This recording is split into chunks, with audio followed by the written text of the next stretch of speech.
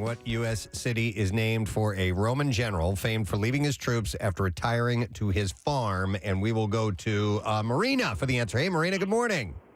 Oh, my God. Good morning. Good morning. I'm so excited that you're excited. All right, Marina, what city are we talking about? Cincinnati. Cincinnati.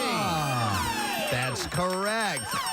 All right, Marina, you ever been to the Renaissance Fair before? Oh, a while. It's been a while. All right, you'll love it. You're going now, so you're good to go. Hang on the line. We'll get your information. We're going to give you a family four-pack. Tickets for the Pennsylvania Renaissance Fair, valid any weekend in September. And you can get ready to live the excitement and adventure of jousting nights from Royal Delights with colorfully costumed villagers and merrymakers ready to make your visit an unforgettable experience. Tickets and info at parenfair.com. I got to get back to the Renaissance Fair. I've always loved it. I would like to do that this year. I would like to do that this month. I'm going to try and grab some tickets and go do that if I can. All right, so obviously the big news, the passing of Queen Elizabeth, and there are several tributes. One of them being Helen Mirren, who won an Oscar for her portrayal as Queen Elizabeth. Which is a great movie, by the way. It's fantastic, and she is amazing in that Unbelievable. role. The actress had said to Deadline, I'm mourning along with the rest of my country the passing of a great queen, and I'm proud to call myself of the Elizabethan age. If there was a definition of nobility, Elizabeth Windsor embodied it. Julie Andrews also issued a statement in honor of the late queen, writing, it feels as though we lost a friend, a dedicated monarch who inspired all of us with her love, wisdom, and grace.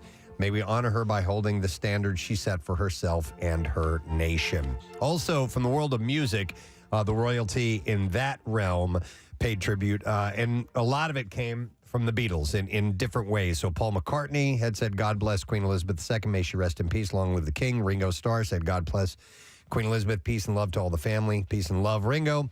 Julian Lennon stated, rest in peace. Yoko Ono and Sean Lennon said, we would like to send our deepest sympathy to the royal family following of her passing. A strong and powerful woman whose 70-year reign was served with integrity, dignity, grace, and compassion.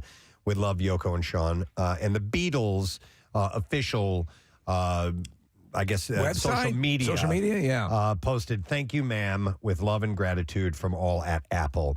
The Rolling Stones as a group posted a statement that said they extend their deepest sympathy to the royal family on the death of Her Majesty, who was a constant presence in their lives, as in countless others.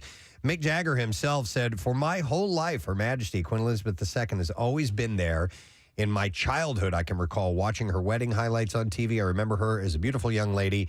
To the much beloved grandmother of the nation, my deepest sympathies are with the royal family.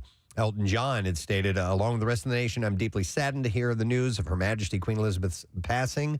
She was an inspiring presence to be around and led the country through some of our greatest and darkest moments with grace, decency, and genuine caring warmth. Queen Elizabeth has been a huge part of my life from my childhood to this day, and I will miss her dearly. And I'm sure he had encountered her many times. Oh, my God, years. yeah.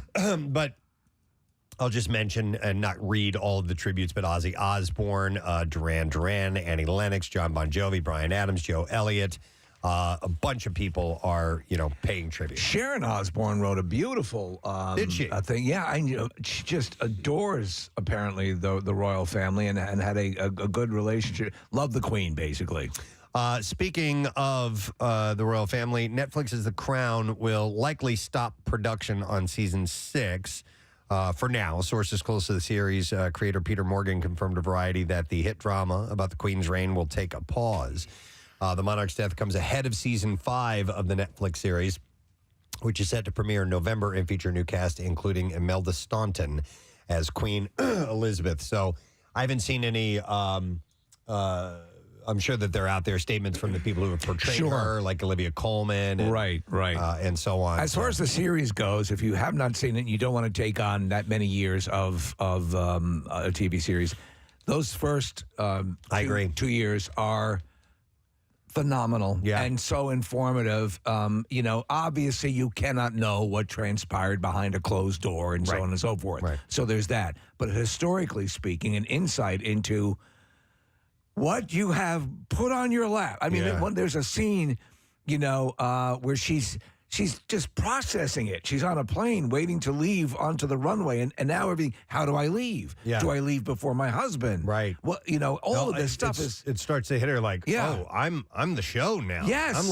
I'm the one that they turn to, and it's not filled with, well, I get to do this. Yeah. I get to do this. I get a monorail. No, it's I have to do this, and I have to act this way. Sure, yeah. And it's an interesting look at the family, and it's a very, very well done series if you haven't seen that yet.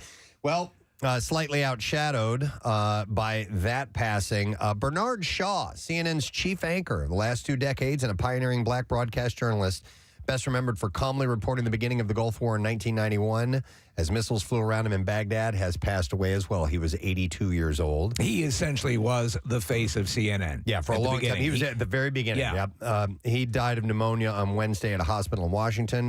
He was at CNN for 20 years. He was known for remaining cool under pressure. Top-level anchor. Absolutely. Shaw said in a 2000 interview, in all the years of preparing to be being anchor, one of the things I strove for was to be able to control my emotions in the midst of a hell breaking loose. And I personally feel that I passed my stringent test for that in Baghdad. An impressive career. Prior to this, he worked as the San Diego Chicken. I didn't know that he did that. Yeah. Little fun fact about Bernard Shaw. No. He was a former U.S. Marine. Yeah. Worked as a reporter at CBS and ABC News before taking on the chief anchor role at CNN when the network began in 1980. He left the business at age 61, and in an interview, he said that despite everything he did in journalism, because of all the things he missed with his family while working, he said, I don't think it was worth it. Isn't that interesting? Yeah, it sucked. He just regrets not spending more time with his family, which is sad to hear, but I'm sure he made up for it in the later years. There was a fictional portrayal of him interviewing Saddam Hussein in a movie, and I'm trying to remember which movie it was, but the confluence of events that had to happen in the build-up to the war. It was after Iraq had invaded Kuwait, and Bernard Shaw got to sit down with Saddam and talk to him about why this happened. It was really fascinating look into world history, and here is this anchor from America interviewing Saddam Hussein. Yeah. All right, I have some lighter fare to go through. Olivia Wilde denied leaving Jason Sudeikis for Harry Styles in the latest issue of Vanity Fair. The Don't Worry Darling director told the outlet the complete horse-s idea that I left Jason for Harry is completely inaccurate. Our relationship was over long before I met Harry. Nothing's over. Like any relationship that ends if it doesn't end overnight. Nothing is over. So she also You're better than that. She also slammed the baseless rumors of a rift between her and the film star Florence Pugh. Oh, my God. There's so much drama around this. She said, Florence is one of the most in-demand actresses in the universe. She's on the set of Dune. I gather that some people expect for her to be engaging more on social media. I didn't hire her to post. I hired her to act. She fulfilled every single expectation I had of her. That's all that matters to me. And she said, Florence's performance in this film is astounding. It's just baffling to me that the media would rather focus on baseless rumors and gossip, thereby overshadowing her profound talent. She deserves more than that. She's better than that. Better than that. You're better than that. And does the movie, as does the movie, and everyone who worked so hard Listen on it. to the tone of a young Stallone. Yeah. Nothing is over. Yeah. Nothing is over. Nothing is over. You're better than that. You're better than that. Mm-hmm. Preston, did you watch Midsommar yet? Oh, yeah. Okay. I told you about it. Yep. I can't remember. I told you about it because Yeah. most of the time she has a face like this. Yeah. And I can't, she has this really funky, sad. That movie is like 12 levels of effed up. It is. It is. I just It's thought not for everyone. I thought it was going to be like a throwaway horror film. It is disturbing. It's as weird. hell, man. Yeah, And there's like 250,000 times, Casey, we talked about it, where you're like, just leave. Just go. Just go. Yeah, Leave go now. now. Sneak, Go, leave. Sneak out now. Just go. It got weird enough. You can leave now. And then it just, oh my God, it's messed up. It's weird to have a horror movie essentially in broad daylight. Yeah, the That's entire true time. too. Yeah, that's true too. But the most horrifying thing is the sex scene that takes place with some wrinkly people. Anyway, I don't want to give too much of it away. But if you haven't seen Midsommar and you don't mind being disturbed, watch the movie. I waited till my family was out of town. Oh, yeah. And I watched it because I knew that it would be that type of movie. All right, anyhow, moving on to some other things. Angelina Jolie is responsible, it turns out, for tipping off the paparazzi about her budding relationship with Brad Pitt back in 2005. According to Rolling Stone magazine, founder Jan Wenner's upcoming memoir, Like a Rolling Stone, Jolie told an Us Weekly photographer that the couple was staying at a resort on the coast of Africa. She even gave specific details on their daily walks and how they could secretly snag a picture of them. Wenner wrote in an excerpt published by Page Six, "We got the photo, we got the proof, we had the worldwide scoop, the debut of Brangelina, and the tipster was Angelina." So at this point in time, they're working on this Mr. and Mrs. Smith movie, right? Yes. And he is with Jennifer Aniston at this point. Yes. He was still married to her. So that, to me, is a real if this is true, that is it's slimy all over the place, but it's also a real slimy calculation on her part. I agree. Yeah. And very what we have come to know as Angelina as a worldly Jolie. known good woman. Worldly known woman. Yes. So, that's kind of strange. I wonder if she will comment on that. That's a slap in the face to Jennifer Aniston. Yeah. I agree. Shia LaBeouf revealed to the Hollywood Reporter Thursday that his mother passed away last month. She was 80 years old. According to the Transformer star, Sayna Sadie, I think is how you pronounce her name, Sayna, Sayna. Okay.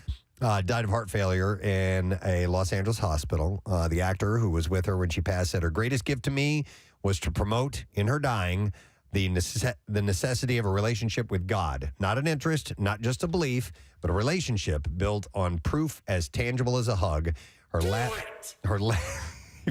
He's telling him to go ahead and die. That's him doing I'm giving that. you permission. Do it.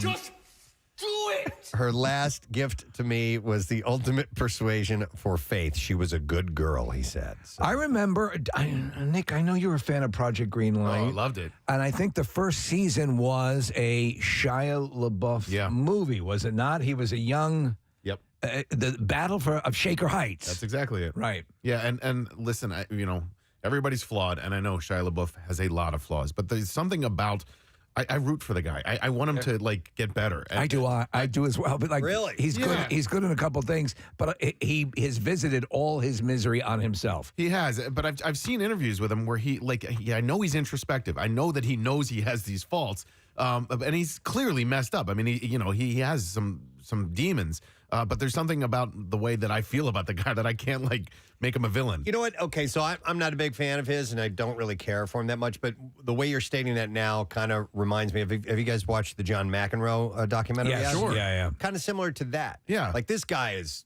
He's got real issues that are inside. Yes. Yeah. And even though he comes off harsh and mean, and you deserve some of the crap you get, you also go, man, I wish you could reel it in. I wish you could fix yourself. You know what I mean? And they all have to do. These guys have to do those things very publicly. They have to do it in the public eye, and we get to sit here and judge them. And so I don't know. I mean, maybe Shia LaBeouf deserves to be judged harshly, but I'm still. I'm still rooting for him. I don't know if he does because it's more of a mental thing that he didn't. Yeah. Listen, some of it he has a choice over, and then some of it he doesn't. Just do it. Also, glass houses. Right. Exactly. Are hard to sell on Zillow. I just remember that there's a video, a guy who was riding a motorcycle had a camera mounted on his helmet.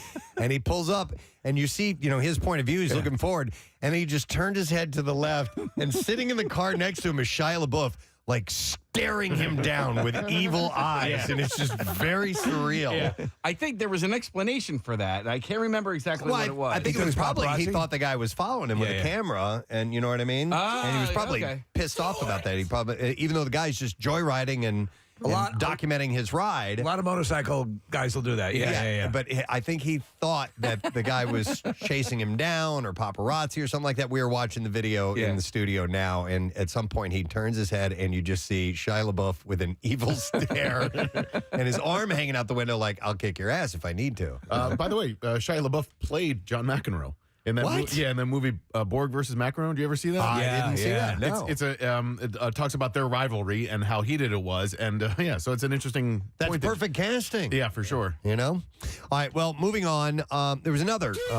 Okay, I will. Shy. Thank you. There was another passing. Comedian, actor, writer, and producer David A. Arnold passed away on Wednesday. His family issued a statement confirming his death. It was due to natural causes, they said. That's kind of young for natural causes, right? 54-year-old, maybe he had a heart attack. I'm not sure, but he was. He had a couple of Netflix comedy specials. He was a writer and producer on Fuller House as well, and the creator of Nickelodeon's show That Girl Lele. So sad news at 54 years old passes away. Good news for the Handmaid's Tale fans. The Emmy-winning show has been renewed for a 6th and final season ahead of a new spin-off series. Okay, so is it at the point in the story where it needs to wrap up? Oh, yes. Okay. Very much so. All right. I think they could wrap it up this season. Oh, okay. Personally. All right. I mean, there's still a lot of loose ends to tie up, but it's kind of getting to the point where, all right, let's get some resolution here. Yeah. So the news of season 6 announced by the Hollywood Reporter comes a week before the show's season 5 debut on September 14th. Bruce Miller, the creator and showrunner, said it's been very, very, very luxurious time that I've had to think about what happens at the end of the story and exactly how we'd like to get there as a company. Now, the spinoff, which I'm intrigued by. I understand they bring in Walker, Texas Ranger. Yeah, he's going to be another one. He shows up and he's against Gilead. But it's set to air on Hulu and continues the adaptation of Margaret Atwood's tale, and it's called. Can't help it. Every Casey, time I hear it, man. Hulu, Every time. Hulu. It's called The Testaments. He should be their Metro Goldwyn Mayer lion. Right? Yeah. So, and everybody, Well, when you sign into the app, it says that. Anyhow, it will still center within the Gilead universe. Miller said, I've been thinking about the end of the story since I read The Handmaid's Tale. The first time, it's one of those books that when you finish reading it, all you think about is the end.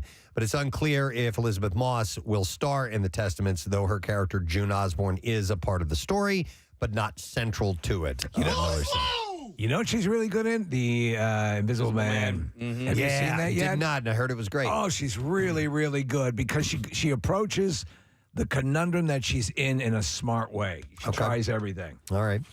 Let's see. They have announced the full lineup of celebrities for season 31 of Dancing with the Stars. Oh, yeah. 31. Kathy, when was the last time you actively watched the series? You know what? I stopped watching. You were a fan. I was. I think that Brooke Burke was still in the back with the contestants. Was the last time I actually watched. So here are the contestants.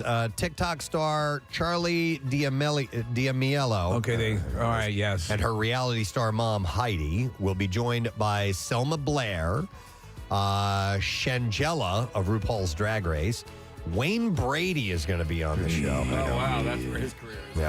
Yeah. Teresa Giudice from Real Housewives. Oh, my God. Steve, Cheryl Ladd. Oh, I love Cheryl Ladd. Charlie's Angels. Yeah. Kathy, you know, they say 5 head. I think Teresa Giudice has a 3 head. Wait, who? Teresa Giudice. Up to the left, she's from Real Housewives of New Jersey. Has a all right, so you have a 4 head, and then when you have a giant forehead, it's a 5 head. I think she has a 3 head. So there's a very little distance between her eyebrows and her hairline. Because she does have so much hair. Yeah. Also joining the cast will be Daniel Durant, who played the brother in the movie Coda. He's deaf. Have they had deaf? Yes, they have. That's right. My good friend they had is Heather Mills, and she remember her legs were blown off on a landmine accident. My good friend is deaf, and I went to high school with her, and she's a dancer, and she would dance to the feeling, the beat, rhythm, the rhythm of the night. Okay, to the beat of the rhythm of the night, Steve. Right. That's right. Also on board is Jordan Sparks, who is an American Idol contestant. Vinny Guadagnino from Jersey Shore. I liked Vinny. Vinny was he was the good one, But dude. look at stars. I look know. at how liberally they use the word stars. Bachelorette Gabby Windy will be on. Jason Lewis, who was on Sex and the City. Jesse James Decker, a country singer. Trevor Donovan from 90210. And Bono. Sam Champion of GMA of Good Morning America. The weather guy? Joseph Baena, fitness model, and Arnold Schwarzenegger's son will be on. So he's really getting into the Arnold realm. Listen, they're running out of celebrities. That's the deal, man. They have to dig. Soon they just have the clothing of celebrities. So fitness models, do you just need to have a good body? It doesn't really matter what You your don't face have to be in looks like? shape, Bobby. No. Because I'm looking at his face. No, never mind. Actually, he is the son that Arnold had with his maid. I know that. Right. So, but he is very actively getting into bodybuilding. I think Casey is focusing on the word model. Okay, so you're wondering if you can have a butterface and be a absolutely and be a I fitness feel like model. it's about their body. A lot of models can have. A lot of fitness models are like that. Okay. Sure. Yeah. It's okay. It is okay. Yeah. All right. Just checking. I just hear the word model, and I'm like, and then I saw his face, and when I hear model, I think of model glue and building models as a kid. So yeah. All right. A simpler time. Let's. There's movies opening this week. Oh, so yeah, that's exciting. it is.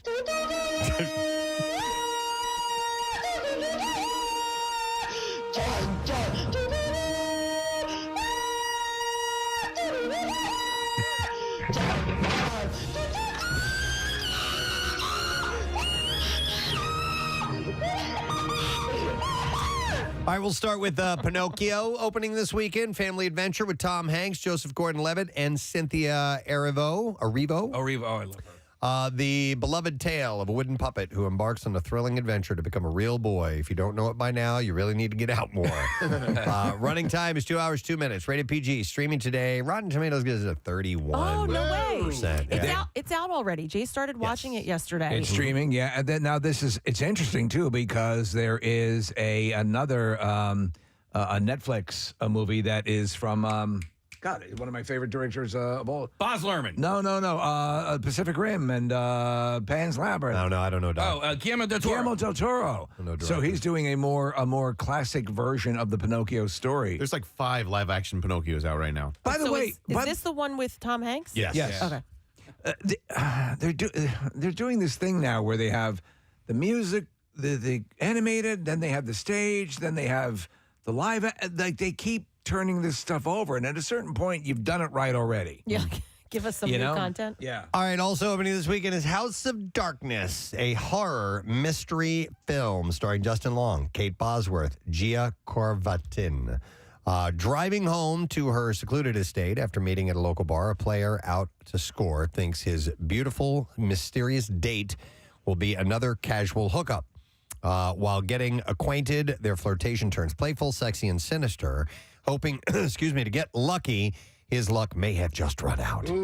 Hour and 29 minutes long. Rated R. Released in theaters today. Streaming on the 13th.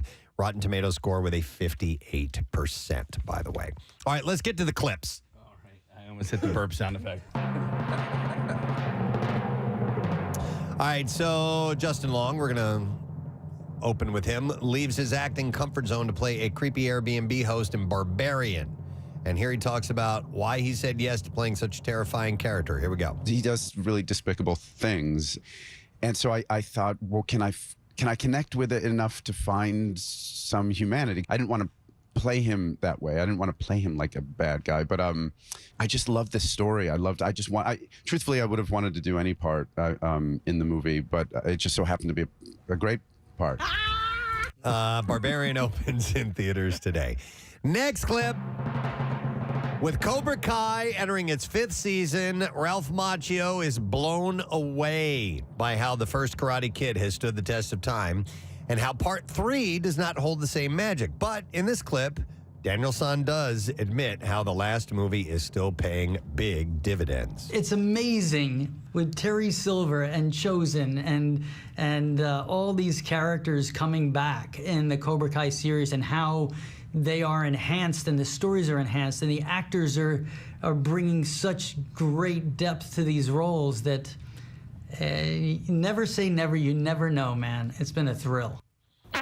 You know, I didn't care about the 3rd movie at all, but the way that they have weaved it into this series is fantastic. It makes it more important, yeah. Totally. And I cannot wait to start watching the show again. Season 5 of Cobra Kai is streaming Netflix today. You watch that video I sent you? I'm sorry, Steve. No, I was just saying, go ahead, Nick.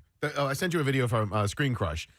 Everything you need to know before watching season 5. Because I get confused. And there's 5 seasons of it. I forget which characters are which and who's fighting at the current time. So if you get a chance, watch it because it's a really good recap before diving into season 5. They do the soap opera thing where loyalties and relationships weave in and out, and people have when they hated each other, they now form bonds, and it's hard to remember who's friends with who, and who's on what team and all that stuff. So yes, I am going to watch that recap before diving back in. All the ways this series could have died out, and it's thriving. It started on YouTube, right? Yeah, YouTube. It did that first season. That's where I first watched it. All right, that's your entertainment report for today, friend. All right, we are going to take a break. We're continuing the back to school A to Z. We are in the S's right now. We're going to do some good stuff throughout the course of our show this morning. Also, we've got to cover some of the Queen passing. And when we come back, we're going to talk to Joel and Leah, our Brit correspondents who have been here in our studio before. Yes. And we've spent time with them in London as well. We're going to chat with them a little bit about all of this. And we got a bunch of other things to get to, too. So, and the Piccadilly Inn is just arrived. They're firing up the chicken wangs for us. We'll be back in a moment. Stay with us. Butter spray. Is that what? I can't believe it's not butter. There's an actual like liquid, almost Really? like liquidy like the way you butter. dispense mustard. It was more back that. in the 80s probably, and if you had a waffle, you could go blink, blink, blink, blink, blink, blink in each little. If I had a waffle, each little I'd eat it in the morning. There we go. Parkway. Butter in every little square? You do. If you're you're a man. If you're a man, no. Okay. No, I obsess about little things like that. Okay. It's just like weird. So your answer is yes, you do. Yeah, I have a butter memory with Preston that is probably 19 years old. Do you know what it is? Butter memory. Preston, do you remember the butter memory? That's probably 19 years old. 19 years old. memories. You would have to butter memories. You would have to give me a hint. Me, you, Steve, and Marilyn. Wow. that wraps it up. Butterfest, Did a 1998. show for 3 years together. Media Court Diner. Oh, okay. Oh, yeah. You know the butter memory? Yeah. Oh, well, do tell. So we're sitting there, and it's after we had done a show, and we're having lunch, and we're all just getting to know each other, by the way. Yeah, we're all getting to know each other, and so they had a little ramekin full of butter, which is a small dish. And so I guess it was a ball of butter or something like that. And we're just talking, and I just reach out and grab it and just squish it with my hand, just to be outrageous, provocative. I'm like, ooh, butter, Yeah. And I did that, and he died laughing. So. I was like, what? I wish I would have done that. On the first sight. That looked fun. Butter memories. But if I owned a diner and I dine in the morning, and I was serving waffles, there would be a special little spray that I would put melted butter in so that you could go. You would keep it like you could even have it as you could have the way you have a mug warmer where your butter could be on it and with the pump so that you could dispense that way. It would need to be more like misty, like a fire hose. No, like a spray bottle. Like a spray bottle, like you would spray your indoor plants. Like a spritz. I disagree.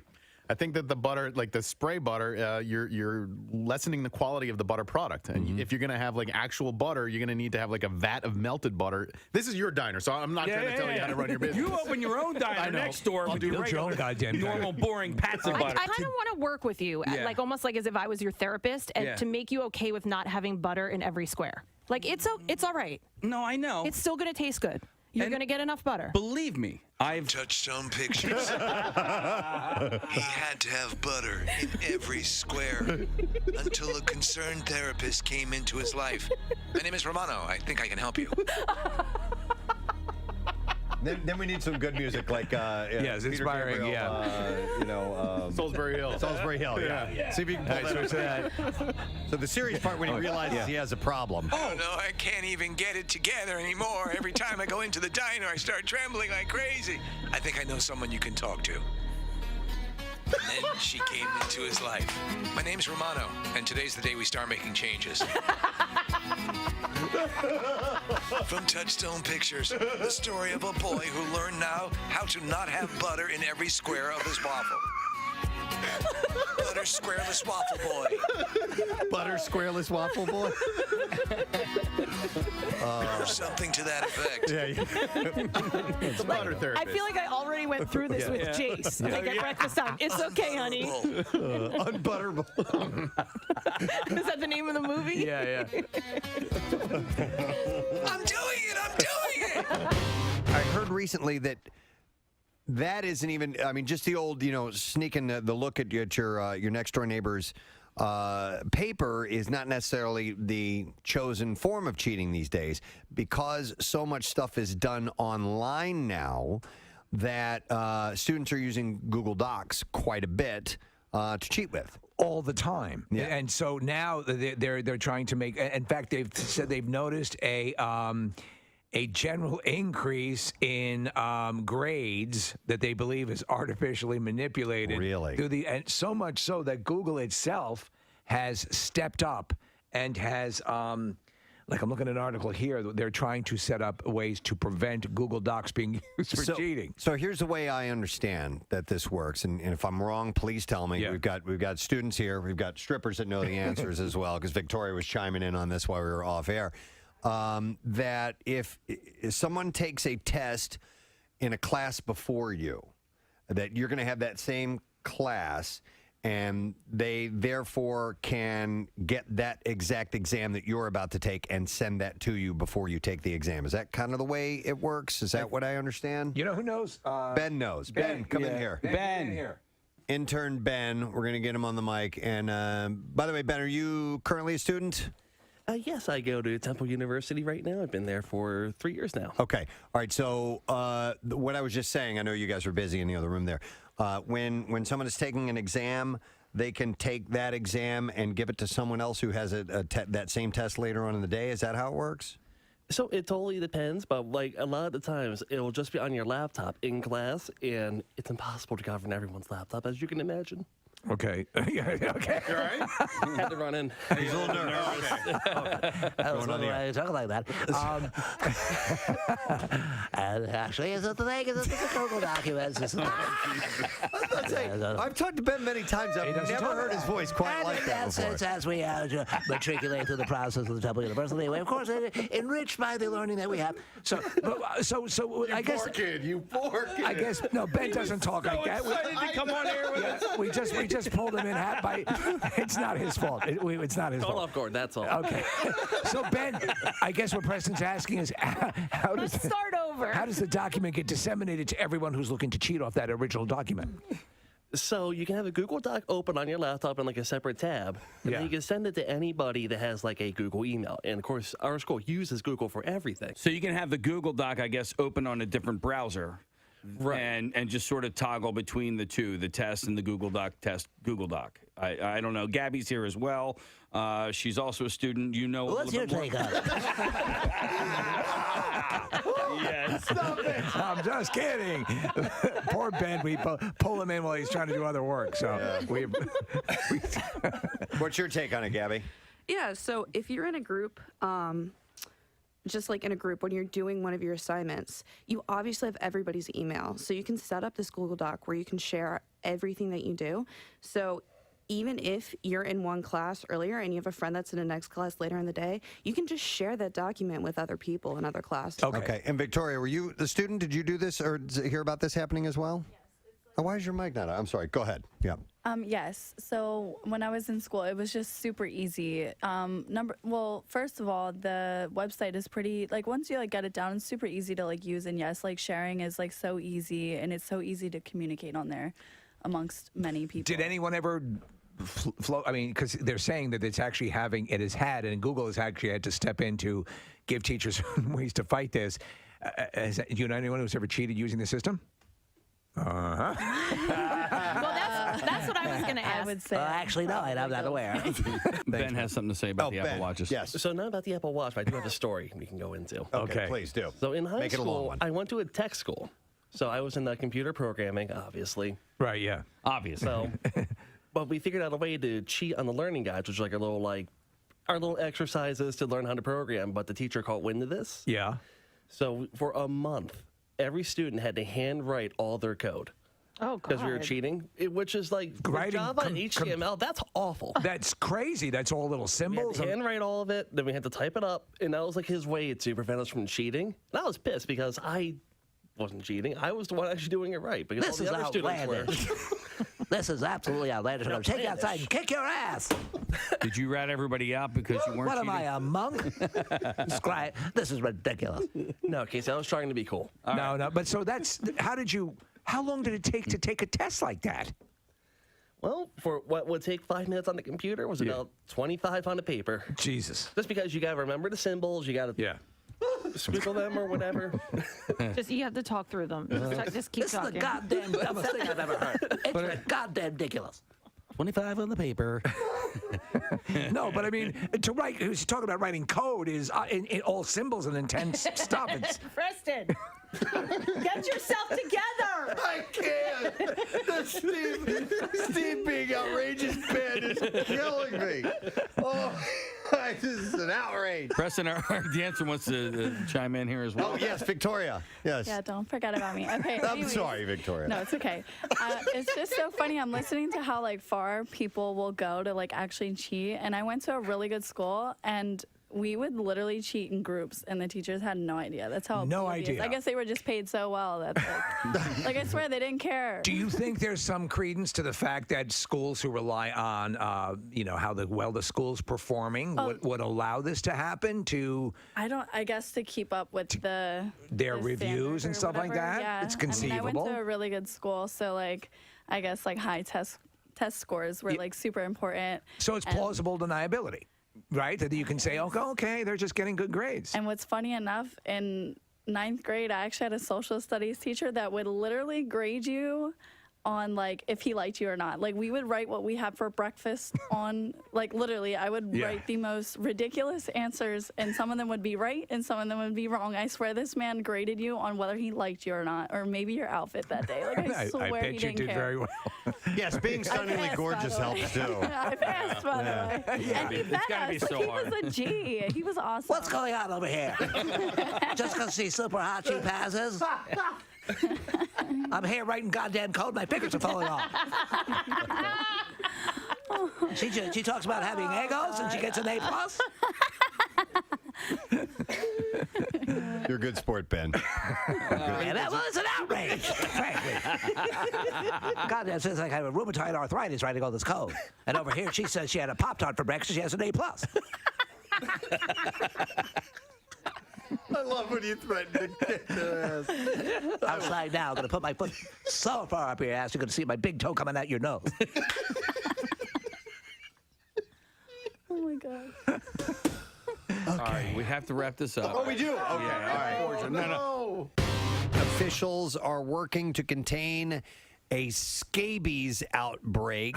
No. What the hell? This is at Radnor Middle School and one student from Radnor Elementary School. Yeah. Yep. Scabies. And at least 18 students were diagnosed with the infectious disease. Okay, what is scabies? It's a rash. Okay. Isn't that wait? Okay, scabies isn't crabs. Well, it is caused by a mite. A little creature. Okay. But they normally it's not visible to the naked eye. But it's not It's not crabs. It's not okay. It's not like but crotch do you crabs. get it down there? You can. Yeah. Okay. Yeah. If so you're lucky. The scabies will burrow under the skin and lay eggs. Oh God. An itchy rash consisting of raised tracts, bumps, or blisters may appear on parts of the body, including between fingers, wrists, elbows, armpits, waistline, thighs, and genitalia. Including the nutsack. Yes, probably. Yeah. Well, there all were. the little crevices and cracks. Yeah. They lay their Ball eggs. sacks are yummy. I remember in high school there was an outbreak in our school, but it was everyone who was getting it down there. Yeah. And so it seems like it's few and far between that we have scabies outbreaks. I always consider that one of those bizarre peripheral things like scurvy and gout. There was the guy that I told you about that wanted to go halfsies on the fleshlight. Oh yeah. And by the way, again, take that in. Nick knows someone who wanted to go halvesies on a fleshlight. Yeah. God, I hate him. Yeah, me too. I love him, but I hate him. But there was an outbreak of it in college. Is this guy an Elvis impersonator by any chance? No. But he was at the Nationals game last night. But he was in college. He got scabies, and he got it through sexual contact. And so we would make fun of him incessantly afterwards. And the way that we'd make fun of him was just by saying Scabies every time we would walk by. But yeah, he got it through sexual contact with a very dirty girl. Okay, all right. By the way, Steve, you mentioned scurvy. Scurvy, I read the other day, is making a comeback. Of course. Hey, it's all the rage. Because of like fasting diets and things like that. Oh, that's awesome. They're not getting the vitamin C that All they right, need, what I is guess. that? We thought we'd missed out on it, Preston, because we weren't able to take the trip to the New World. Yeah, it's a vitamin C deficiency, and it can make you really, really sick. It's like fruit and stuff like that. Was, obviously, a lot of discussion going on about the Queen passing yesterday. And this email, Nick, you got this and sent this to me. I'm going to read this before we welcome our guests on. It says, hey, self-appointed Preston and Steve royal correspondent here, Scottish listener. And this is from Ian. Ian, thank you. I don't see his name on here everywhere, but you remember he called us one time. Yeah, right. Very thick accent. Yeah, he said, don't worry, I won't call in. I sounded boring as F, and no bugger could understand me the last time. Anyway, deeply saddened by the death of Her Royal Highness, Queen Elizabeth II. I served as part of a royal guard at Balmoral and was in a pony platoon where we were in charge of 2 ponies in each beat, which he calls the deer stalking area, the beat. And the Queen's guests would come and stalk deer, and we would bring them off the hill with the ponies. In the small amount of dealings I had with her, she was very polite and knew everything about all the ponies from each beat. You would be walking about outside the leader area at Balmoral, and all of a sudden, the corgis would appear, and there she was. Instant panic, thinking, salute, bow, curtsy. We all had to go to a ball with the Queen, so for 2 weeks before it, you had 30 hairy-arsed Scottish squatties learning Scottish country dancing, and yep, one of them was the Gay Gordons. And I spilled port on my mess uniform in the interval at the ball, so I had to hide in the electrician's shed. They treated us well. I never heard one squatty complain about her, and squatties are some of the best in the business at that. My wee claim to fame is I had a pint with her, and she had a gin and tonic. Amazing. God save the Queen, long live the King, and that's from Ian. So I thought that was nice. And then he goes, P.S., at 1 hour, 41 minutes, and 26 seconds on Thursday's podcast, someone, either Kathy or Casey, makes the best noise ever on the show. And I don't know what that is. We have to hunt that down then. But we're going to have to take a look at that. Marissa, it was at, Marissa's asking, 1 hour, this is on Thursday's podcast, 1 hour and 41 minutes and 26 seconds. 1:41:26. So see if you can nail that down. So with the passing of the Queen, we're going to talk about it today, but we wanted to reach out to some people who might be able to, speak directly from London. Give a more thorough perspective. And I hate that we're talking to these guys on this occasion because we love them to death. They were here in Philadelphia last year. But they're perfect for this if you stop and think about it, because they're a conduit. Yep, and they have a great YouTube channel where they cover American culture, British culture, and the differences and the likenesses and all that stuff. So we have Joel and Leah who are on with us this morning from London. Morning, guys. It's nice to see you again. We're doing this via Zoom, by the way. But thank you guys for joining us. And we thought we'd touch base because obviously this is a huge, huge story, internationally and but more specifically for Londoners and anyone in the United Kingdom. What's the feeling today after all this news came down yesterday? I think it's just one of shock, really, because we all knew that she was getting older, but it feels like it's just happened very, very quickly. There was no sort of warning for it. So waking up this morning, I've been to the gym and been to the grocery store, and everyone just seems a bit down, a bit solemn, really. And lots of people wearing black as well. It's interesting because we don't have here... we obviously have presidents and we have people that have affected the country and that the in general people hold in reverence. But there's nothing like the Queen, like Queen Elizabeth, especially her reign, where that basically all my life. And when you hear Mick Jagger, saying for all his life, she was there. That is a relationship, that is hard to wrap your mind around. This persistent, almost parental figure that you always felt, I guess, had your back, and that's what we're hearing from a lot of British personalities. It's that a familial sense, and you guys feel it as well. 100%. I mean, she was like the constant force throughout our whole lives. We've only ever known our queen as our queen. We've never even said the words like our king. It was so alien to us that we've now got a king. And yeah, she's just been there for forever. So my parents, our grandparents, like you were saying, no one's really known anything other than the queen. So that's why it just feels very deep. It feels like she had this constant like aura of eternity around her, like she'd never go. Right. I think we all knew she was getting old, and especially when she, recently we've had a new prime minister. So usually the Queen would speak to the prime minister in London, but the prime minister flew up to Balmoral to meet the Queen. So there was sort of like news in the media about, the Queen's very unwell. Like it's very unlikely that the prime minister would meet the Queen up in Scotland. So then, it's just all happened really, really quickly. And it's just so shocking. I feel like today, especially, it's really hit. Obviously, there's a period of mourning is going to take place. But, thinking ahead, growing up with a monarchy and with this head of state there for so long, do you guys see maybe things changing a little bit with the new guard coming in with the king and maybe, I don't know, changing things up a little bit, or do we see staying the course? I don't know. It's hard to tell because it's all unknown for us, especially. But I think I was hearing this morning on the radio about Prince Charles has always been a little bit jokey. He pushes the boundaries a bit and everything. But even like in the past, he said he acknowledges that when he becomes king, he'll have to be a bit more straight-laced than maybe he has been in the past. But I still think he's got a personality. He's an individual. So I think that he will implement some changes. But who knows what they might be? I mean, everyone's talking about the stripped down monarchy.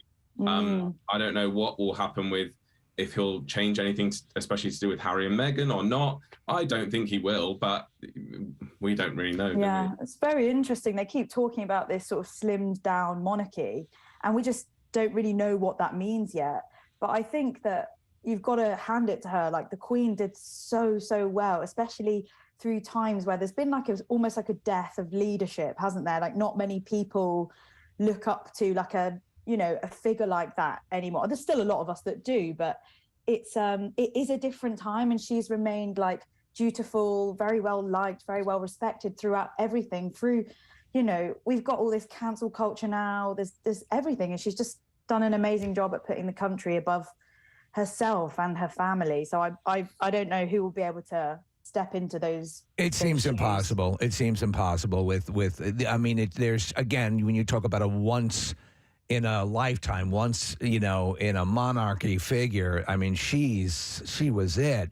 And I found it interesting because I was watching, a number of specials and things that popped up on the news that her appeal, she clearly was favored by the older guard. That's not the case. Because of The Crown and movies and other things have sort of, at least on this side of the Atlantic, have refueled and rekindled an understanding. And Preston and I were talking about the first two seasons of the Crown, and just I was aware of her, historically speaking, as a young princess and all that she went through. I think that's positioned it for a lot of people to go, oh, and even younger people to say, wow.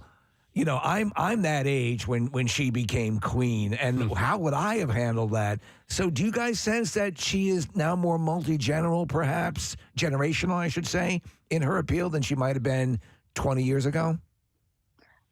Yeah, definitely. What do you think, Joel?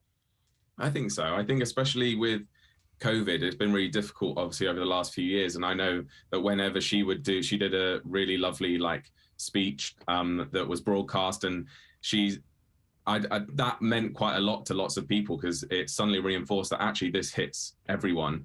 But yeah, I don't know. I think, the fact that she was younger, she never asked to be, she never really expected to be queen, unlike Charles, who has always known that unless something happens to him, he will always become king. So I think that makes it quite relatable, where that was sort of thrust upon her.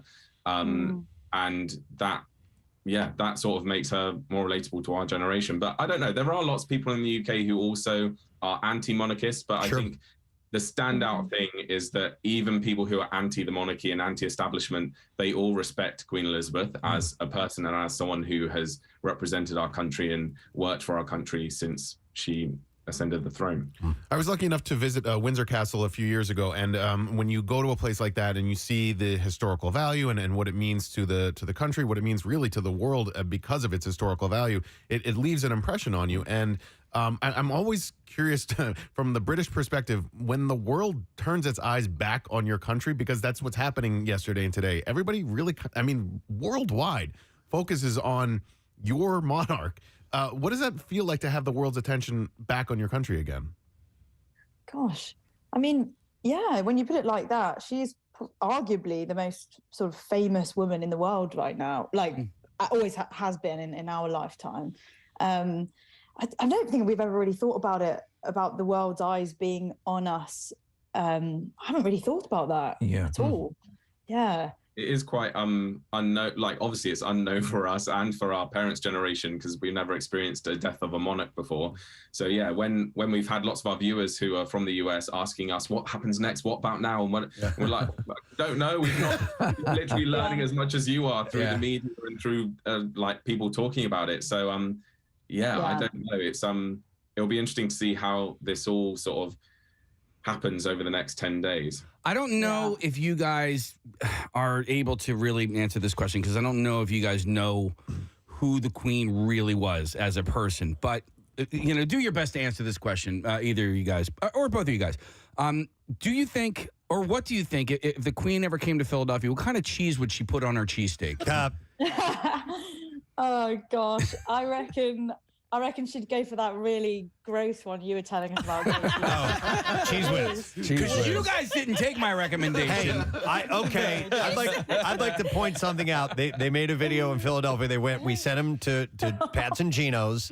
Okay, and Joel doesn't like beef, so he had a little bit of a cheesesteak, and you know what he got instead? What? A meatball sandwich. Joel, it's made with beef. It's made with beef. I hate to tell you that a meatball sandwich is made with beef. It's more palatable beef, I think. Palatable. Ground beef. He likes ground beef. No, it's not a hamburger. It's a sloppy Joe.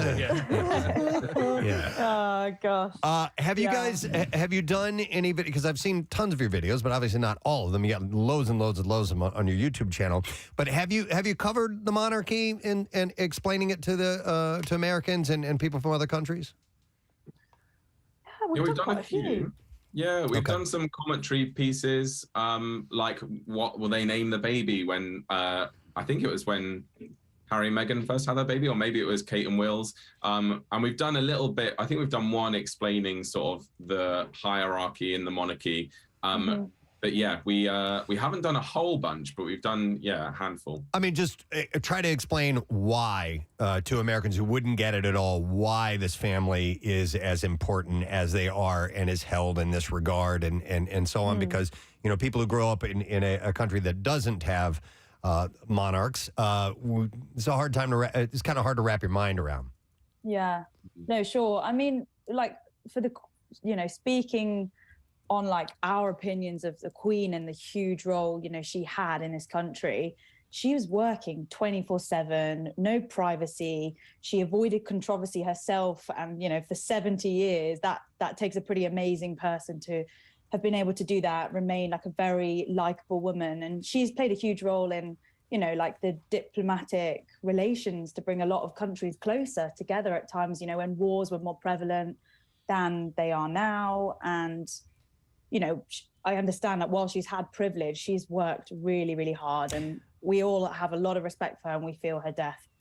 You know, it's like someone you know, but you don't know. Right. Died. No, that's what it feels like. Completely get it. Sure. It's an astonishing, as you said, that, and it's something that I'm fascinated by. I mean, there's a genuine sense of sadness. At least there are so many people in the United States who are massive fans of and invested in the royal family. And it was the Queen herself. Queen Elizabeth was the flashpoint for all that the draw. And then the weddings and all the things that became part of our pop culture as well and became important to us. And so I'm just thinking, and both you guys referred to it, that sort of sense of comfort that, even if it was just perhaps performative, not the right word, but that this person was always there with your interest in heart, and mind, and that's comforting, and that's something that I we I think look to and say, wow, that is kind of cool. And you say there are people who are opposed to the monarchy, and we get that, but as you said, the woman herself managed to slalom around all of that, and her legacy will be absolutely unimpeachable. Yeah, for sure. Definitely. And we haven't even mentioned the fact that the tourism it brings into the country. If we didn't have a monarchy, I feel like we would lose our identity as a nation, because I feel like 99% of the people that come to the UK, they want to come to London, they want to see Buckingham Palace, they want to visit all the other royal palaces across the country. It's a huge part of our national identity. So if we didn't have that, I don't know what we would have. So I can understand why people don't like the monarchy and they think it's unfair. But for us, it's not a huge. I think it works out that this was a few years ago. It worked out like 83 pence per year, so less than $1 a year that each person pays in taxes to the royal family. So it on our count, we're happy to pay that. yeah, no doubt. 100%. Yeah, I think to us, she was just one of the greatest things about being British, and so it does not feel like it will ever be the same. So yeah, we're just so lucky that we've sort of lived these sort of 30 years having our Queen, that whilst we've been alive, and long live the King. Yes. So 70 years with a Queen as the head of the royal monarchy, and then correct me if I'm wrong, but the next 3 monarchs will all be kings, right? It's Charles, and then William, and then George. Exactly. So unless anything happens to any one of those, then we'd have a queen with Queen Charlotte. Well, Princess Charlotte at the moment, but she would be queen. So it's very unlikely that we will ever have another queen in our lifetime. Well, look at the bizarre confluence of events that led to Queen Elizabeth. The things that no one could have ever seen. It's funny because people talk about the controversy of recent times. It's like no. Yeah. There's been controversy throughout, and that's what makes what she was privy to and also part of so amazing. That this it really would behoove a lot of people to check into the history, because there were some insane times in the royal family and things that went on. I mean, if you go to the Tower of London, Preston, there's that picture of, a young queen meeting with Winston Churchill. It's crazy. Yeah. And she did it all with such, grace, poise. That's my fries are up. Go ahead. Yeah. Yeah. So, huge respect to her. All right. Well, listen, thank you guys. We just wanted to get some perspective directly there, and we knew we could count on you guys so much. New videos coming up you want to mention here to the listeners in Philadelphia at all? Oh, yeah. I mean, we've got a new series coming up where we try and make our American subscribers recipes. So we tried to make American meatloaf, would you believe? All right, here's what you need to do. You need to have at least one cooking segment with Kathy Romano on the show. And then make sure you have some sort of medical staff ready. Yeah. I am not a chef at all, and I think meatloaf is the most disgusting thing ever. I'm sorry. I know you guys love it. Yeah, it's awful. It's we gross. love it. Casey, you don't like meatloaf? No, not a huge fan, but it's also a gross sounding word, meatloaf. It's not as exotic as spam. A loaf of meat. But Leah, you're not much of a chef either, right? No, I am. Oh, you are? Okay, all right. Gosh, yeah, All of right. course I am. Well, then you Lady of the probably house. you need to Lady of the consult with Preston. I'll cook with you. He can cook with you. Yeah. All right. Yeah. Well, we will be watching you guys. Thanks so much for checking in. We appreciate it, and sorry for the country, but what a great great run she has. Yes, absolutely. Wow. And your perspective was very valuable this morning. Thank you. All right, thank you guys. Thanks for having us. Nice to Thanks speak for to having you us. guys. We'll see you guys. Joel and Leah in the UK. I love that she said, when Casey asked if she was or not, she said, of course I am. I'm the lady of the house. Like, meaning you have to be able to, as I sit over here and go, I nearly killed someone with French toast. By the way, so reading up on yesterday a little bit about, obviously they were very well prepared for the passing of the Queen, but they had a phrase that they were going to use to communicate the Queen's death, that's kind of keep things a little bit quiet. And it was officially, like, sent to the Prime Minister and so on. And the phrase used was "London Bridge is down." Oh, no kidding. It's apparently like the operation, I guess, or whatever you want to call it, but London Bridge is down. And then they had a very specific set of things that are going to take place in a certain order. Like, I think Charles should have been named king at 10 a.m. their time, after the day after the passing. And then obviously he has to have a coronation down the road a bit. It's a 10-day rollout, correct? She's going to lie in state at the Palace of Westminster for 3 days, and her coffin will be open to the public for 23 hours per day. So they actually put her coffin, at least it might still be there now, but at Balmoral in the ballroom, so that the staff and people, because that's where she, as a princess, there would be parties, and she loved that place. That's why she wanted to be there. So people in that general area will be able to see her, and then the train ride will occur, and I assume we're going to see a lot of people coming along the track the train route to pay their condolences. Right. And there's going to be, on the day of the funeral, there'll be like 2 minutes of silence across the UK at midday on that day. The funeral itself will be held at Westminster Abbey. Procession taking place in London and Windsor. There'll be a service at the St. George Chapel at Windsor Castle, and the Queen will be buried at the castle's King George the 6th Memorial Chapel. And as far as the succession goes, when Charles becomes king, Camilla, Duchess of Cornwall, will not become queen. She will be called the Queen Consort, as Kathy had said earlier this morning. As per the Queen herself, her wishes, right? Yes, so she will not share the king's sovereignty or his political and military powers. According to the royal family website, the royal line of succession is regulated not only through descent, but also through parliamentary statute as well. So there are some very specific things that have to happen for you to get a name or a title. It's funny when you mention that, Preston, and the people who were remembering encountering the Queen over the years, and just royals in general. There's like a manual on protocol about what you do when you bow, when you curtsy, when you, where you stand. And they said the person who, for the most part, who didn't care that much about it was the Queen herself, would be like, it's okay. Yeah. It's okay. But everyone, it's like the handlers always made sure that all of that was followed. I mean, obviously, she had her protocols that she herself insisted upon.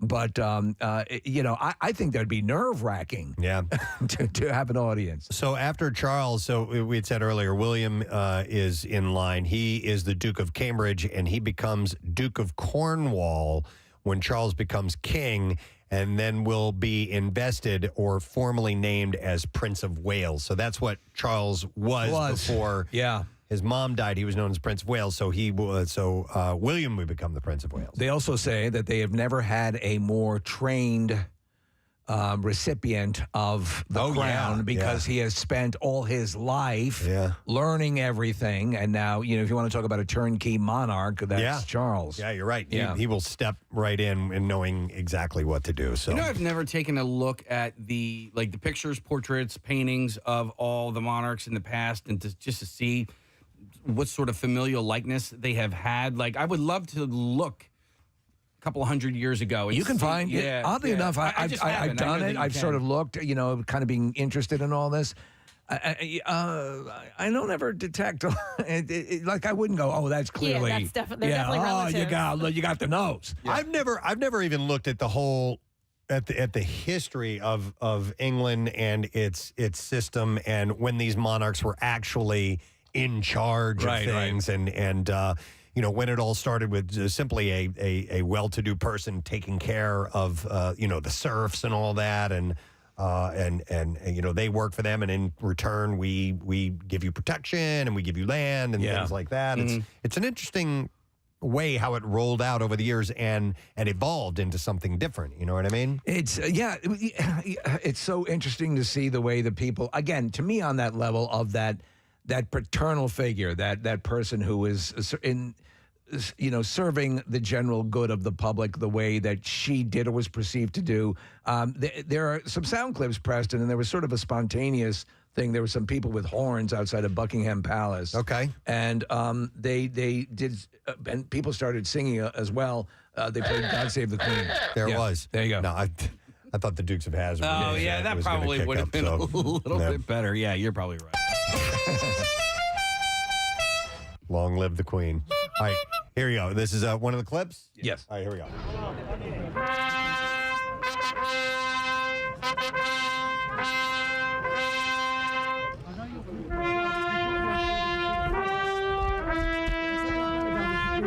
So these are just citizens that happen to have couple trumpets down with horns. Yeah. Aw.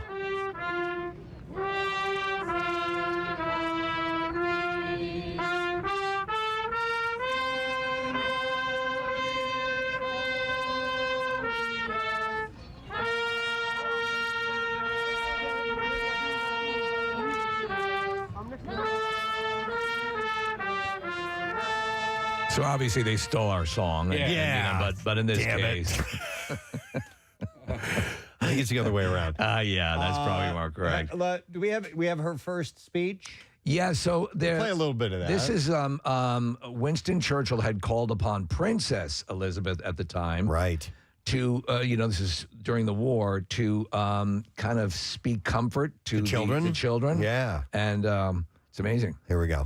All of us children who are still at home think continually of our friends and relations who have gone overseas, who have traveled thousands of miles to find a wartime home and a kindly welcome in Canada, Australia, New Zealand, South Africa, and the United States of America. My sister is by my side, and we are both going to say good night to you. Come on, Margaret. Good night, children. Good night, and good luck to you all. I tell you what, if you've never seen the movie The King's Speech, it is outstanding. Yeah. And announcements like that were a really big deal. This one in particular was huge. Yeah. The comfort it gave. Yes. Amazing. Yeah, very much so. And yeah, that movie is definitely a masterpiece. It's worth seeing. How about clip number 6 up there, Casey? Is this a speech that she made too? One of the most important speeches, I believe, back in the 80s. Okay. Thank you, Your Honor. Protecting the safety of the Queen is a task that's gladly accepted by police squad. For no matter how silly the idea of having a queen might be to us, as Americans, we must be gracious and considerate hosts.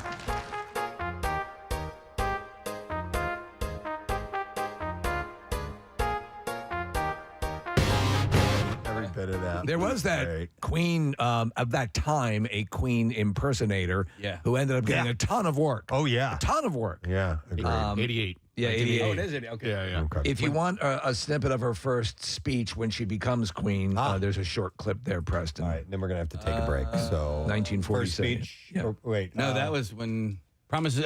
I got it. Here we I go. think this. I declare before you all that my whole life, whether it be long or short, shall be devoted to your service and to the service of our great imperial family to which we all belong. Yep. So, listen, there's going to be a lot of features, and you said there was a like a 2-hour ABC did piece last that night. they had on her ready to go. Yeah, you know, and 'cause they she's do this. 96 years old. Yeah, absolutely. When you're in radio, they don't have stuff like that. No. But when you, When you're a monarch. yeah. Everyone's caught off guard when anyone in radio dies. Right. But when you're that, they've got it ready to go. Yep. So there's going to be a lot of tributes, and if you haven't seen The Crown yet, wow. Yep. Amazing show. All right, we do need to take a break. We're going to come back in a second. Back to the regular that we have before you. The Back to School A to Z and the Bizarre File are on the way. A little bit later on, we got to talk Eagle season. Yes. So our buddy Tyrone from the Fanatic is going to be stopping in here in the 9 o'clock hour. Stay with us. We'll be right back.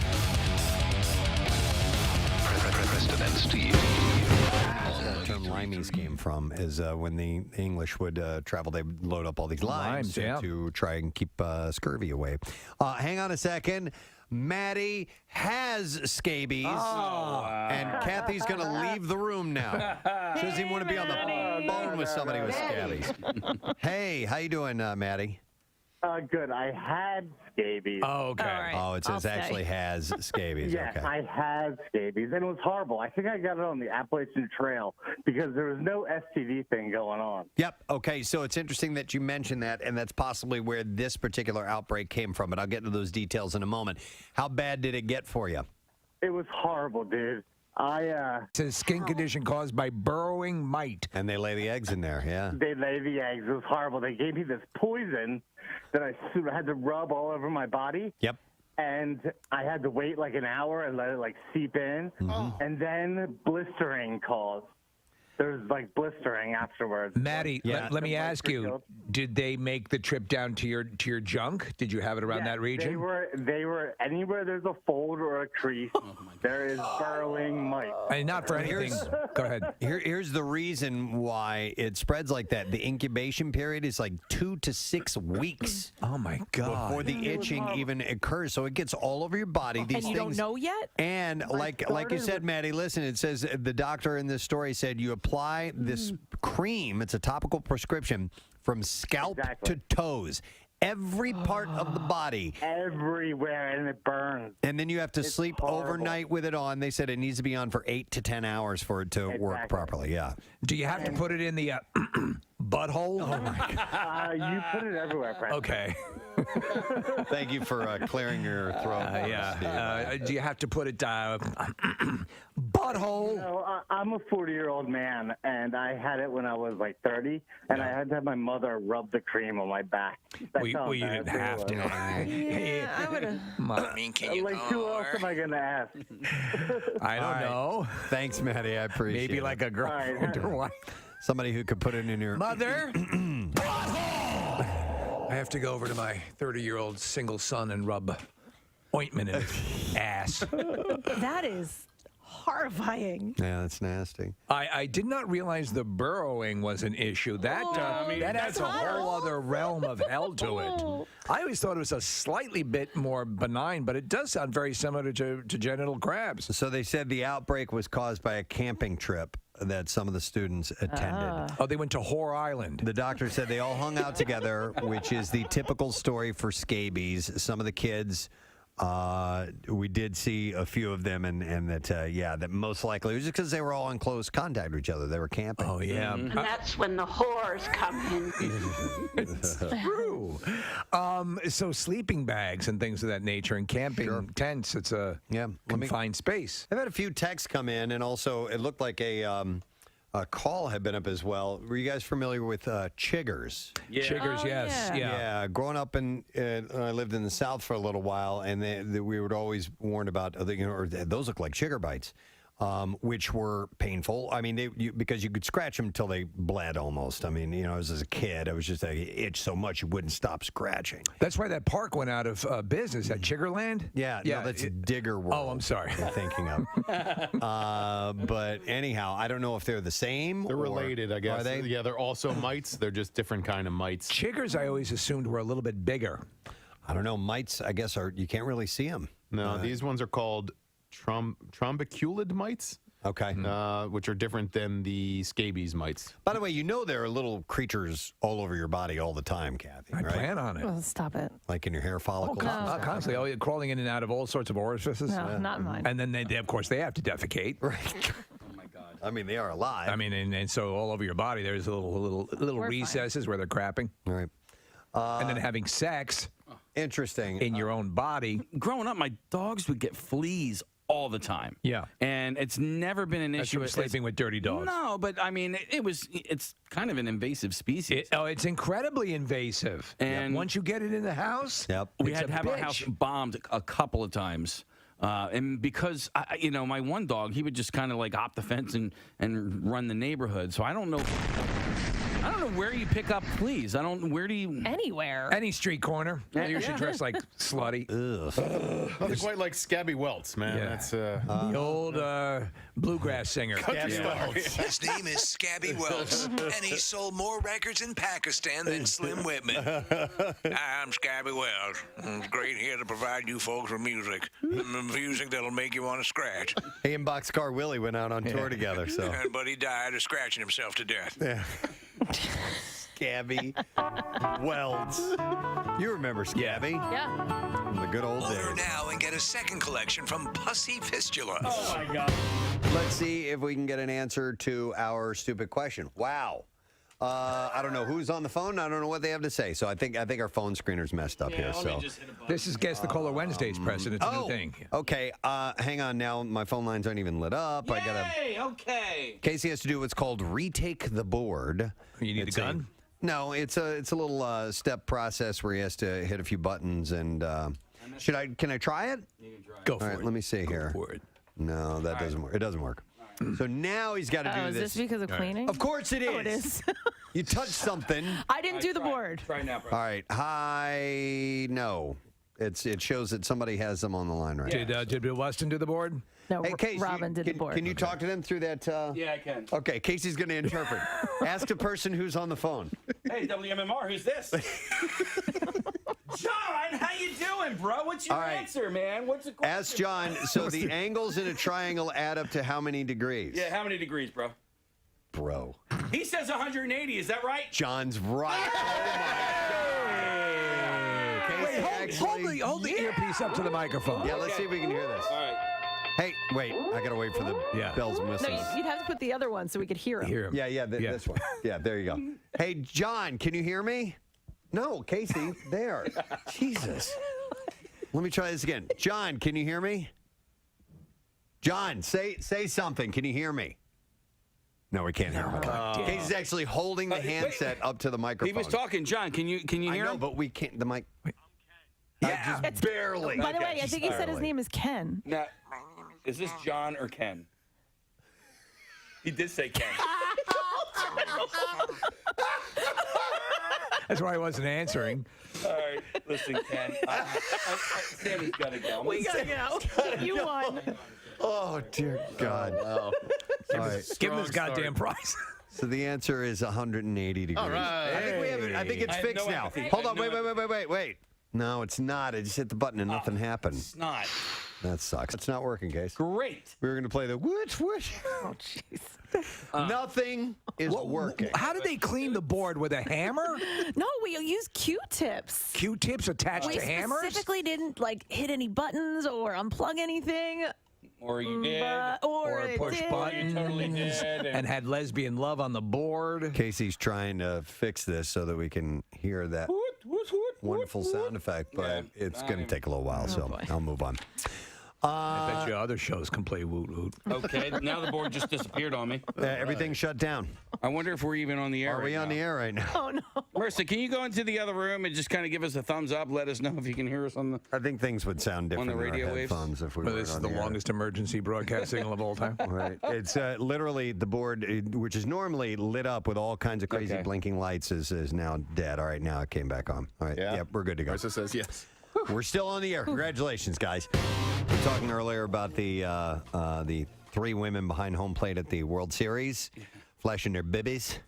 By the way, did that make it on national television? yeah. It did, yes. Clearly. I don't care about the World Series right now. So. There was no mistaking it, and I find myself watching behind home plate a lot. I don't know always why, do but too. I get distracted by it, and then you saw this coming on, and it was one of those things where the instant reaction was, "Wait, did I just see what I think I just saw?" Yeah, right. Are the mooning and the pressed ham as big anymore? I mooned somebody last week. You did last week? Yeah. I didn't. I was going to press Tam, but I didn't want to. It was down the hall at the other studio. I didn't see. Wait, our own coworkers? Yeah. I didn't see bare ass yesterday, but I did see a man spread his butt cheeks on the streets of Philadelphia. What? Why? So we were at Steven Singer Jewelers, and we were walking over there, and somebody had pulled over to it was at right at 8th and Walnut, insanely busy there. Okay, so this person had parked his car in a non-parking spot too close to the corner. A city bus is making the turn. The car's parked where it shouldn't be, so the bus can't make the turn. The car is in the way. So the bus driver starts leaning on the horn. Well, the guy who had parked the car happened to be standing right there, and he didn't like that. And he starts flipping off the bus driver. Meanwhile, everybody else is honking their horn, going, dude, move your car, move your car. And the guy bends over, spreads his butt cheeks. I took video after it. Did he drop trow? No, he didn't, but he wanted to. He was pointing to his ass and spreading his butt cheeks. Was he like, excuse me, may I ask you a few questions? No, but he was spreading his butt cheeks and pointing to it. So it wasn't a full-on moon, and it wasn't pressed ham, but it was still very entertaining. Yeah. So this chick is winning. Yeah. Oh, yeah. Everybody's talking about her. Are you kidding me? Yeah, done deal. Yeah, of course. But she was winning when God gave her a DNA structure that ended up working out nicely. But this strategy has worked. Yeah. So the thing is what do you do next? What's how do you top that? I think you try to become a Supreme Court judge. Maybe you do that. Yeah. All right, guys. When's the next game? Is it tonight? Yep. All right. You going to do it, Case? Preston Steve butt plug. Behind home plate. What do you think? Do you think that'll get us some? What do you mean? If I put a butt plug in and I moon the camera, and it says Preston and Steve on it. I didn't know. I thought this was a charity thing. I thought it was a charity event. I thought he was talking about promoting a charity. All right, I'll put a can of something up there instead. Yeah. Well, It'll be the Camp Out for Hunger. We say butt plug all the time. How about inserting a mag light? Yeah. I didn't know you were going actual butt plug. No, is it Preston Steve butt? Yeah, I guess you're. No. There's a fan there putting a full police mag light into his butt. You know, the game sure has changed, Ralph. It's for breast cancer. Yeah. You got to get to Houston tonight, Case. It's not in D.C. Sorry. Yeah. Houston, maybe. Well, you see, D.C. would have been doable. Right. All right. How much for a D.C. was viable, but Houston seems extraordinarily difficult. Wait, what did you say? How much for a mag light? No. How much? I may have said that. How much? No. For behind the home plate. Oh, seats. I'm sorry. Yeah. Yes, do you carry full-size mag lights like the police use? It's for my butt. You check that, or you buy it when you get to Houston? Like you can buy that when you get to Houston. What's that? Yeah. Oh, it's for breast cancer month. Yeah. Wow. No, I would do it for Camp Out for Hunger. I mean, there you go. That is the obvious. Still abundance. Yeah. Yeah. Wow. So that way the next time we're up at the award show in Washington. Right.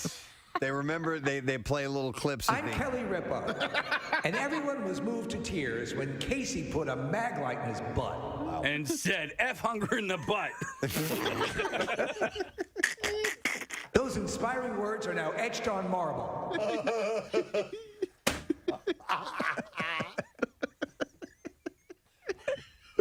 That's the statement trying to be made. Yeah. F hunger in the butt. F hunger in the butt. Camp out. Can't wait to see those signs this year. Oh my God, no. No, you can't. Have your son or daughter. Yeah. Camp Out for Hunger. Let's circle back to the royal family for just a moment.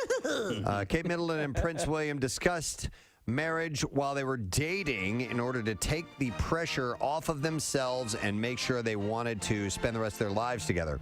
In royal correspondent Katie Nichols' new book, Kate, the Future Queen, she writes, there on the Paradise Island, William promised Kate that he was in the relationship for the long term. For the very first time, they talked seriously about marriage, and with the ocean before them and beneath the night sky, they made a pact to marry. My dearest Kate, I love you. What island were they on, does it say? It says the Paradise Island. I don't know if that means Paradise Island in the Bahamas or not. Yeah, they went to like a Club Med thing. Yeah. Unlimited drinks and you don't have to tip. I left my wallet at home. I can't get enough of Buster Poindexter. They played a hot. Everywhere you go. It's like Marley in Jamaica. Hey. Totally. Oh my God.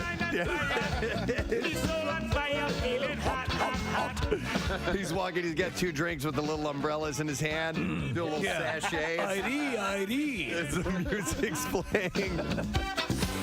More jerk chicken, please.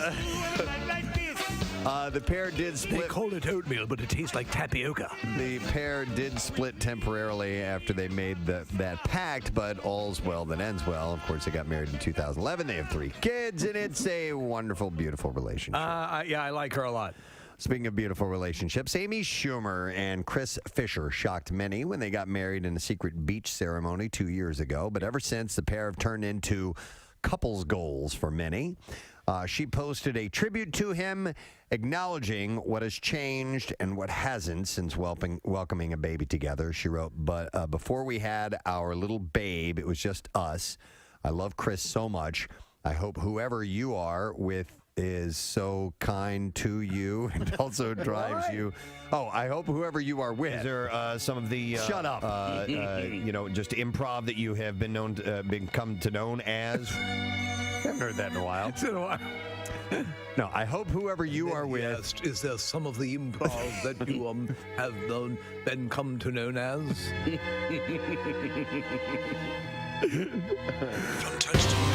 you very much, Kath. A couple things. I know we got to get right to Bizarre Fox. We're already way late with it. But our friends from Piccalilli are here. I just had a little Bang Bang Shrimp, which was fantastic. Let's dance. I thought it was this. My bad.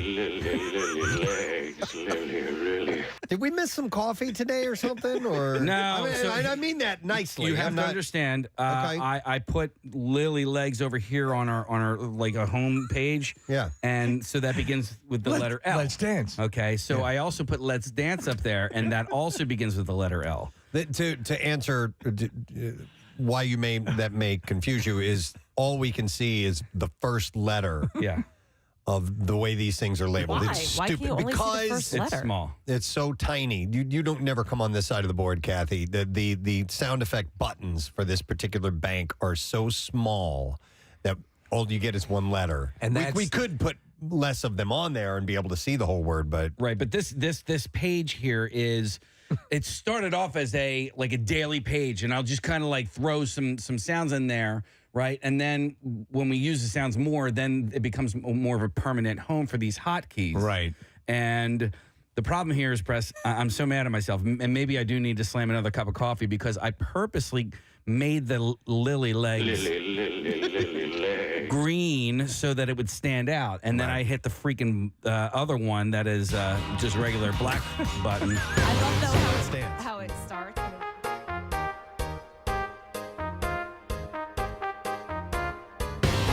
And then Steve laughs. That's not like the only time you ever laugh is when somebody makes a mistake. To me, I just know that true. I was just explaining to the ladies from Piccalilli's that on my side, Kathy. So this is a large touchscreen buttons. We can right? see all of yours. You can see there. everything now. Everything's touchscreen, but to go page through. You can't. Tiny little buttons down. You need like a 5-year-old to come. And I have to use the edge of my fingers. thumb. It's stupidly designed. These are our problems. Yeah, no, we're first world radio problems. But Listen, I still want one button. I just like one sound button that I could hit randomly. It should be you. Yeah, just one. It should be a cup. But listen, musicians, they hit a wrong chord or wrong note every now and then, so that's the equivalent. Yeah. All right, well, Piccalillian is here, and we can give away a gift card, a $50 gift card. Caller number 18, 215-263-WMMR. You can check out piccalilly.com and see their full menu of game day favorites that include their award-winning wings, pulled pork, and amazing weekly food and drink specials. So let's set you up with that. All right, now we can do the Bizarre File. WMMR presents Preston and Steve's Bizarre File. Brought to you this morning by Prime House Steaks. This weekend, 20 ribeyes for $39.99 at Prime House Direct Truckload Sale, and you can set up till 7 p.m. Saturday in Westchester. What? Bensalem, and Boyertown, primehousedirect.com. It says set up till 7 p.m. Saturday in Westchester, Bensalem, and Boyertown. There must be meat talk. Primehousedirect.com. All right. Steve, we were just talking about this the other day, and you said that this happens from time to time. A woman has given birth to twins by two fathers after having sex with both of them on the same day. Oh, God. Medics in Portugal. The having sex with two different guys in the same day? That's great. Must be terrible. Having sex with one guy every 2 years is too much. That was such pure Kathy. I mean, come on. Really? You guys, please. Just the way if that was your significant other, you'd be having a heart attack. No, but having sex with two women in the same day is a beautiful, wonderful thing. I can't imagine why. Especially if they're sisters. Sex with two guys in the same day might not be awesome for somebody who likes sex. Anyway. It's amazing that can happen that way, though. Medics in Portugal said this would be the 20th known case of heteroparental super fecundation. Really? Yeah. Isn't that a Janet Jackson song? That's some super fecundation. We are hetero of the super fecundation. Heteroparental super fecundation. This can happen in two ways. The first is that if a woman has sex with two different men prior to her ovulation and the sperm are present in the fallopian tubes when the two eggs are released. It can also happen if a woman has sex with two different men after ovulating and the sperm are then able to fertilize two eggs. The unnamed woman gave birth to twin boys, Dr. Tullio Franco. So the baby was already named Dr. Tullio Franco? No. Dr. Tullio Franco, who had been treating the woman, said her pregnancy had been smooth. The boys were born healthy and never had health problems. The mother of the twin boys exclaimed that she didn't know that this could happen. While the two boys are similar, she said doubts had arisen about their paternity. Because of this, when they were 8 months old, she took paternity tests for them with the results being positive for just one child. And it was then that she remembered she had had sex with two men on the same day. Oh, yeah. She now says one of the fathers acts as the dad to both the boys and had back from Floral and Hardy. Made this official on record. She said that he takes care of them both and gives her all the support she needs. The rare medical phenomenon is common in other animals like dogs, cats, and cows as well. Who would immediately default to thinking that'd be the last thing you would think? Yeah.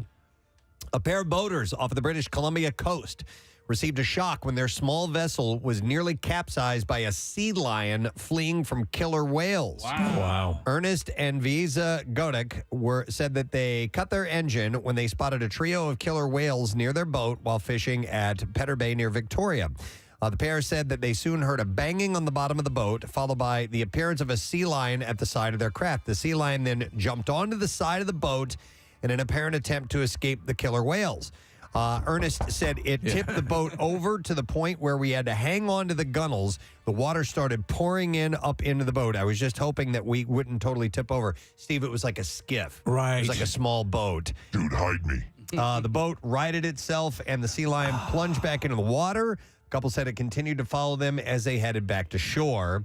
Photos and video of the encounter were captured by passengers on a nearby watching boat. We were at outside Victoria Island and saw killer whales hunting. That's a man. I scared the crap. I jump onto a skiff. Yeah. So a manager at a Manassas, Virginia country club apologized on Facebook Tuesday after receiving backlash on a 9/11 special menu. We were looking at this. We're like, you've got to be kidding me. They had Pentagon Pie, a Remember Teeny, and the Flight 93 redirect. Oh, my God. Come on. The menu had been taken down online, but not before some people captured the menu and posted it to a private community Facebook group. George White, a manager at the clubhouse at Aqua Harbor, issued an apology on Facebook saying, I apologize for those I offended by the 9/11 Seafood Sunday post. He had a takeout lunch for kids called Holocaustables. He said, my intention was to bring attention to that horrific day 21 years ago. Come on. He said to honor those who lost so much as well as those who gave everything that day, we will have a new theme tomorrow. Is it possible you could be that detached? Well, there was a D.C. gym, Vita Fitness, recently took some heat after it decided to honor Juneteenth with a special cocktail, including a watermelon Henny lemonade. Oh, my God. It was deemed inappropriate and insensitive by the director of operations at the time. I don't know what's more troubling, if it's done maliciously or if it's done because they're completely ignorant to Yeah, it. exactly. All right, and then we'll do one more story, and let's end with this one. After visiting a budget clinic for a cosmetic tattoo, a Thai woman was horrified after seeing that the tattoo artist had drawn 2 dark eyebrows above her natural brows. So she had 4 eyebrows. Kathy, you've got to see it. For an upcoming trip with friends, Neapapran Miking visited a budget clinic with friends. Recommendation to receive the eyebrow tattoo. A friend suggested a shot for me, she said. After the procedure, I looked in the mirror and was speechless. She paid about $40 at the clinic. And when she looked in the mirror after work was finished, she discovered 2 dark arches inked above her natural eyebrows. Following her complaint, the tattoo artist promised to remove the botched eyebrows. The clinic, however, suddenly closed down the next day, and she was unable to contact the owners. And the 32-year-old said she felt so insecure that she hid away at home for a year until another tattoo artist offered to fix her eyebrows for free. The procedure would take 3 months, as the old ink must be removed and faded before tattooing the new brows. Wow. The procedure went smoothly, and she was able to regain her confidence after that. How would you? That's awful. It seems incomprehensible Well, to how? F How is- up. That Right? doesn't Yep. even make sense. Yep. All right, and there you go. That's what I have in the bizarre file for you. Let's take a break. Come back in just a moment. Don't forget our Word of the Week prize. We are giving that away today. So if you've been keeping track of the letters, hang in there. And also don't forget Casey's Big Adventure is Yes. rapidly approaching. It's a week from this Monday. Got another phone call from Jackie this morning. Oh, we'll have to hear that. We're going to take a break and we'll be right back. Stay with us.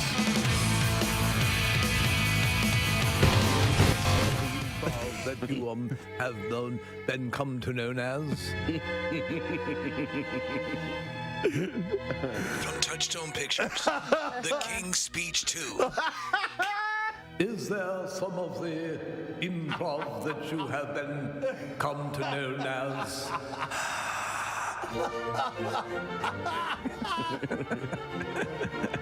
Oh, my God. Oh. I love that idea. I absolutely love that idea.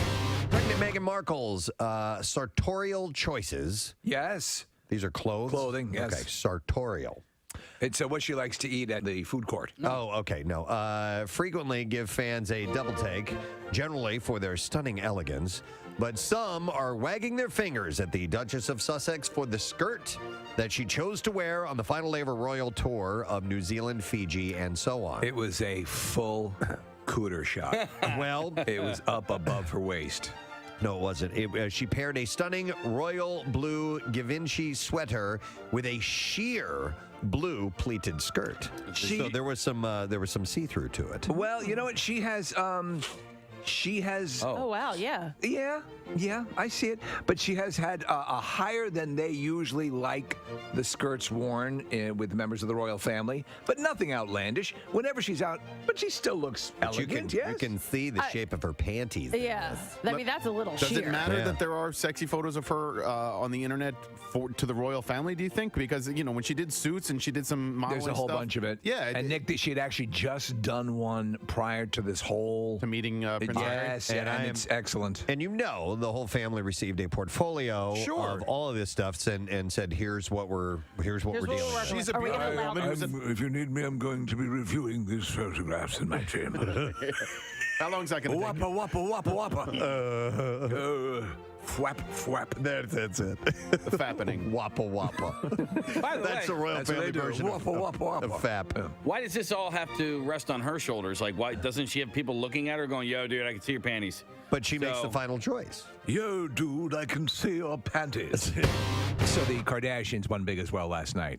And they had a weird speech. They were trying to thank firefighters and stuff, and they They actually made their win a tribute to the firefighters. And listen, see if you can hash this out. Yeah. Okay, here we go. It's been a really rough week in our home in Calabasas, Hidden Hills, and our neighbors in Thousand Oaks and Malibu. Our hearts are broken from the horrific shootings and those who have lost their lives and homes, as well as the hundreds of thousands of us that have been evacuated from the devastating fires that are currently burning.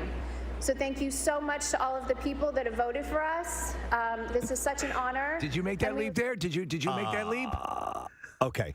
There's a lot of fire out there, but thank you for voting for us. Are they dedicating the award? It gets to that at the end, yeah. All right. I'd like to dedicate this win to all of the firefighters, the law enforcement, and the first responders. Okay, that makes more sense. Okay. I'd like to thank the people what put out the fires. Like, it just doesn't seem very genuine It doesn't. ever when it comes from them. You can see the guys who are really, eating smoke and battling flames up. I got great news, guys! Kardashian was dedicated to us! Like, I can just see them sitting around like, when we win, we should like dedicate to somebody so it makes us look good. Listen, I want to tell everyone up there on the mountain, you guys are doing a great job. The Kardashians just donated their win to you on a field source war. I just want to carry that into the fire with you. That's the chief going on the radio to tell all the guys. Attention everyone, the Kardashians just donated their win on the People's Choice Awards to you. So I hope that inspires you to go marching into those flames and that superheat and that whipped up win. No word on Little Women LA yet. Yeah. No. So the only reason that I might consider something like that is after grooming in my intimate areas, is that the stubble sucks. Prespo, I'm waiting. One second, honey. You get a little itchiness for a day or two. So what do you use? When it freshly grows You back use an in. electric shaver? Yeah. That's what I use for electric safety, razor. yeah. And I like to be shorn tightly for that oh-so-porn look. You know. I just don't find it hygienic. I don't want to have a knotted. I don't want to look like the legend of Boggy Creek down there. I only do it like every couple months. Just like, oh yeah, it's getting a little long. So I mean, I do 100 brushes every night. Oh, gross.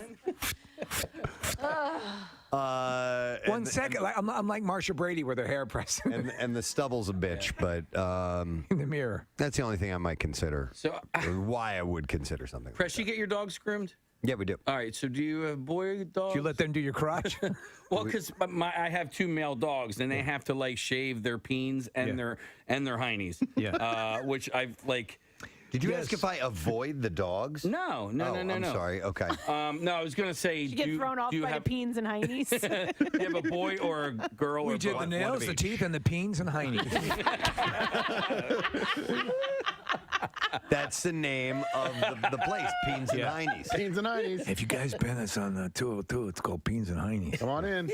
By the way, I heard Casey on the phone with his groomer the other day, and he was like, so I've been told when I bring my dog back that he's not too calm and that we need some extra help. I had to get a big dog. I had to go and get sedatives for him. I had to go to the vet. Poor thing. Dude.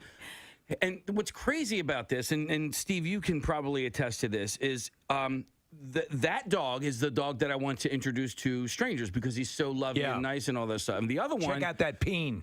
But the other dog, who will like literally tear a stranger to shreds, is fine at the groomer, right? Like it's like they change personalities when they get. And my cats were the same way at the vet. I use the service that comes to the house. Yeah, I should probably have that. Same, the same lady? It's Avery. Yeah, I used her. She was good. Avery's is great, and they show up, and so the whole deal is they get used to going out of the house, right up, step up into the van, which is parked right by your house, right there, and they get it done because otherwise I don't want to have them have a full-blown seizure. And man, the peen and heiny is great. My dog is peenless, so it's just heiny. Yeah, my female. Yeah, but so somebody was also telling me that a way to sort of combat that, because it's the hair dryer, is to, like, when he's eating, run a hair dryer next to him while he's eating, so he doesn't. I know he's gonna never eat again. Is this the big dog? This is the big dog. Yeah. What's the big dog's name? Reggie. Reggie. That's it, yeah. Yeah. The dog's huge. Dog is huge and thinks it's a lap dog. That's the black and white one? Yeah. Okay. He's actually not that big. I mean, he's only 74 pounds. Like, he looks bigger because of his fur. Preston, you have Yorkies. That's a huge difference. They're the doodle variety, so they get really hairy. So you have we're to groom talking them. Doodle Peen. Yeah. Doodle Peen. That was a kid show, wasn't it? Doodle Peen? Hi, I'm Doodle Peen. On today's adventure, we teach you how to shave your ass. Shave it real good.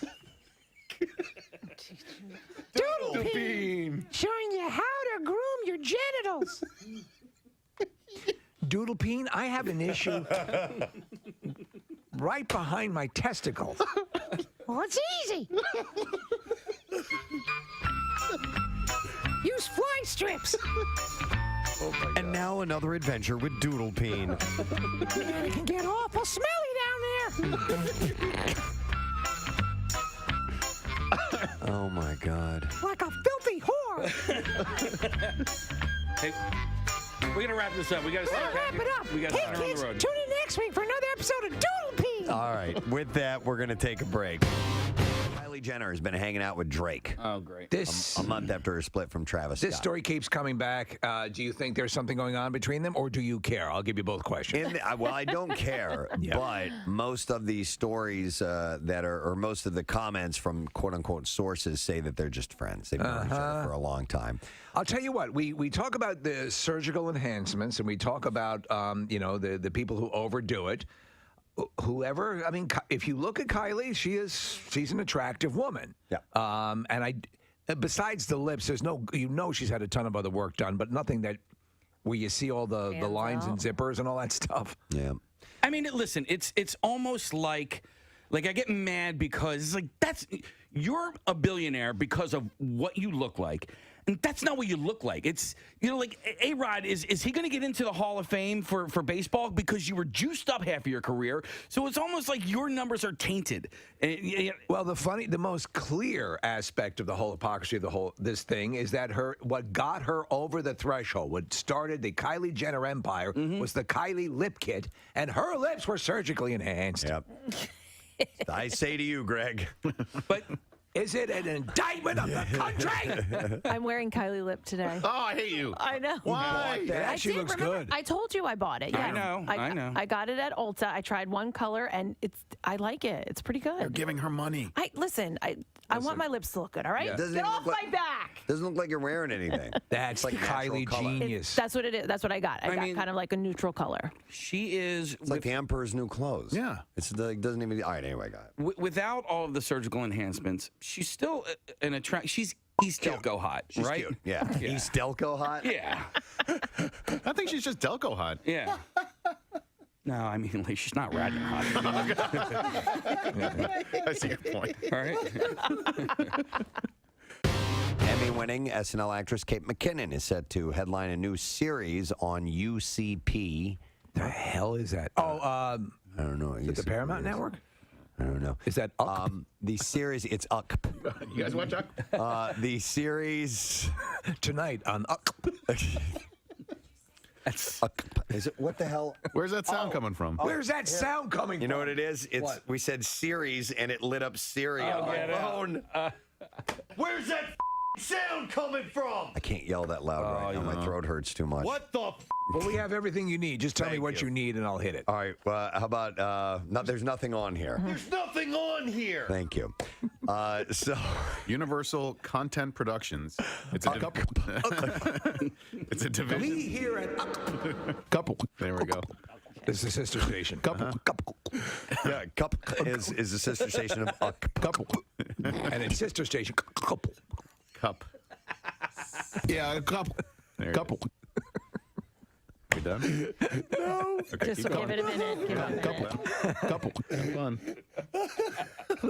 And instead of the CNN, Yeah. Couple. This is CNN. Couple. This is Do that, Fred.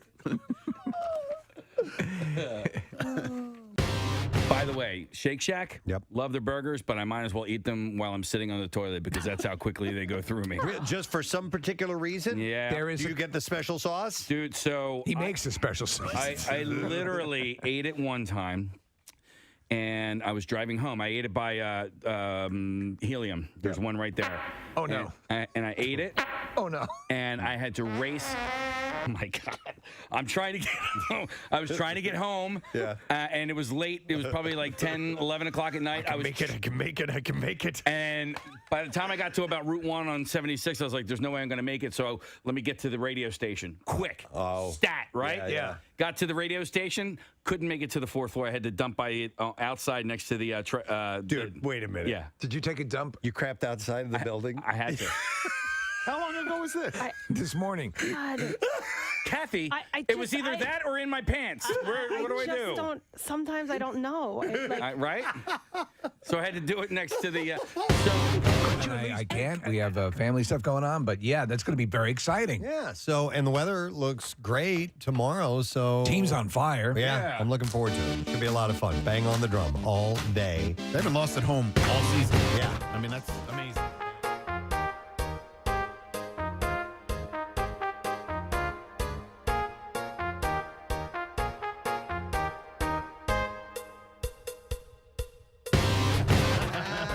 If that ever comes together, that'd be so cool. All right, so listen. What? I'm just... It's okay.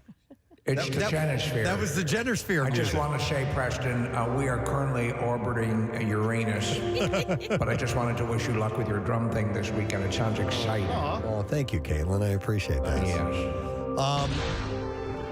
Sorry, trying to clear some asteroids. If they get caught in the intakes of our engines, we're done for. Like a bird strike. Absolutely. What I was going to say, man, I have a total mess over here. There's so much stuff. Why don't you just blow it out into space? Yeah. I should open the airlock. Open the vacuum, We're going to do the junk drawer. But real quick, I do want to mention we have a new Daily Rush video. The title is Preston Quit Smoking by Drinking a Lot. The description says Preston went on a 10-day bender to fight off his urge to smoke. Could he do the same with his porn addiction? Be the first to see the newest Daily Rush by subscribing to our YouTube channel. Sponsored by Xfinity's Gig Speed Internet. You can learn more at xfinity.com. Nice. I watched the video. It's a good one. So, all right, junk drawer. Let's clean it out. I have a few things to share with you. I lost my yellow clip for this. It's right there to your left elbow. Boom. Oh, thank you. All right, it's right next to the drawer. Let me go ahead and dig in here. All right, here's one.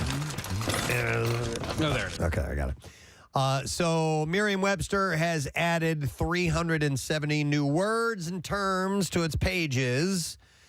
They noted that when many people use a word in the same way over a long enough period of time, that word becomes eligible for inclusion. That's how words get changed. The meaning will get changed. Yes, exactly. And so they've added phrases too, but there are several new slang terms as well, including yeet.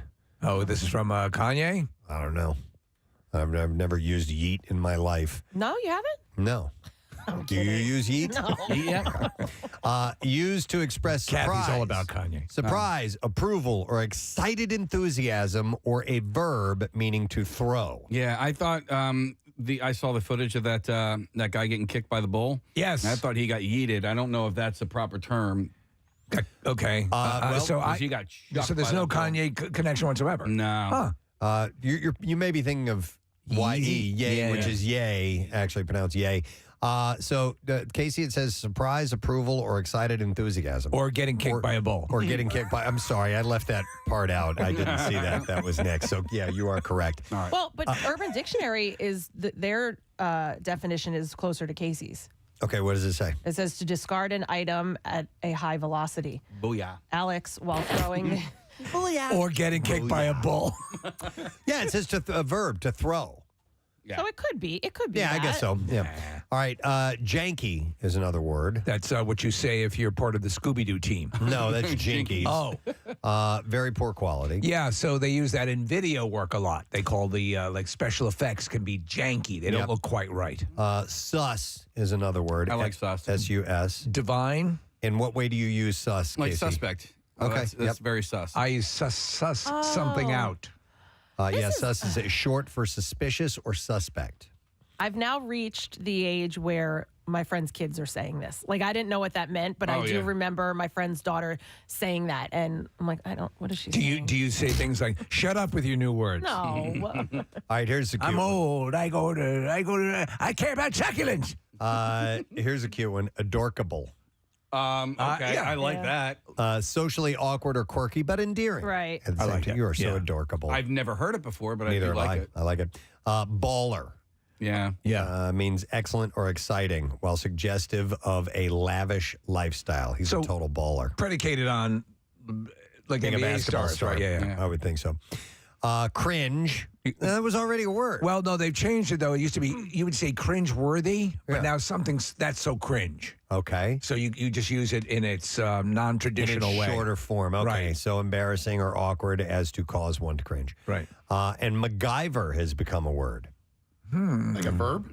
Yes. Yeah, to MacGyver that. Yeah. I get that. Yes. Repair something with what's conveniently I've on said that. hand. Yeah. Mm-hmm. As well as abbreviation. So there Abbreves. FWIW. Wait, say it. What? FWIW. For what it's worth. Yep. And ICYMI. In case you missed it. Yep. That's another one they've entered that in. There's pandemic-related terms that include subvariant, booster dose, emergency use authorization, false negative, and false positive.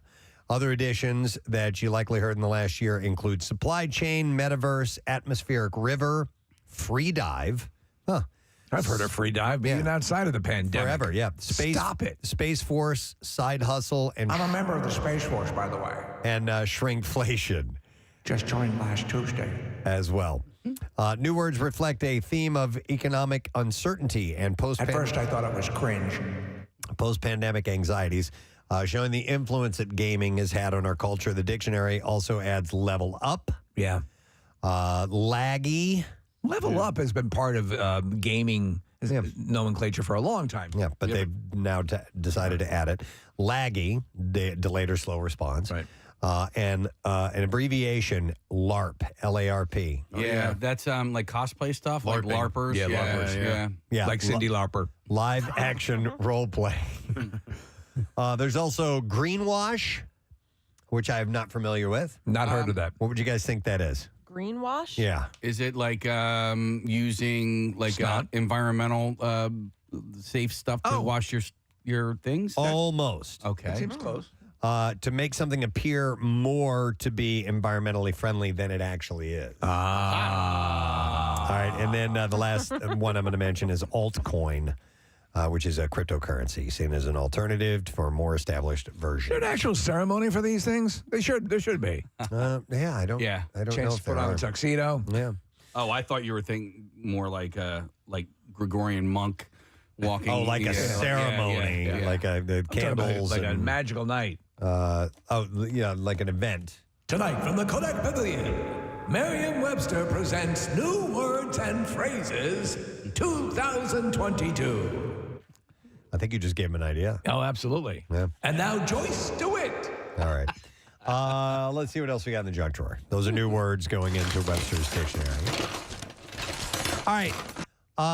Snow days. That's a day that has snow. That's correct. Oh, yes, and that's you get it's let a new off of topic school. now. New York City public school students will no longer be getting them. Yeah, I saw that. Oh no! And is it the culprit that I assume it would be? Remote learning? Yep. Not! So the Department of Education Chancellor, David Banks, said earlier this week that students will be expected to attend school via virtual learning on days that would otherwise be canceled as snow days. What a nightmare. But does that mean they get out of school earlier Yes. now? Oh, yeah. Yes. Okay. Yeah. Does it? I don't. Yes, it does, because there's no snow days. They don't have to extend their. No. Oh, I thought you meant during the actual day itself. Like, will school wrap up? If you're remote learning, will school wrap up much earlier? maybe. You Yeah, never it know. might. I mean, well, you won't have to do the travel time back home or going there. Preston, so, you know there's something magical, though, about getting that snow day off and going out and playing in the snow. Yeah, well, and now you have to learn. Whatever. We don't have to do it. Screw them. They're good to go. Yeah, They're still suckers. They're still going to be able to get out and play. They just have to No, wait. they won't. No. Well, that's the thing. It might be like that asynchronous learning where here's your work for the day. If they get it done by 10 o'clock, now you've got the whole rest of the day. I don't know. I'm just saying it might be that. If it's where you're logging on from 9 to 3 or whatever your school hours are, then maybe not. Though you know what? I remember a time where they actually did have the potential to do this during the lockdown or the COVID situation, and they opted to not even do remote learning and basically give the kids. I clearly remember it happened basically. In the beginning. Yeah. And then they moved to remote Right. learning. I don't mind this, though. I wouldn't mind if our school district did this. I Yeah. like when the kids don't have to go all the way into June, almost to July for school. And then have to make things up for the That does days suck. as well. You know, that way, because sometimes the snow days can last, you can get 2-3 days in a row, and it kind of bogs things down a little bit. By the way, but listen to what this Department of Education chancellor said. If a snow day comes around, we want to make sure that our kids continue to learn. So sorry, kids, no more snow days, but it's going to be good for you. Yeah, everyone loves to hear that. It's like liver. Eat your liver. It's good for you. All right, let's go. I think I saw a sports thing in the junk drawer here. That's our specialty. Well, we're going to have Tyrone in a little bit. I found it. Oh, I got there it is. You Yeah, can come stop on. there. There it is. From the Fanatic to talk about the Eagles. And we could probably talk a little bit about the stuff that I bring up here, too. But Major League Baseball, their competition committee is set to adopt rule changes today that are intended to shorten games and increase offense and will go into effect next season. That was Nick scoffing. They try this every year, and What is it? It's just any attempt to shorten, players, pitchers dicking around on the mound for too long, and conferences on the mound and all. Nick, that. what's the average length of a? They have a clock, a countdown clock, and like it's supposed to be 30 seconds, and then inevitably every time at 29 What's seconds. the average duration of a game? 2.5, 3 hours. About 3 hours. Yeah. And So, how much? Wait, all right. So how much dicking around time do they get? they're supposed to get 30 seconds of dicking around time. But by the way, so most sporting events last about roughly 3 hours. A hockey game with all the breaks Yeah, is but they're roughly 3 kinetic, hours. right? And, yeah, they are kinetic, and a football game will run you about 3 hours, right? I think NBA is probably the shortest, right? Because their games are only 48 I minutes. don't know, man. Sometimes I've been in the last 2 minutes of a basketball game and sat there Yes. for an hour Right. But I waiting remember- for that to end. I remember leaving a Sixers game last year, and it was like only 9:15 or something like that. And I was like, oh, this is actually kind of feels early. Yeah. All right, so anyhow, here's what they're doing. So they're going to try this. It says they will go into effect next season. A pitch clock, limits on defensive shifts, and limits on how many times a pitcher can step off the rubber. So a pitch clock will count down 15 seconds with no runners on base and 20 seconds with runners.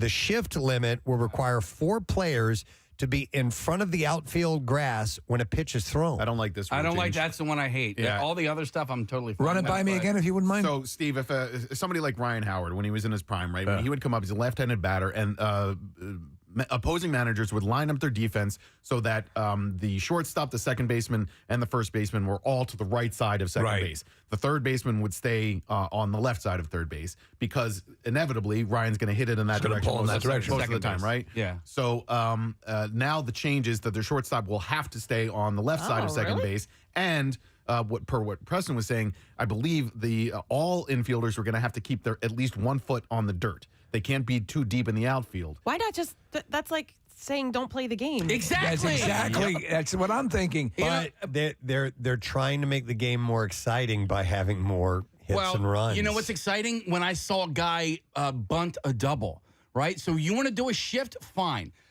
Have the guy bunt down the third base line and eliminate the shift. You know what's also exciting? When guys run out on the field. You know, I know Major League Baseball hates it, but I think it's entertaining. Yeah. They should encourage that more.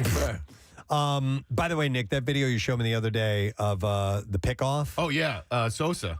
That is one of the most exciting ones I've ever seen. Yeah. What was this, Sam? So runner at first tries to steal second. It was an attempted steal, right? Yeah, it was a pickoff. and then JT Realmuto threw it down. Go over watch his monitor, Steve. Watch this. So Watch this. Catches it.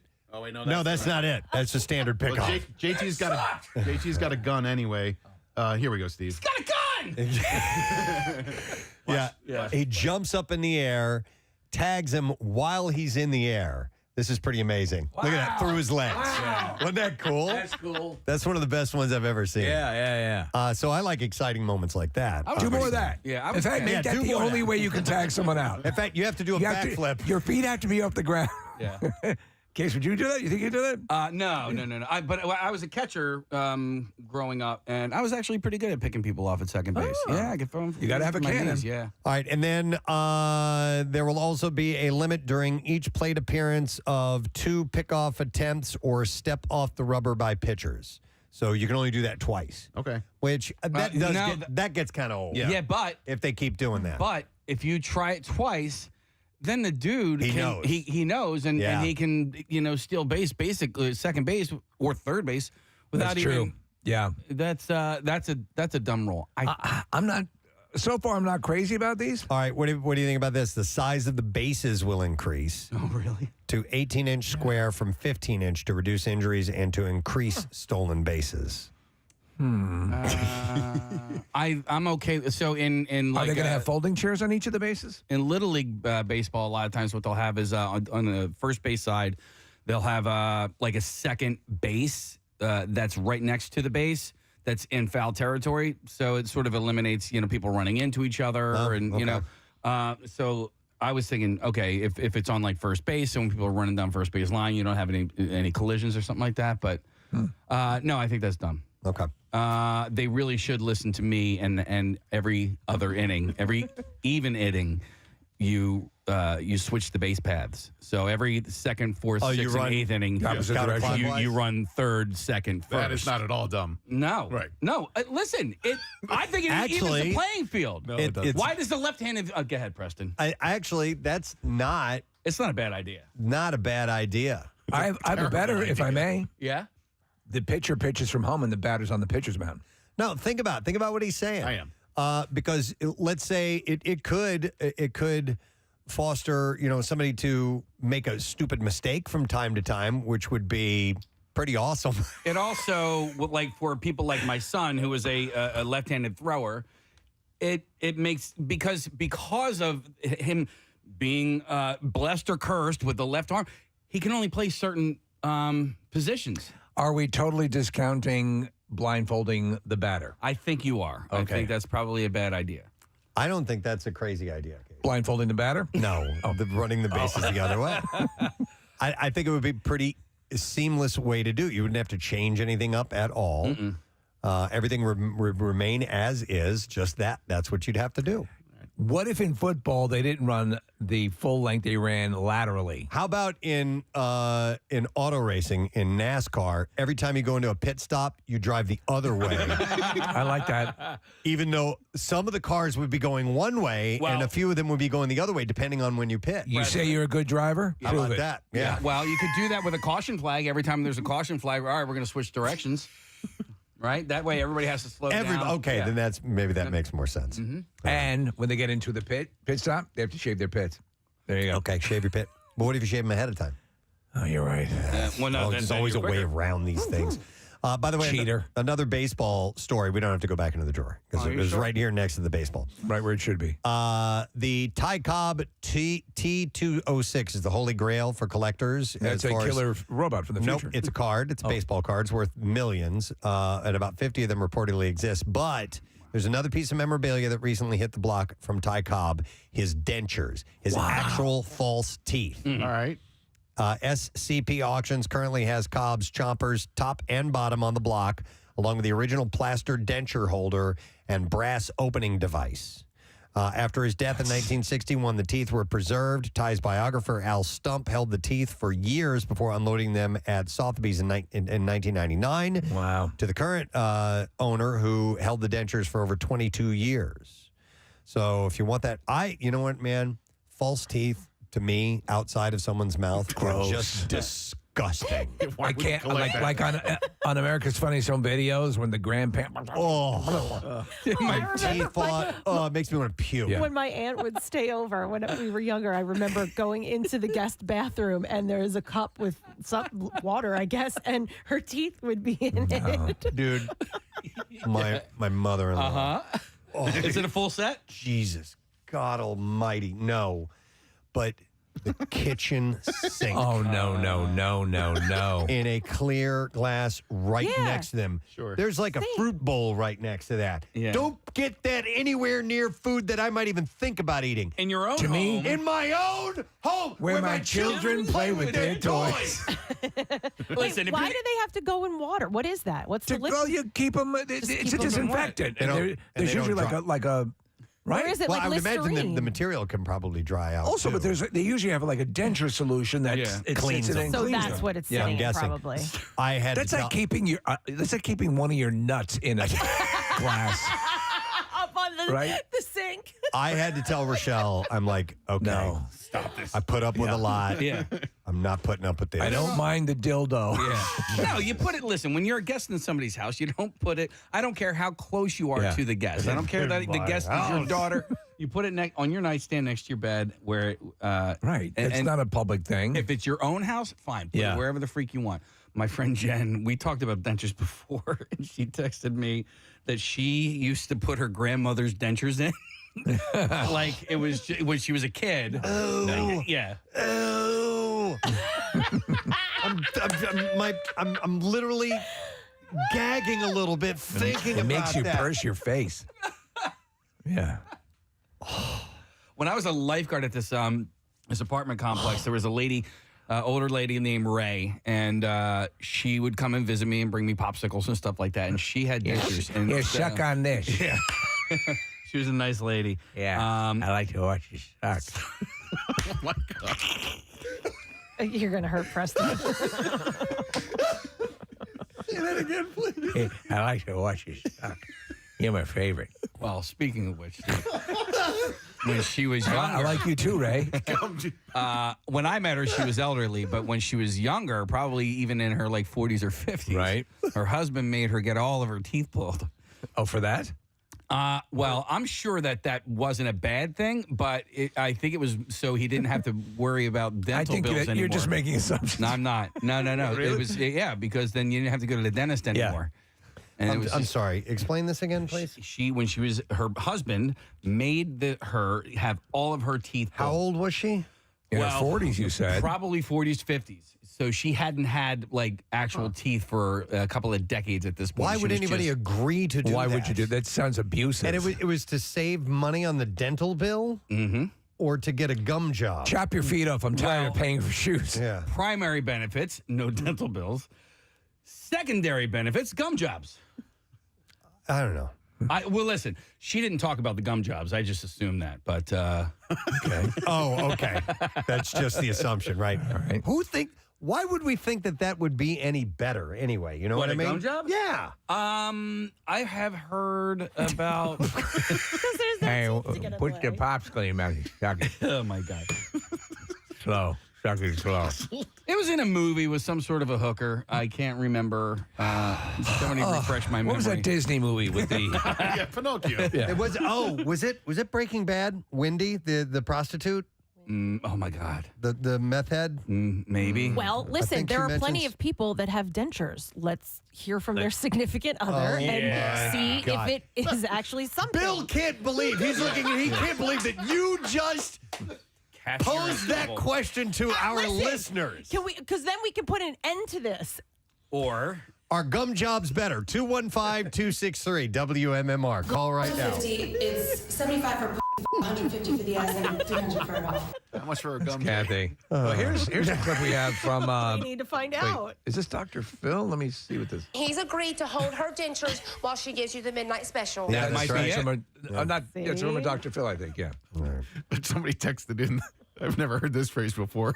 Kensington Gummers. Oh my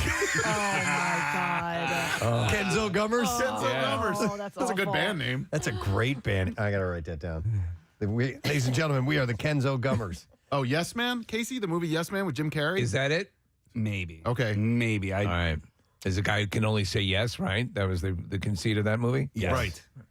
Would you say yes to that? No, man, I would not. I don't think that I would would. totally kill my acting role in that movie. Hey, I'm going to go to Wendy real quick. She's not calling in about the gum job thing, about something else. Hey, Wendy, good morning.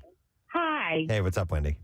Hey, I was just going to say I used to be a waitress, and so many times older people would leave their dentures wrapped up on the table, and would have to go searching through the bus tubs or trash to find their dentures. Oh, my God. Lenny Dykstra. Oh, yeah. Lenny Remember that? Dykstra had to do a dumpster dive. You're right. Some inordinately expensive set of dentures, and it took him like some dude helped him for like 3 hours. Yeah, we would definitely give them, like, we would find them and give them back to them, and they would be very happy. God All almighty. right, thank you, Wendy. They can't be cheap, but they can't be cheap. They're real expensive. Yeah. But all the prices are coming down, like for like dental implants and all of those other apparatus. Gum chase? Okay. We're getting calls. Oh, my God. Okay, so I like the second one. It says had plenty of them. Let me go to a different caller first. Somebody goes Steve. Hey, Steve. Good morning. Good morning. All right, Steve. Yeah, gum jobs are much better. Dude. Okay. Are we saying gum jobs or gum drops? Gum jobs. Oh, okay. I'm sorry. All right. How did this happen to you? I don't know. It was like one girl had her teeth out. I guess she was had bad teeth and had them on, and like other girls like dragged their teeth sometimes, and that kind of hurts. Yeah, so but with the pressure, I guess the pressure with the gums. Yeah, we don't need the full details. Bill should have a stroke. Thumbs up or thumbs down? Bill's going to have a stroke. He just ran down the yard. I think he went to go dump, probably. Yeah. Anyway, what I wanted to say, not how do they do it, how did you come upon someone? Oh, God, I can't believe I just said that. Hang on a second, Steve. Hang on. How did you encounter someone?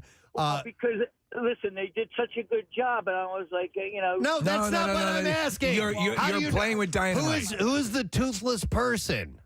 Yes. Okay, see you later. He doesn't get what I'm saying. No. What I'm saying is, did he know someone who had their teeth extracted? Did he go to a prostitute that didn't have teeth? I just wanted to know how you encounter someone and enter into He's a gonna situation specifically where they give would you- take your yeah. teeth out and do this. Well, let's go to Dan because he's had plenty of them, it says. Hi, Dan. Good morning. Good morning. What's up, Dan? Not much. All right, so how did you encounter someone without teeth? It's my baby's mother, actually. All right, your baby mama. Yeah. All right, and do you prefer it that way with sans teeth? Yeah, I mean, it's fucking gross. See, I knew it. Yeah, all right. Okay. Yeah, dropping F-bombs and everything. Yeah, thanks, Kath. Keep it clean. All my fault. I think Bill, I have to defend Bill now. Bill has been right all along. It's been Kathy. The whole time. I didn't want to go there. I'm talking about. But Bazzini's just a pimp. Yeah. We were just talking about baseball, and Kathy's like, let's talk about Remember, whoever comes to you soliciting gum jobs, that's the one that's turned against you. How did we get to The Godfather? I thought that was the Godfather. It was. You're right. Okay. I don't know how we got there. All right, we're enough calls. Okay. Jim says We want to learn about anal now. Jim says, and I quote, "Gum job ain't really that good." Okay. Good. We'll take that. We've just conducted a scientific study. We have somebody on the line that sounds normal that says. Oh, come on. Just try it. Who is this person? I don't know. I don't know what happened. Bill to is her. really going to have legs to stand on. I know. All right. Anyway, the phone lines are lighting up. So we got an answer, right, guys? Let's talk about something else. Let's talk about corn. Oh, yeah. For a moment. Holing. A young man named Tariq. I love Tariq. And do we have the audio? I sent it over to Marissa. I don't know if she was able to send it over to us, but Did somebody book him? Last Saturday, he became South Dakota's official corn ambassador. this kid is adorable and had a viral video a few months ago, and then it's just gained steam recently. They've done this a couple of times with him, right? Well, no, this is new for him. Oh, all right. So he had said, apparently, and I quote, "I mean, just look at this thing. I can't imagine a more beautiful thing. It's corn." So his profession of love for his favorite vegetable earned him the nickname the Corn Kid after an interview that he did, and it racked up millions of views, and it was made into a song. The same people who did like the, Double Rainbow. And, Love. Cute. And last Saturday, he was dubbed South Dakota's official Cornbassador. He's adorable. By Governor Kristi Noem, who declared September 3rd official Cornbassador Tariq Day. Casey, you looking for it? Yeah, I think it's on its way over. Okay. And the corn looks good, by the way. The governor said, whereas South Dakota is one of the top corn producers in the nation, providing nourishment across the globe, but especially to Tariq, a 7-year-old boy who recently discovered that corn was real, it is fitting and proper as governor to make special note of an outstanding young man. By the way, you can't eat corn without your dentures in. Yeah. It all ties At least together. on the cob. Yeah. Right. And Thai cob. That's how we got started, too. It's with the unbelievable. teeth. Crazy. Right. The Cornbassador and his family traveled from New York to attend an honorary ceremony at the state's Corn Palace, which is in Mitchell, South Dakota, by the way. As part of naming Tariq a South Dakota Cornbassador, they said, we wanted Tariq and his family to experience a combination of South Dakota's two largest industries, tourism and agriculture. So they had the family come out. That's perfect. Yeah, you know hang what, though? This is probably sacrilege, but I am not the biggest corn on the cob fan. Dude, yeah, I love and I adore popcorn. It's one of my favorite things in summer when the stands start selling farm fresh corn. You guys are all fans, We Kathy? stop and get it all Corn on the cob? time. No, I've told you guys this before. I can't remember the last time I've had it. It gets stuck in my teeth. Yeah, you and love gum jobs. Stop.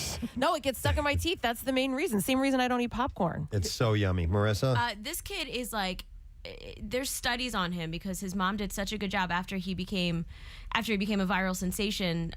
They reached out to the Recess people and the slow-mo people, and he's been doing like Chipotle commercials. Who were the Recess and slow-mo people? The Recess people are the people who interviewed him. They interview kids on the streets. Okay.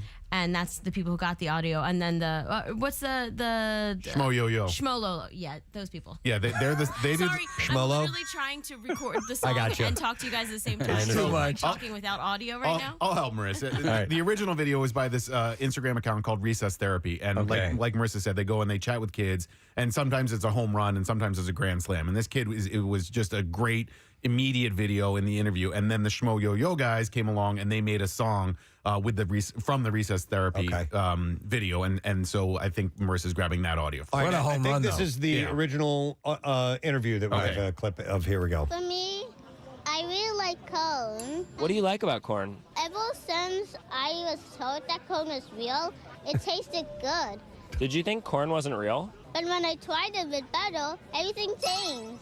I love corn.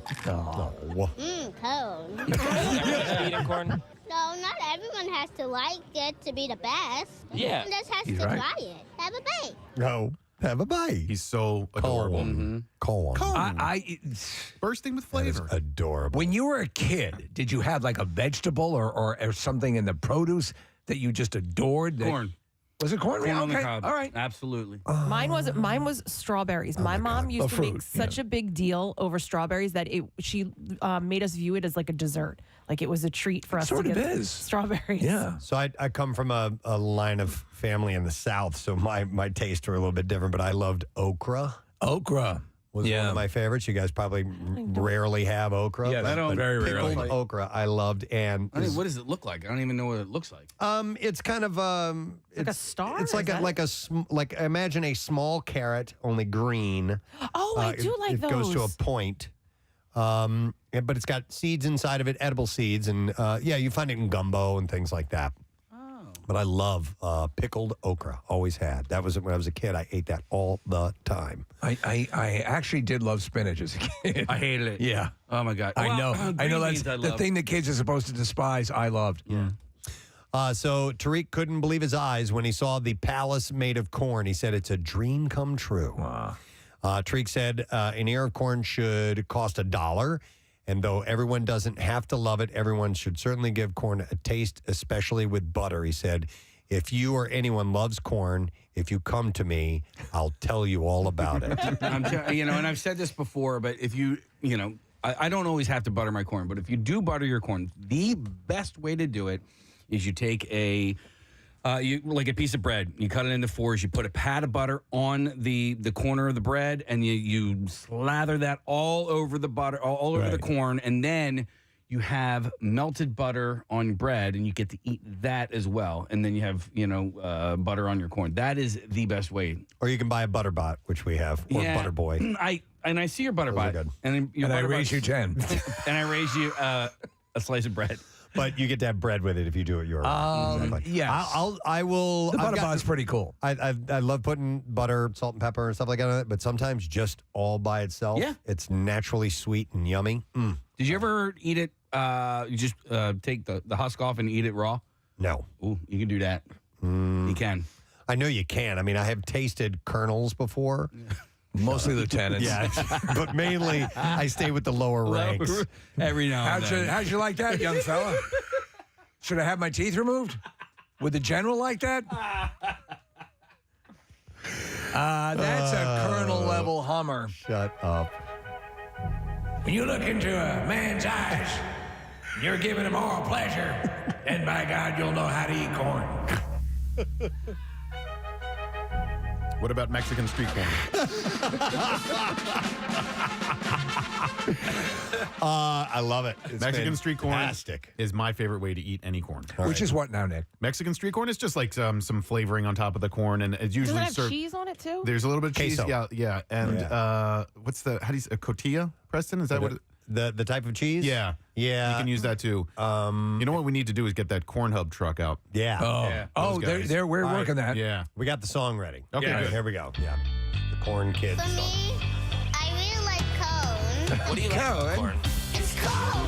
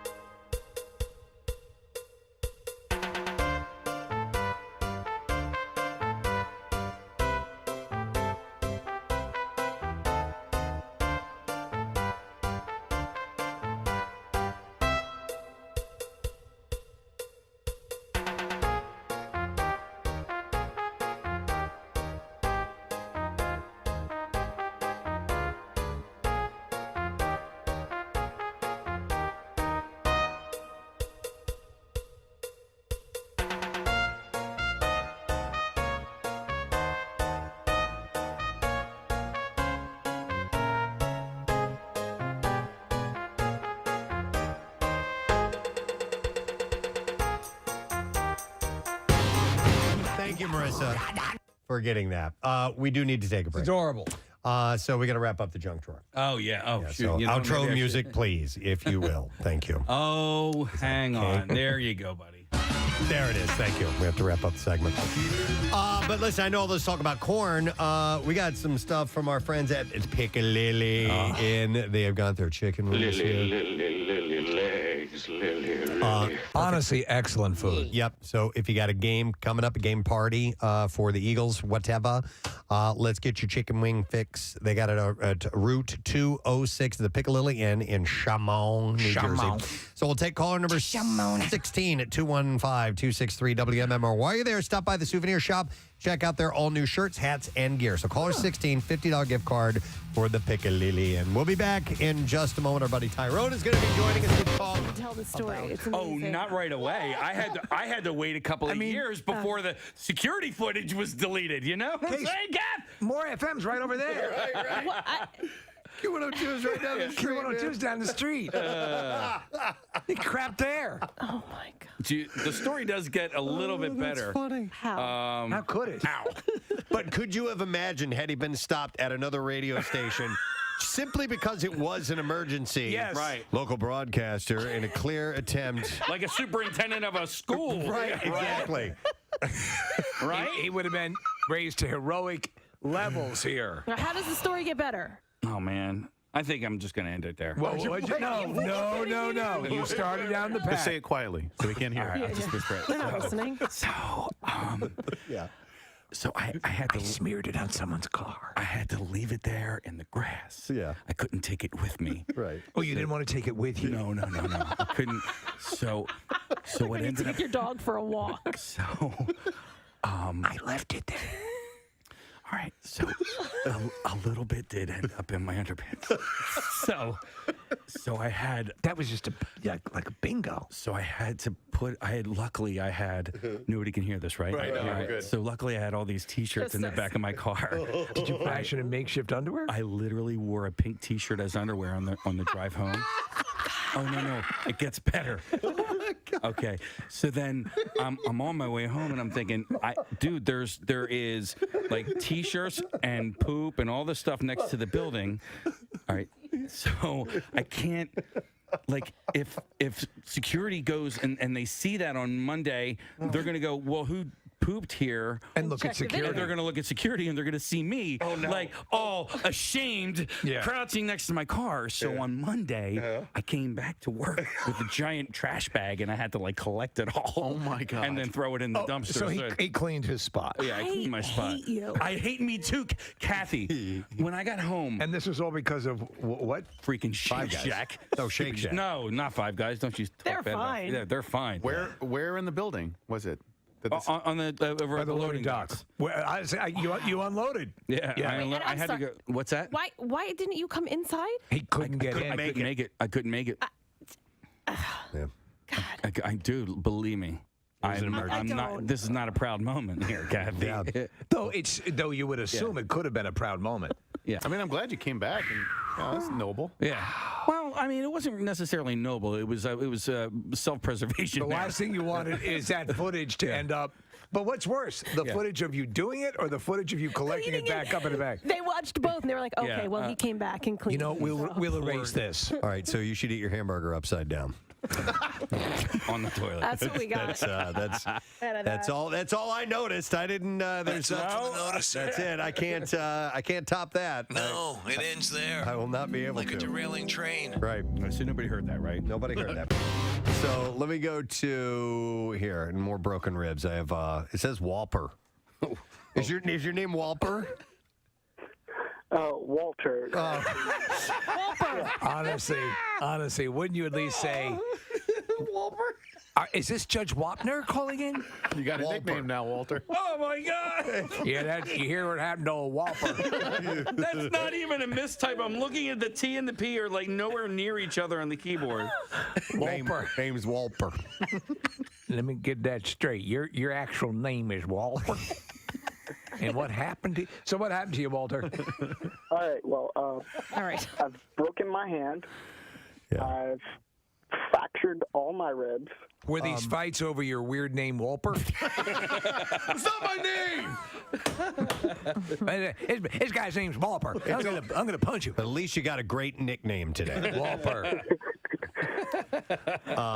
Well, hang in there, brother. Okay. From Touchstone Pictures, the inspiring story of a man named Walper. I've seen him. He's got some medical issues, but the worst thing is his name is Walper. And then a young therapist came into his life. Hi, I'm Kathy Romano. We're going to change that P to a T. Simple as that. And then his life turned around. I'm the head of a Fortune 500 company. And I can do the saber dance. That morning show's not making fun of me anymore. Oh, man. A little while back, I had this idea. If we were to cast WMMR, the movie, yes, who would play who? And we That's went right. down a list of people, and we had people suggest, and we eventually narrowed down the cast of the WMMR movie. What celebrities would play? Exactly. And playing our program director, Bill Weston, John O'Hurley was the overwhelming You were the overwhelming choice. Yes. Well, that's interesting. I was hoping he'd have higher standards. So to understand Bill Weston, he has a bit of your delivery. Mm-hmm. He is somewhere between Peterman and Ted Knight. So and that would be right, and that would be the deal. So we figured we'd come up. Actually, Steve did come up with some lines that might be indicative of Bill. These are things that he has said in various forms. And we're calling this the Bill Weston story. Soup. There it is. He hates soup. It's a long story. So a lot of this is very inside. Do we have any soap opera music, which would? Yes. Okay. Yeah, perfect. Okay. If you wouldn't mind, give us a couple of Bill Weston lines. That'd be wonderful. Here we go. Okay. Preston, try to refrain from mentioning on air that you occasionally use Band-Aids. It makes you sound privileged. I just saw the most amazing thing while driving in today. Firefighters were collecting donations at various intersections. Is that a Jewish thing?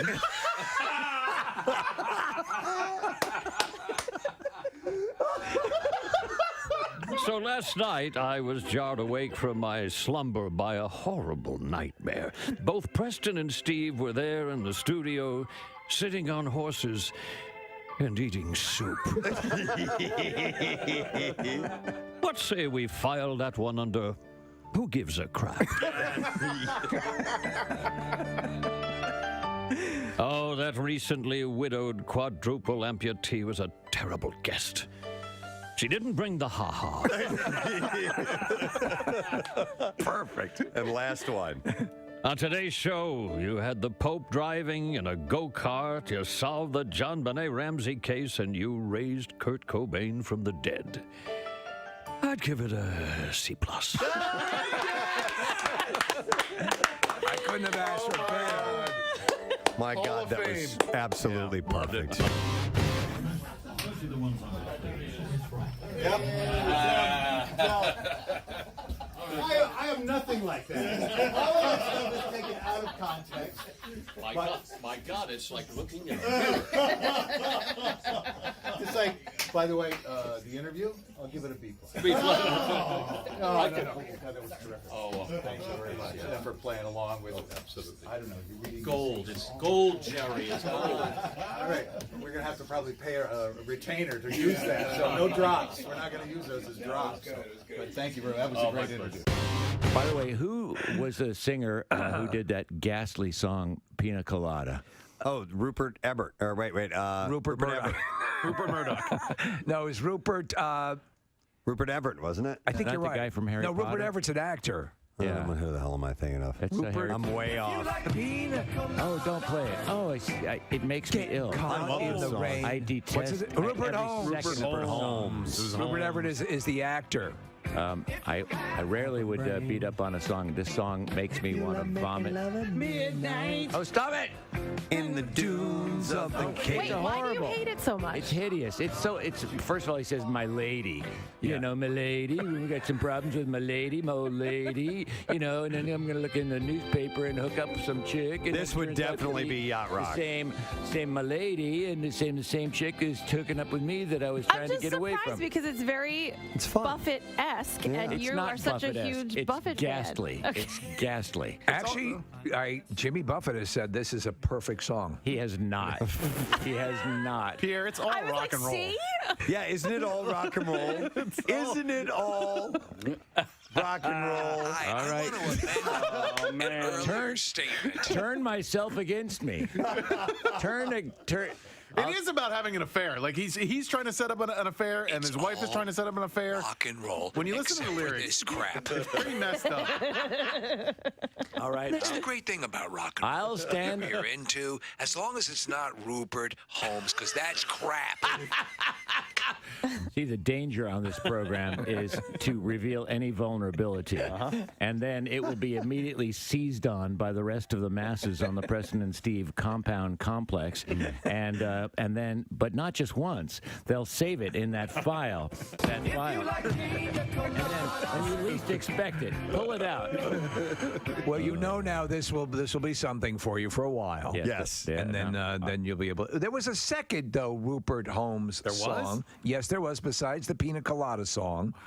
Do you remember that, Preston? Dry Martini? I don't know. Nick's going to have to look it up. check, yes. Something called Him, Steve? I don't know that. Yeah. Sing it, Nick. But it came out in 1980. Pina Colada came out in 1979, so it was right afterward. But maybe he was that was a hit single. It's him. By the way, you just said pina, and I've heard that that's technically the way you say the drink, pina colada. Pina colada. Although I always used to say pina colada, but he sings pina colada. If you like pina colada, It's actually piñas. And when you have more than one. I hear pina colada. Hang on, let's Here, listen. let's play it. Oh, no. Here we go.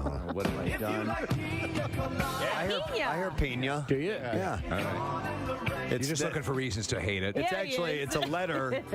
It's a letter in the Latino alphabet, an enya. Yeah. Is that actual And letter. also, she was an old rock Enya. darling. She was, She Orinoco Flow. That's right. That was Enya. I forgot about that. Oh my God. All right. On my program today. That song is bizarrely hypnotic too, isn't it? Which one? Orinoco Flow. Oh yeah, I love that. Yeah. All right. I'm sorry, Pierre. Take two. Try that again, Enya. Sorry. That's rock and roll. That's Orinoco Flow. I like the first one better. One more time. We're gonna have to go again. I love that. And they're in the booth telling her she's got. And you can sing it again. In the land of peace. Oh my God. Let's do that again, Enya. You don't want to leave it in? I just coughed up a manatee. Oh God. Someday yodeling's going to come back. It will be. It's all rock and roll. Yeah. It is, yeah. Yodeling is rock and roll. Except for Rupert Holmes, who is the biggest cancer in music. A tumor that needs to be excised. I wish him unending misery. Where did he go? He's on the floor. You killed him. I'm so Whatever you're surprised he into. hates it. I don't hate. Well, I don't love it. I don't embrace it. Country rock, except for Rupert Holmes, who stinks so badly. He taints everything he touches. Like a plague he is on music. There goes my peace and love. Yeah, what do you mean you don't hate? You just tore him apart. I take it all back. By the way, somebody texted and said I would listen to an entire show of Steve doing cough takes and famous songs.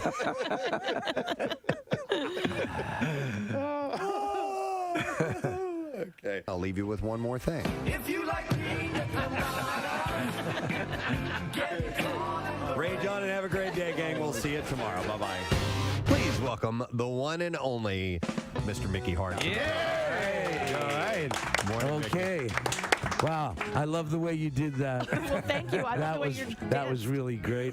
You had rhythm. You had rhythm. See? Thank you. You know, Who could ask for anything more? Let's get right into that. I love that you love rhythm so much. It's a huge part of your life.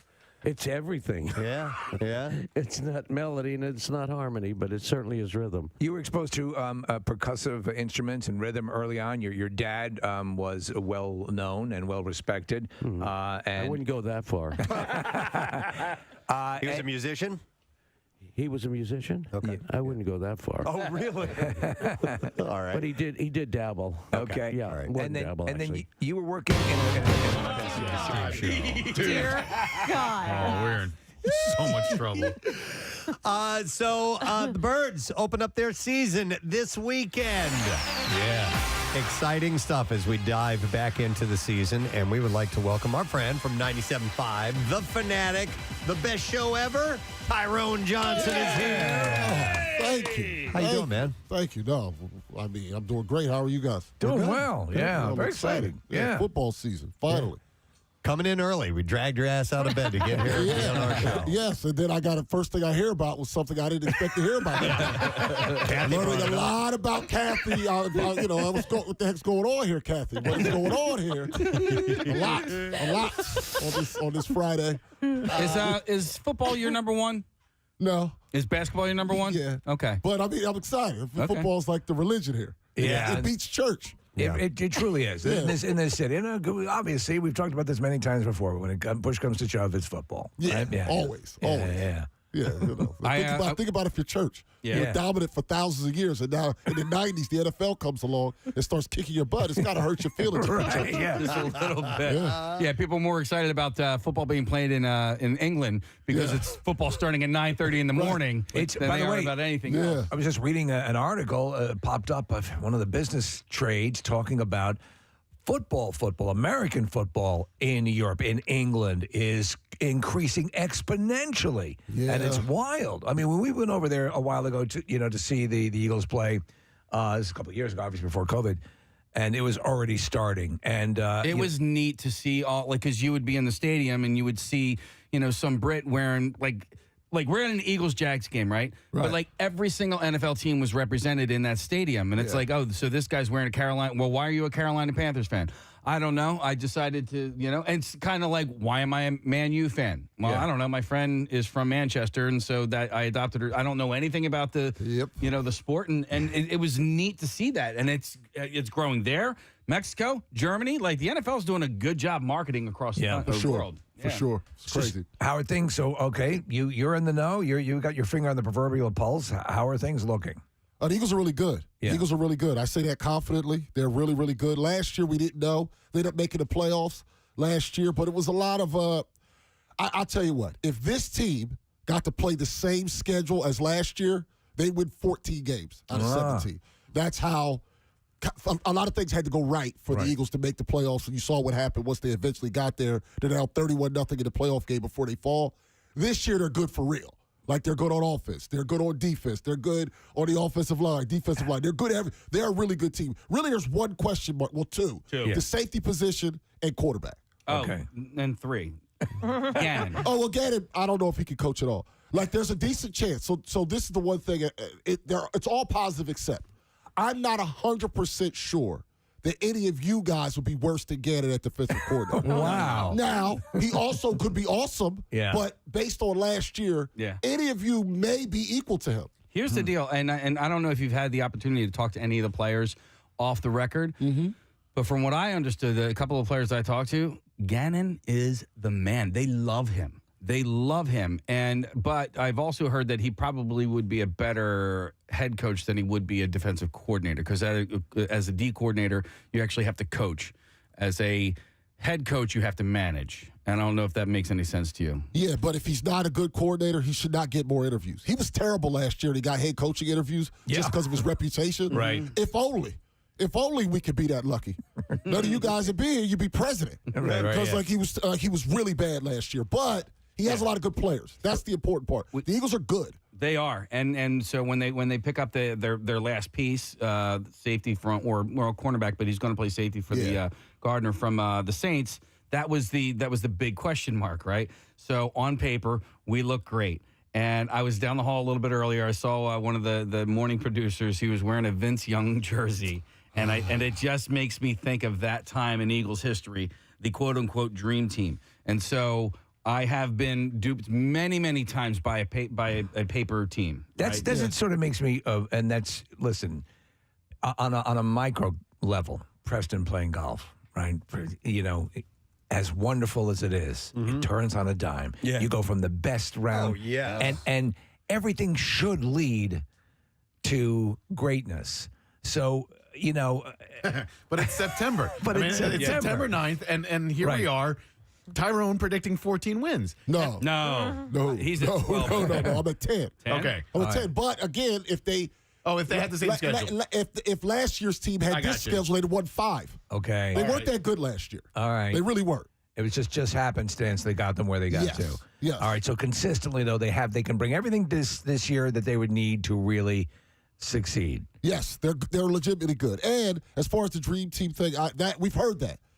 But it's almost like you got a lot of married people in this room, right? Yeah. Well, if you have a relationship, you can't assume your next relationship's going to be bad because your last relationship was bad. You got to let go of that old dream team stuff, Casey. Boy, let that go. Is it hard? What about you? Can you be a half glass full kind of guy? It's not so much. I like what I see. I like what I see on paper. Now, they did nothing in the preseason, and that's a whole different thing. The fans have been really robbed by this preseason, and that's something that troubles me in general. Like right now, as far as fans go, you got to see the Stars for 8 plays. Listen, Let me ask you, we pertaining to this, we had a conversation, maybe it was yesterday, about putting a cover over the link. Oh man, we took some heat for that. Yeah. We got assassinated on Twitter for even suggesting that. Crossing Broad went after us, and man, did people hate that take.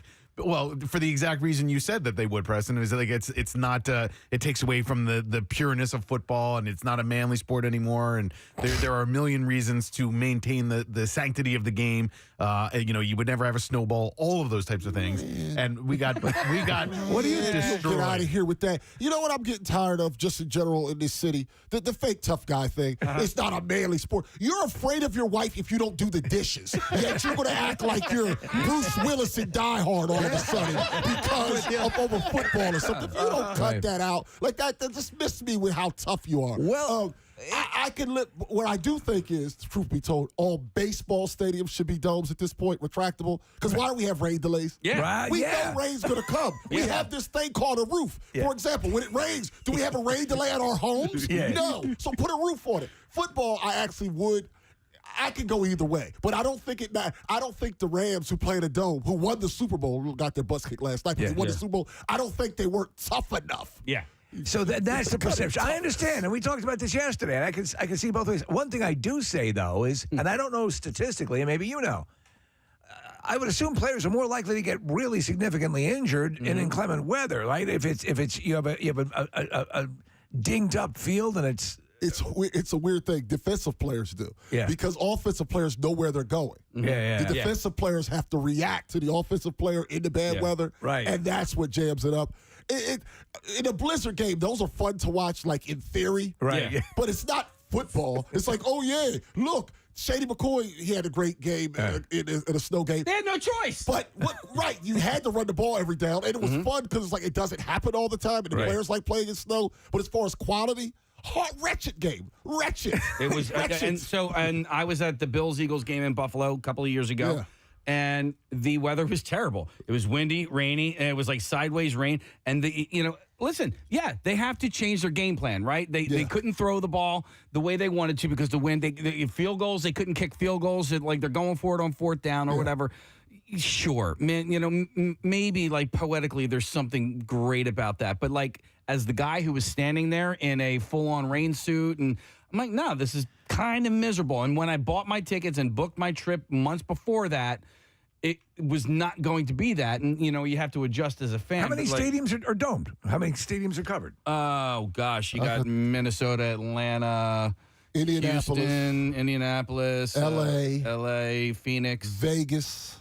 So it's not like it's there's some data to be accrued and see how it bet. Listen, I was in Phoenix's stadium last year. I went to the Texans Cardinals game. Yeah. It was awesome. It was great. It was great. And guess what? When it's not 1,000 degrees, they go and they take the roof off, and you're playing under the sun. Yes. Oh, Dallas. Yeah. To me, I just find it it's weird why people would want to die on that hill. Yeah.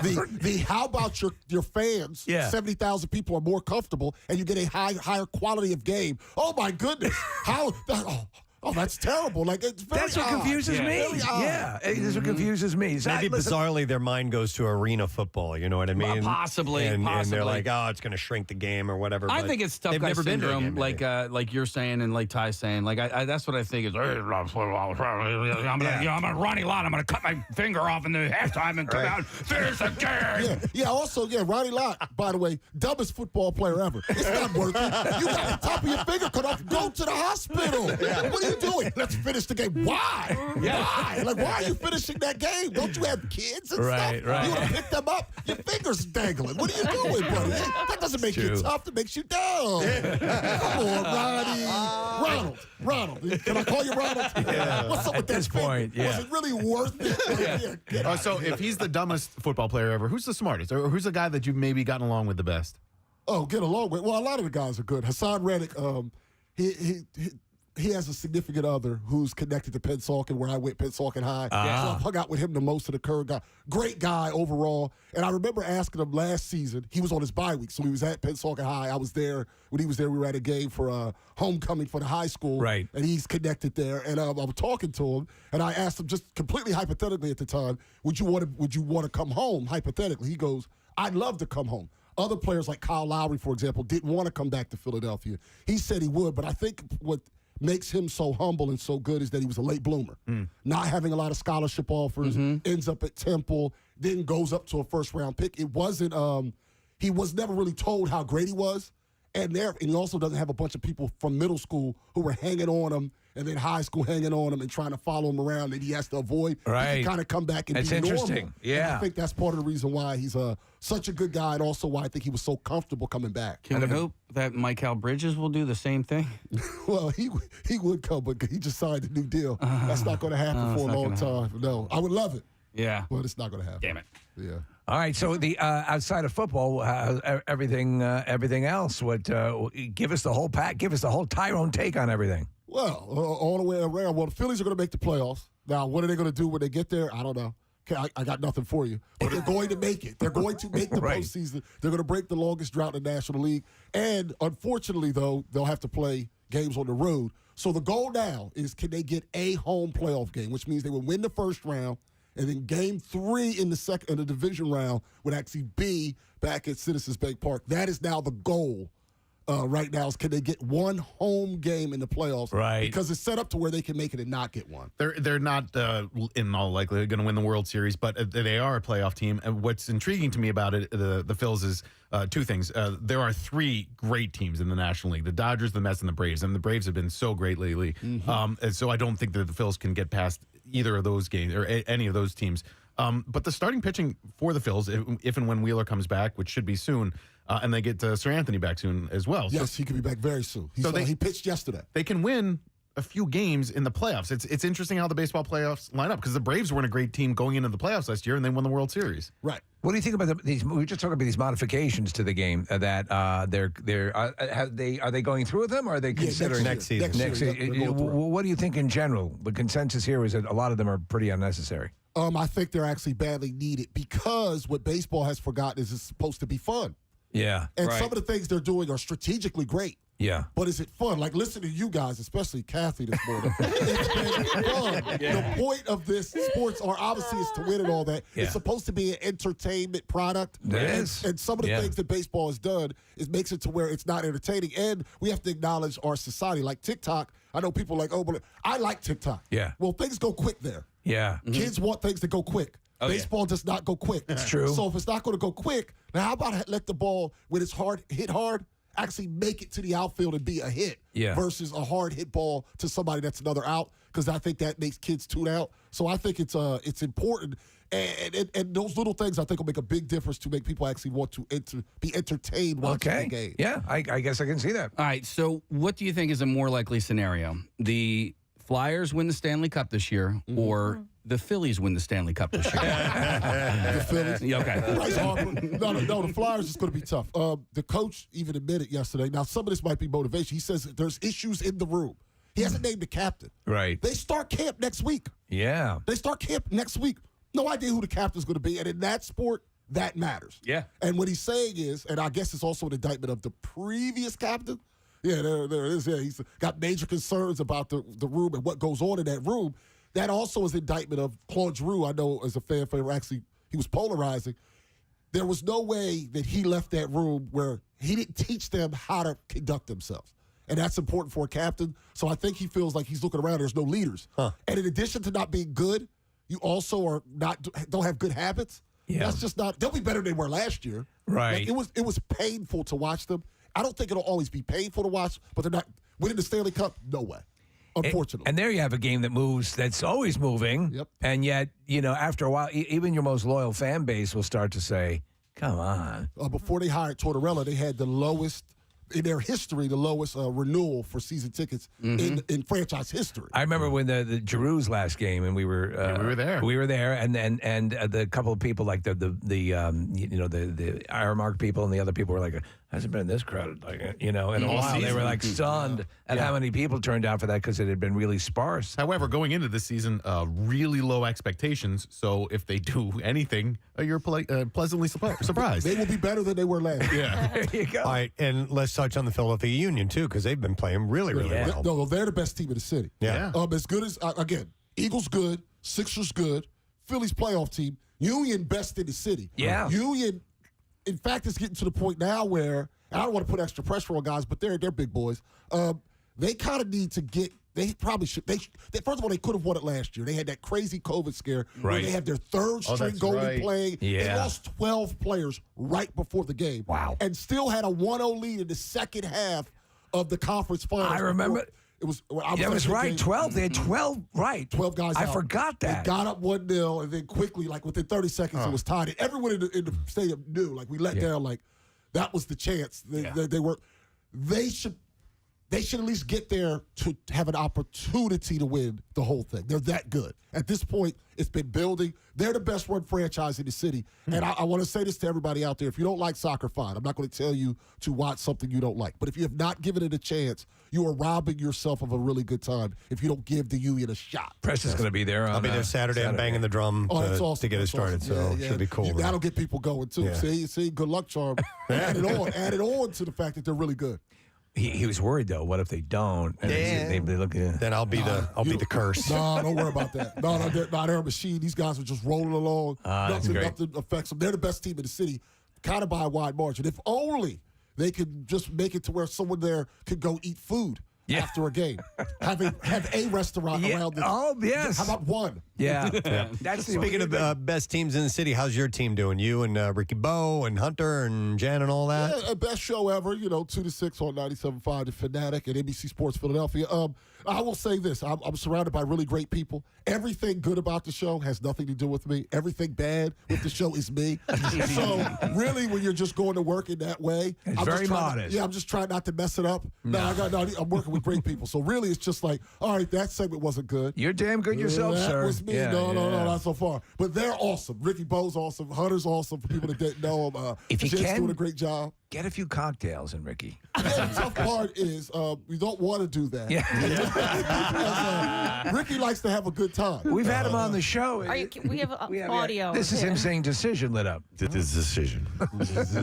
That was after they won the World Series or the NLCS, maybe? I was NLCS. I love when Ricky gets angry because it's so entertaining when he gets pissed if the Phils have a bad night or whatever. It's just it makes for great radio, great TV. I actually thought that was for after the series because he was talking about Game B. He said or Game A. Because he said, at what point, if you're Major League Baseball, when do you make this decision to postpone the game? Okay. So I think it was right after the series, and he came in and he was celebrating that night. Try to say decision. Decision.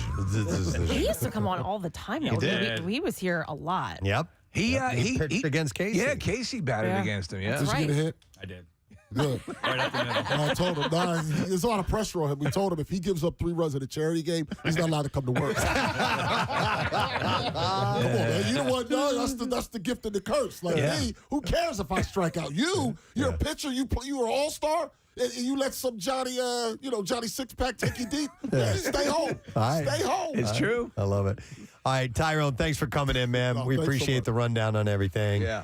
And you can catch Tyrone and the gang on our sister station, 97.5 The Fanatic, 2 to 6 p.m. Monday through Friday. Tyrone Johnson, everybody. Thank you. We're going to take a break. We'll come back in just a moment. We got more of the Back to School A to Z, my friends. Stay with us.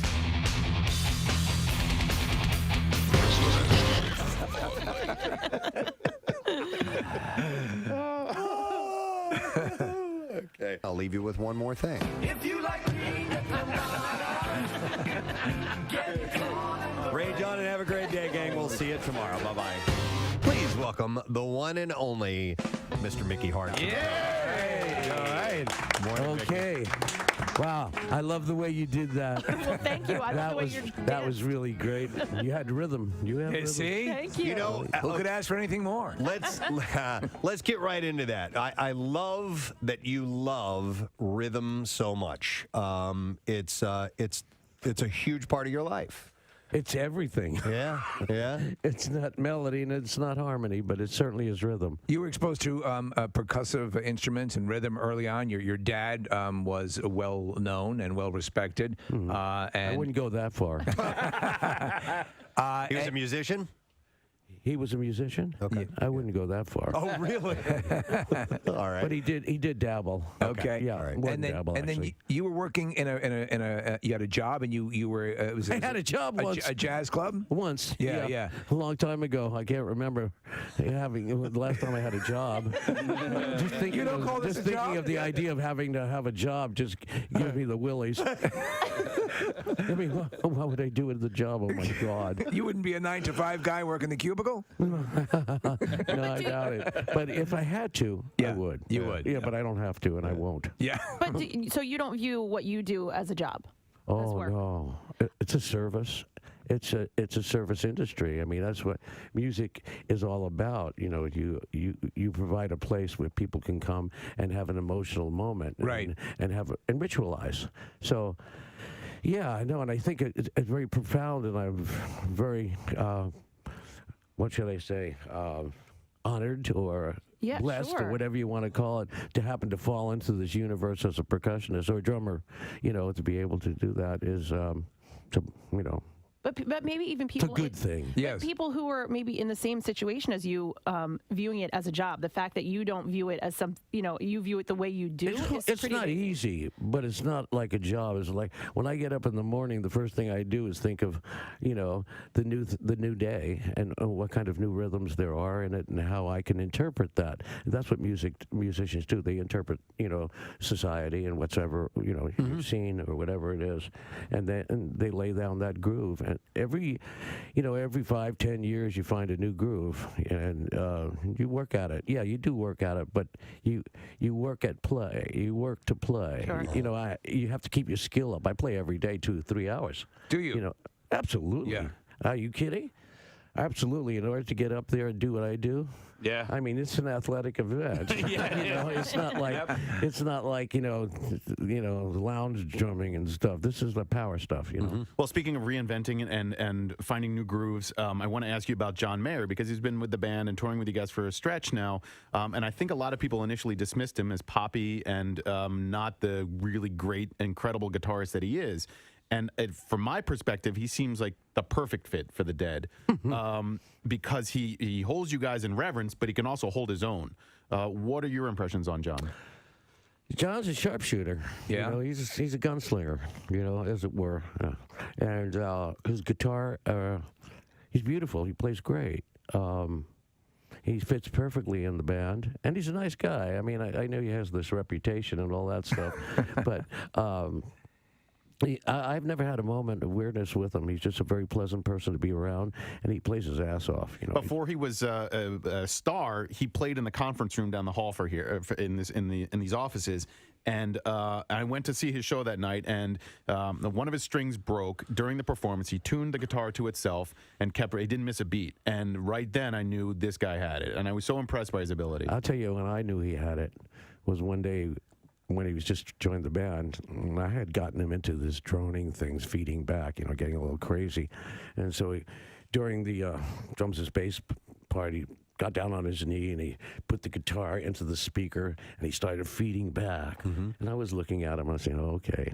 So I walked around to the front of the speakers, sat down right next to him, and I had on one hand I had what do you call it, lighter fluid. Yeah. And the other hand I had a Bic. Okay. And so he looked at me, I looked at him, and I went like that. And for a minute, I thought he was going to do it. And then so he took it. He did take it while he was feeding back, and he put he put the Bic on his amplifier, and he took the lighter fluid and used it as a slide. And so he played slides without lighter fluid. Full Hendrix. And I said, John, you were going to do it, weren't you? And he said, I was really thinking about it, but the guy who makes my guitar is in the audience. So I couldn't do it. He almost lit his guitar on fire, so I knew right then he was okay. Wow. I was wondering if you had watched the Grateful Dead documentary that was on Amazon and what your thoughts are. No. No. It was very, very in depth. Oh God, it was just awful. I just did not like it. You didn't care for it. It was just a one-sided affair. It was not for me, and it really didn't show the Grateful Dead in its totality. It was more like a Jerry, whatever that is, memorial thing or whatever. He was trying to do, but it wasn't really. It didn't have the heart of the Grateful Dead. Okay. That's for sure. There's been a lot done about it. They made me watch. Oh, I watched it once. Yeah. Okay. Just to say I didn't like it. But that's it. I didn't see it at the premiere. Me and Bob and Bill, we went out and had dinner. Yeah. While they showed the movie. That's funny. We came back right at the end when they all started. And we go, okay. Thank you. I wanted to ask you about some of the things that you do like. I was listening to the concert in Paris, 1974, this morning. Yeah. What was it besides the United States? What was your favorite country to play in? Oh, Jesus, that's a good question. I think that I can't answer that question because they're all good when you play good. Mm-hmm. You know, every country is the same. Yeah. If the music is played well and we have a great time, France is great, England's great, Germany, it's all good if we play well. If we don't play well, the city sucks. It's this place. We blame it on the city. Blame it on the city. Of course. Franklin Port. I also, as a fan, there's an ebb and flow to the way I listen to your music, and so recently I flowed back to. I guess I ebbed back to. I ebbed back to studio albums. Do you? I don't know if you ever listen to your own music. No. But do you have a favorite studio album? Yeah, I would have to say it would be, it was half studio and half live. It was called Anthem of the Sun. I think it was our second record, back 3,000 years ago. Yeah. And that was probably my favorite. American Beauty, Working Man's Dead. They were nice, fuzzy, warm. See, my first album I ever bought was Mars Hotel, so I automatically go back to that one. And Unbroken Chain. And we were never very good in the studio. We never could cage the animal in the studio. When did you realize that? It seemed to be early on. Yeah, well, we thought we could make. No one knew how to make a record. But I mean, we didn't know how to make anything. We were just musicians at the time, and we weren't really savvy on the studio. No one had a studio. Right. Now I have a studio. Everybody has a studio. So we just weren't producible. There was too much anarchy. Right. In the band. Too many people wanting to do. They had strong opinions of it. So, and we never really liked it in the studio, the four walls. It was too captivating. We were like a captive in the studio. And we never really made a great record. You guys had a pop explosion in the late 80s when you hit with Touch of Grey and Hell in a Bucket, In the Dark.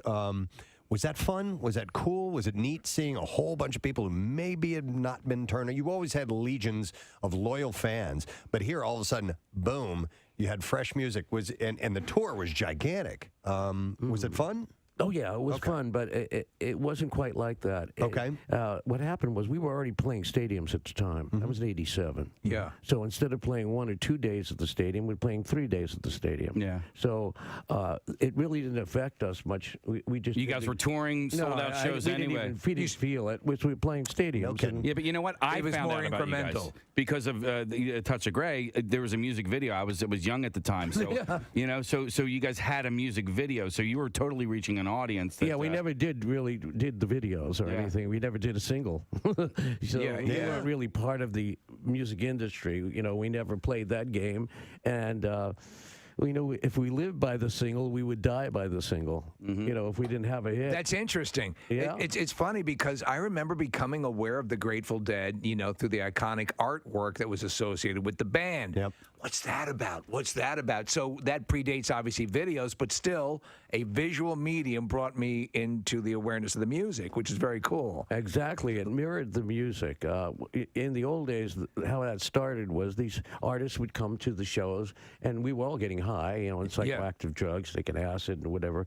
And these were physical representations of what the music sounded like. They would go home and they would start painting, and they're still high, and that's what these things were representing. They were representing the music. How were you vetting that, or was it just sort of, if you want to do it, or would you guys kind of consciously say, I don't like that, doesn't represent our band right, or was it just an open source? Well, luckily in our case, the people would come up with these incredible, iconic stuff. Yeah, I mean, we just had to choose between the good stuff. I mean, it was so much good great. around. A lot of people went home and just did it, and it was uncommissioned. Yeah, they just went out and said, "This has to be done." Wow. And so then all of a sudden we looked at them, and we go, "That's us." And they go, "Okay, cool. That's cool. That's it." Let me ask you, with the art and your painting, I mean, did people automatically take to it? Were you afraid you were going to get here's a musician trying to be a painter sort of deal? I'm not afraid. Yeah. So what was that jump like, and how well were you received initially? Because I mean, honestly, we were looking at the stuff. It's pretty amazing looking. There it is. Yeah. So what was that initially like? Well, I didn't think of it as it's art. You know, it just is came art. out. It's Right. you follow the muse. I mean, you're an artist. You know, the Right. thing that turns you on, makes you do things artistically.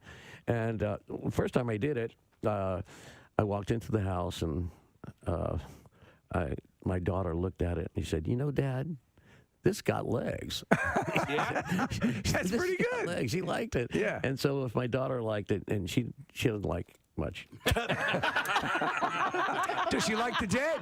Does she like that? Okay. So I said, "Okay, I'll paint. If you like it, I'll paint it." You can take a look for yourself and see Mickey Hart's work. It's called Vibrational Expressionism, The Art of Mickey Hart. And Sunday, back out this way, King of Prussia, noon to 2. Is there a spot where we can go to get all this information, a website or anything, you guys? I just want to meet the King of Prussia. We all do. And I want to see Mrs. Prussia. Sure. Mr. Prussia. And all of the little Prussias. All the Prussiettes. Yeah. I'm actually Mrs. Prussia. She is. Yeah. She shops there all the time. I heard that she cooks. Oh, You heard wrong. have heard wrong, sir. Wrong, Mrs. Prussia. She makes reservations. Yeah. I can make a mean reservation. She makes a mean reservation. She makes a mean Romanoff. Ladies and gentlemen, please give some love to the one and only Mr. Mickey Hart. Yeah. Thanks for coming by. Do you remember the squirtable butter used to come in a thing? Yeah, butter spray. Is that what? I no, can't not believe spray, it's not butter. spray. There's an actual like liquid, almost Really? like liquidy like the way you butter. dispense mustard. It was don't more remember back in the 80s probably, and if you had a waffle, you could go blink, blink, blink, blink, blink, blink in each little. Okay. I had a waffle. Each little I'd eat it crevice. in the morning. Yeah, there we go. You Parkway. need butter in every little square? You do. If you're you're a man. If you're a man, no. Okay.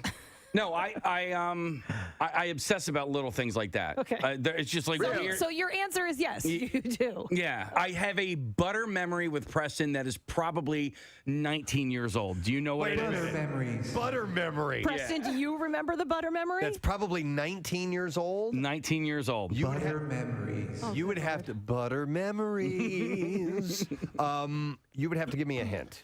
Me, you, Steve, and Marilyn. Wow. that wraps it up. Butterfest, did a show 1998. for 3 years together.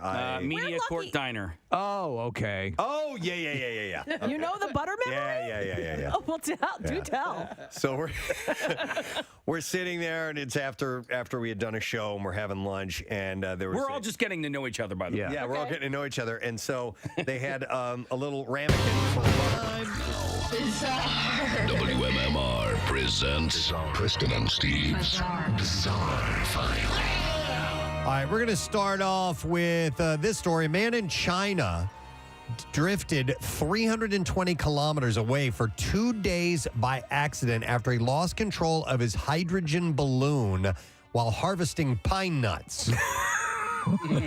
I've heard this story 1,000 times. Actually, it's a thing, and it's happened before. So what is the process again? How do they do this? I don't know. They use a hydrogen balloon, and this is to harvest pine nuts. I've not seen what their rigs look like or anything, but a team of more than 500 people, including a local company, Firefighters, police, and professional rescuers was mobilized to carry out the rescue operation. The man whose name is Who and his partner were collecting pine nuts in the field on Sunday in a forest park. So they lost control of the balloon and it set sail. So clearly they're using it to raise them up along the side of the tree, right? Yeah, I don't know what it says. They were in a field, so okay. Yeah, I guess that's how it works. We're looking at a picture of this right now. So they're on a little platform that's that's a tethered balloon, and I guess that's easier than taking ladders and keep moving them. Yeah. So while his partner jumped off to safety, Mr. Who drifted away in the hydrogen balloon.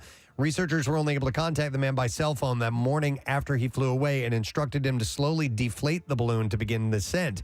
But the man continued to float for another day before reaching the ground about 320 kilometers away from where he was to the northeast in the Fangzhen region, which is near the border with Russia. Oof. He said, Who's on the platform? That's what I want to know. Who's on the platform? He said, I almost gave up, according to Mr. Who. He said, a day-long, 2-day-long extraordinary aerial journey. He said, thanks to rescuers, otherwise I wouldn't be alive. In a video purportedly shot from the balloon, Mr. Who can be heard saying, it's quite high up and I can't see anything. Wow. He said he battled cold, hunger, and fear of danger for his life before escaping largely unharmed, suffering some minor injuries around his waist and pain in his lower back, possibly from standing the entire time that he was in the air because it was a really small platform. The practice of Chinese farmers using hydrogen or helium balloons to harvest pine nuts has become common as demand has seen the ingredient being used in dishes served in the country's northeast. There have been I love pine nuts, by the way. There have been occasional reports in recent years of pickers being swept away across small distances, but this was a long one. I'd freak out, man. Yep. All right. The man accused of risking a catastrophe by tampering with railroad equipment in northern Berks County didn't act alone. Investigators identified Amy Shaner as the woman who helped Ryan Boria. Both worked at Wendy's restaurant. An officer, Frank Cataldi, said while they were driving through here, she dropped him off. He exited the vehicle. He placed a shunt on the track. He got back in the car with her, and they proceeded to Wendy's. Police said they arrested Ryan on charges of causing or risking a catastrophe, criminal mischief, and reckless endangerment. And he said they discussed putting a shunt on the tracks on their way to work. The question is why? And they told police that they wanted their shift at Wendy's to go slow. What the hell does that mean? During the interview, they told us that their intentions were that if the gates could malfunction and they could somehow block traffic, then that would prevent people from getting to Wendy's and they could have a slow night at work. Oh, wow. Police said Boria placed a makeshift device on the tracks that messed with the signal sensors, which meant the gates wouldn't have gone down when a train approached the crossing. So someone could have gotten killed. Yeah. And the officer said... Well, that also would have slowed things down. Their dispatch center would not have determined that the signal was being disrupted. A crash could have absolutely occurred. They could face... The FBI are getting involved, and the railroad police, they could get 20 years in jail for something like that. You can't... They don't mess with deserve that to stuff. wear the Wendy's uniform. Yeah, they'd strip them of Take it that publicly. This is messed up. A mother on death row suffered a fatal heart attack from watching the people executed before her. But the Iranian woman, who was condemned to be hanged for murder, was still hung from a noose even though she had already died. Well, they bought the rope and everything. Oh, my God. I see your argument. Yeah. Makes sense. We got all everybody showed up. Yeah. We got Some all the people had stuff. to get sitters. Got the bagel tray. Yeah. Took the night off. Zahara Ismaili was handed the harsh sentence after shooting her husband, reportedly a senior Ministry of Intelligence official, dead in 2017. She and her 2 children were reportedly subjected to cruelty by him, with the slaying a response to his apparent abuse. So she was an abuse victim. Her kids who claimed... There's a justice system for you. Right? Totally.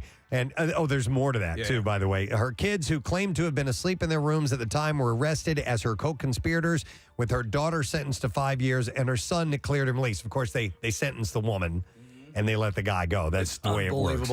Her lawyer, Omid Moradi, claimed Zahara had suffered a heart attack in the moments leading up to her hanging. He said she died after witnessing 16 men being executed before her. The guards decided that her death was not enough, so hung her corpse with her husband's mother kicking the stool from beneath her. You want to do this? Trying to cover up the sequence of events, officials published an account denying she had died as a result of a heart the attack. answers always no if you don't ask. Which Marathi claimed to have been scribbled on her death certificate. Jeez. The Iranian HR director, Mohammad Amiri Madagadam, explained how the regime uses the idea of execution to instill fear into the general population. That works. He said, and this is the effect they're looking for, and it's the same in each case. Obey our rules, or this can happen to you. It's the darndest thing. When we threaten to kill people, they tend to acquiesce. Mm-hmm. All right, and then we'll do one more story. A Belgian resort broke a Guinness World Record when 298 people did cannonballs into its Olympic-sized swimming pool all at the same time. Well, like that.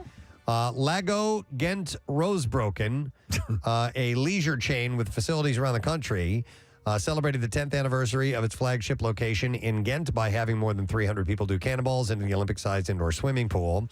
Guinness World Record said each participant had to follow proper cannonball form, which features the diver raising their knees up to their chest and keeping their hands clasped around their knees until they hit the water. That is a cannonball. Yep, the attempt was witnessed by two Guinness adjudicators to ensure proper form was followed. And Guinness World Record said that a total of 345 people took the simultaneous plunge in the pool, but only 298 of those followed proper cannonball form and were counted for the record. So watching it, it's less impressive than you would think. You know, it's still pretty interesting. There's something that is making the rounds. Go ahead. We could do this. Yeah, easily. We could do this. We could break a world record. We could organize this and make this happen. We could easily. We'd need a pool big enough. That's the thing. But we could easily have 400 people do that. There are plenty of pools around here that are big enough. We could go to Lake Villanova. Or Preston's pool. LaSalle, I was just going to say Mondo Falls. Yeah, Mondo Falls would be great. Yep. We had yesterday had posted the picture of the number -4 degrees and how it looks like a guy taking a dump. Right. And somebody had commented saying that the ampersand symbol looks like a guy doing a cannonball. Have you guys seen that one? No. Okay. All right. Back to you, Preston. No, I'd have to look at an ampersand. So, and I know what an ampersand looks like, but it looks like someone doing a cannonball. A little. Yeah. I have to read. That's a stretch. Yeah, come on now. Yeah, the 4 definitely looks like somebody pooping. So, all right, let's take a break. But not before we give away another $50 gift card for the Pick-a-Lillian. We'll take caller number 19 at 215-263-WMMR. Every Pick-a-Lillian order comes with reheating instructions. Refreshing instructions. Could you on how to refresh this? reheat. It got a little unfresh. To ensure your food is fresh, hot, and delicious, whether you pick up on game day or schedule ahead of time. So caller 19, 215-263-WMMR. That gift card is yours from Pick-a-Lillian in Shamong, New Jersey. We'll be back in just a second. Stay with us. Preston and Steve on 93.3. I just reach out and grab it and just squish it with my hand just to be outrageous. Provocative. I'm like, ooh, butter. Yeah. And I did that, and he died laughing. I was like, what? I wish I would have done that. First sight. That looked fun. Butter memories. But if I owned a diner and I dine in the morning and I was serving waffles, there would be a special little spray that I would put melted butter in so that you could go.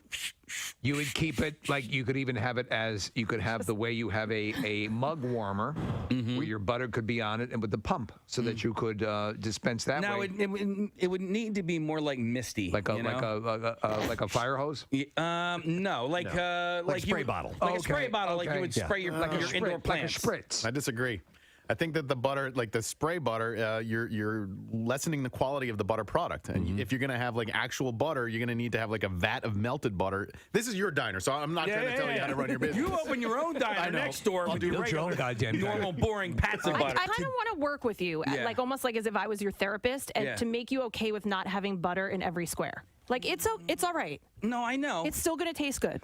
You're going to get enough butter. Believe me, I've Touchstone Pictures. He had to have butter in every square until a concerned therapist came into his life. My name is Romano. I think I can help you.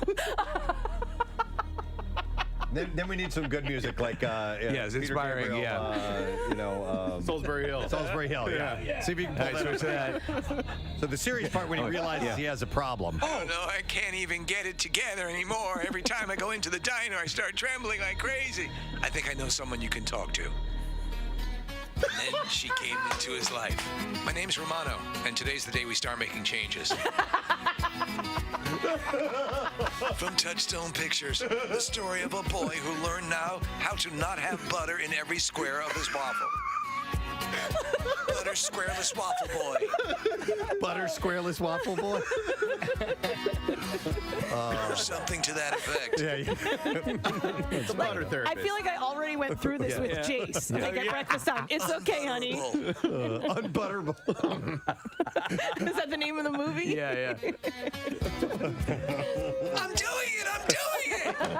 I heard recently that isn't even. I mean, just the old, sneaking the look at your next door neighbor's paper is not necessarily the chosen form of cheating these days, because so much stuff is done online now that students are using Google Docs quite a bit to cheat with. All the time. Yeah. And so now they're trying to make. In fact, they've said they've noticed a general increase in grades that they believe is artificially manipulated. Really? And so much so that Google itself has stepped up and has, like I'm looking at an article here, they're trying to set up ways to prevent Google Docs being used for cheating. So here's the way I understand that this works, and if I'm wrong, please tell me. Yeah. We've got students here, we've got strippers that know the answers as well, because Victoria was chiming in on this while we were off air. That if someone takes a test in a class before you, that you're going to have that same class, and they therefore can get that exact exam that you're about to take and send that to you before you take the exam. Is that kind of the way it works? Is that what I understand? You know who knows? Ben knows. Ben, come in here. Ben. Intern Ben, we're going to get him on the mic. And by the way, Ben, are you currently a student? Yes, I go to Temple University right now. I've been there for 3 years now. Okay. All right. So what I was just saying, I know you guys are busy in the other room there. When someone is taking an exam, they can take that exam and give it to someone else who has that same test later on in the day. Is that how it works? So it totally depends, but like a lot of the times, it will just be on your laptop in class, and it's impossible to govern everyone's laptop, as you can imagine. Okay. Okay. You all right? Had to run in. He's a little nervous. I was wondering why you talk like that. And actually, is it the thing? Is it the Google documents? I've talked to Ben many times. I've never heard his voice quite like that before. It's as we matriculate through the process of the Temple University. Of course, enriched by the learning that we have. So I guess. You poor kid. I guess no. Ben doesn't talk like that. Excited to come on air with us. We just pulled him in by. It's not his fault. It's not his fault. Off guard. That's all. Okay. So Ben, I guess what Preston's asking is, how does start over? How does the document get disseminated to everyone who's looking to cheat off that original document? So you can have a Google Doc open on your laptop in like a separate tab, and then you can send it to anybody that has like a Google email. And of course, our school uses Google for everything. So you can have the Google Doc, I guess, open on a different browser. Right.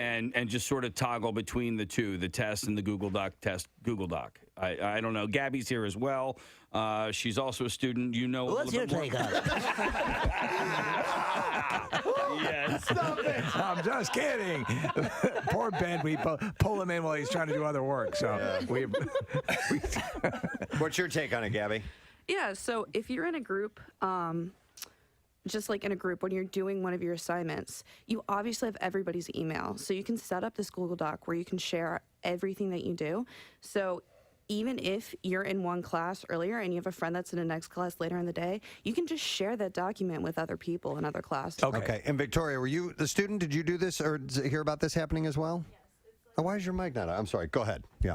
Yes. So when I was in school, it was just super easy. First of all, the website is pretty, like, once you get it down, it's super easy to use. And yes, sharing is so easy, and it's so easy to communicate on there amongst many people. Did anyone ever flow? I mean, because they're saying that it has had, and Google has actually had to step in to give teachers ways to fight this. Do you know anyone who's ever cheated using the system? Well, that's what I was going to ask. I would say. Actually, no, I'm not aware. Ben has something to say about the Apple Watches. Yes. So not about the Apple Watch, but I do have a story we can go into. Okay, please do. So in high Make it a long school, one. I went to a tech school. So I was in computer programming, obviously. Right, yeah. Obviously. So, but we figured out a way to cheat on the learning guides, which is like our little exercises to learn how to program, but the teacher caught wind of this. Yeah. So for a month, every student had to handwrite all their code. Oh, God. Because we were cheating, which is like Writing Java and HTML, that's awful. That's crazy. That's all little symbols. We had to handwrite all of it, then we had to type it up, and that was like his way to prevent us from cheating. And I was pissed because I wasn't cheating. I was the one actually doing it right because This all the is other students were. outlandish. This is absolutely outlandish. I'm take you outside and kick your ass. Did you rat everybody out because you weren't What am cheating? I, a monk? This is ridiculous. No, Casey, I was trying to be cool. No, but so that's how long did it take to take a test like that? Well, for what would take 5 minutes on the computer was about 25 on the paper. Jesus. Just because you got to remember the symbols, you got to squiggle them or whatever.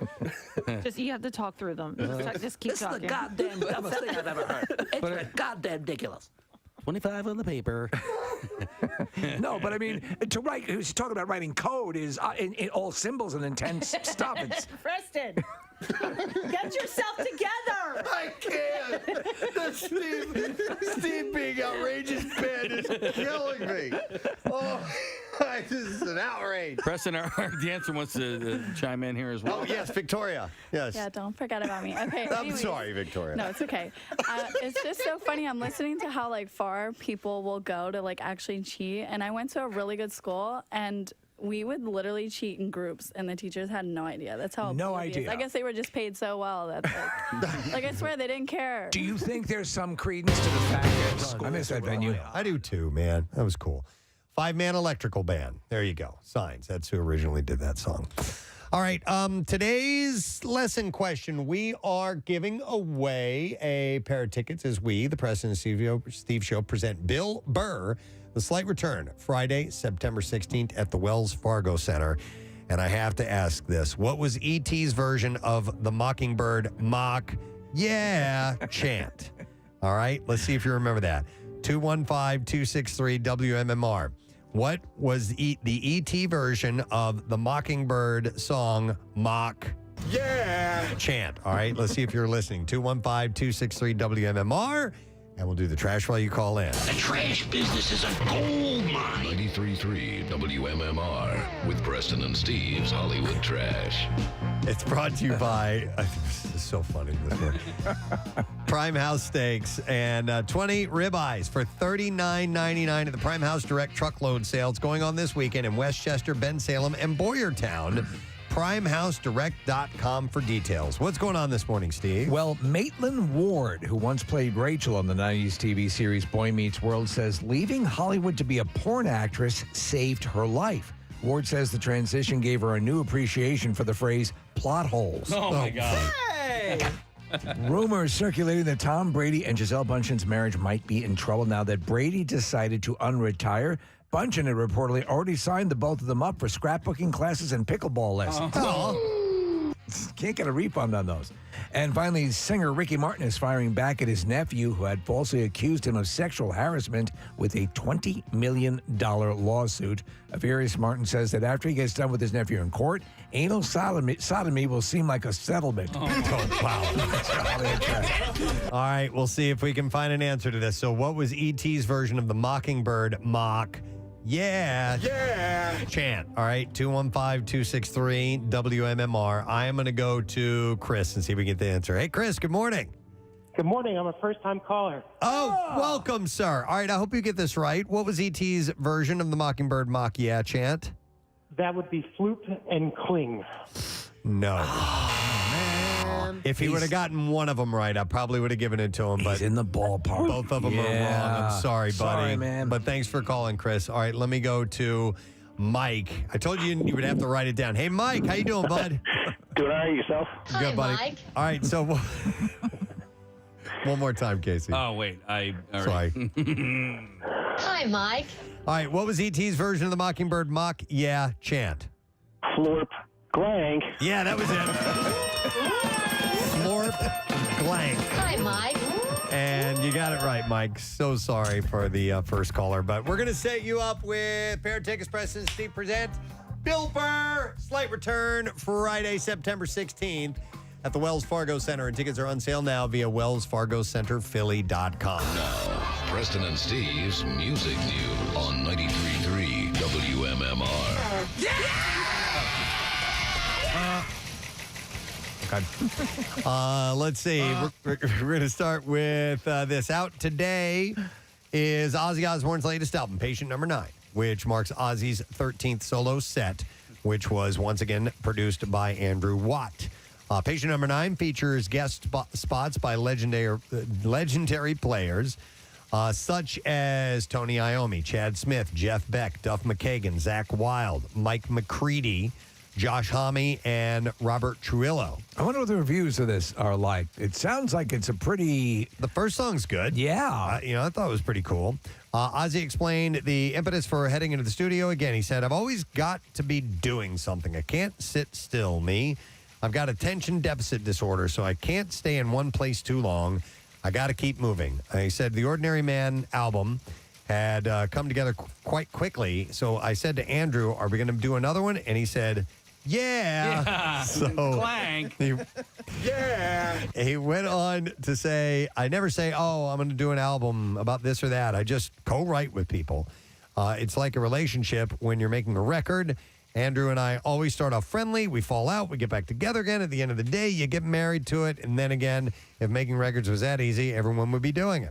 Talked to Jackie Bam Bam this morning, and he was a little honked off last night at the amount of screen time Ozzy got at the football game last night. He was supposed to be part of the halftime show. And he felt it was too little or too much. Yeah, like that. And it was kind of on in the background where I was watching, and it didn't seem like they got the full television exposure. It was like 10 seconds. Yeah. And they cut away from it and did analysis, which is fine, but they did analysis over the Ozzy Osbourne performance in the background. Oh, really? Yeah. So, I mean, Ozzy, if you're going to do that and have him there, NBC probably should have played a little more than 10 seconds. Yeah. I don't think that's very fair. So, all right. Anyhow, Oz has got new music out. Coldplay will broadcast their performance from Buenos Aires River Plate Stadium on their Music of the Spheres World Tour at thousands of movie theaters across more than 70 countries on October 28th and 29th. Tickets for the event, which is the first ever live worldwide cinema broadcast of a concert from Latin America, will be available on September 15th at 10 a.m. They've done concerts like this, though. That is to the movie theaters? Yes. But they've never done it from Latin America. Yeah, Latin America. The event will be broadcast live to North America and Latin America on Friday, October 28th, with the rest of the world joining the broadcast on Saturday, October 29th, due to local time zones. Repeat screenings will also be available worldwide, and the full list of screenings will be listed at coldplaycinema.live from Thursday, September 15th on. Jack White has announced that he is releasing a new live album from his ongoing 2022 tour. According to Pitchfork, the album is called Jack White Live, The Supply Chain Issues Tour, and it is available for pre-order starting today through October 31st. It will include 3 LPs, 1 blue, 1 black, and 1 white, and they feature live recordings from White's current tour. And then finally, coming out on November 18th is Jimi Hendrix Experience, Los Angeles Forum, April 26, 1969. The new archival set will be issued on double LP vinyl and CD, as well as all digital platforms. The original concert featured such openings acts as Chicago Transit Authority. Oh, wow. Which was, of course, renamed Chicago shortly after that, and Cat Mother and the All Night Newsboys, who shared management with Hendrix. Floor seats for that concert, $6.50. It's amazing. Which would run, and if you include the inflation, that would be about $50 in dollars today. So, right. Yeah, right? Yeah. It would still cost you a couple $100. Absolutely. At least. Yeah. Wow. So, all right, and there you go. That's what I have in music news for you today. We forgot to do something. What did we do? We forgot two things today. Wow. You know what? Froggy. Yeah, that's it. Yeah. That's the one. And what's the other? We forgot the Friday right. song earlier this morning. And somebody was supposed to bring me waffles. We have 2 Friday songs. I think it's because the Queen died. Yeah, I think it's that thrown threw- us off. I think I threw Casey off a little bit. Absolutely. All right, then we have to do this.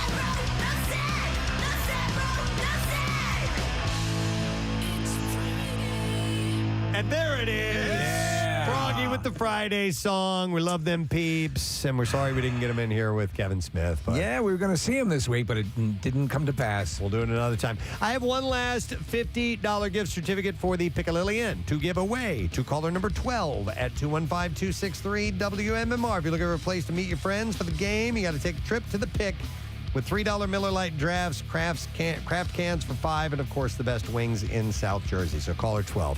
We'll set you up. We'll be right back. Stay with us.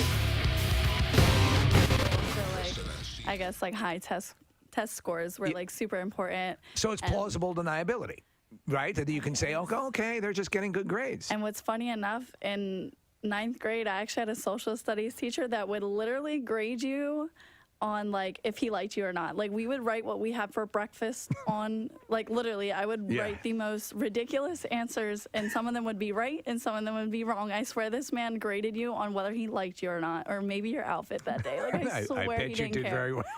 Yes, being stunningly gorgeous helps too. I passed, by the way. And he met gotta be us. so Like, he hard. was a G. He was awesome. What's going on over here? Just because she's super hot, she passes? I'm here writing goddamn code. My fingers are falling off.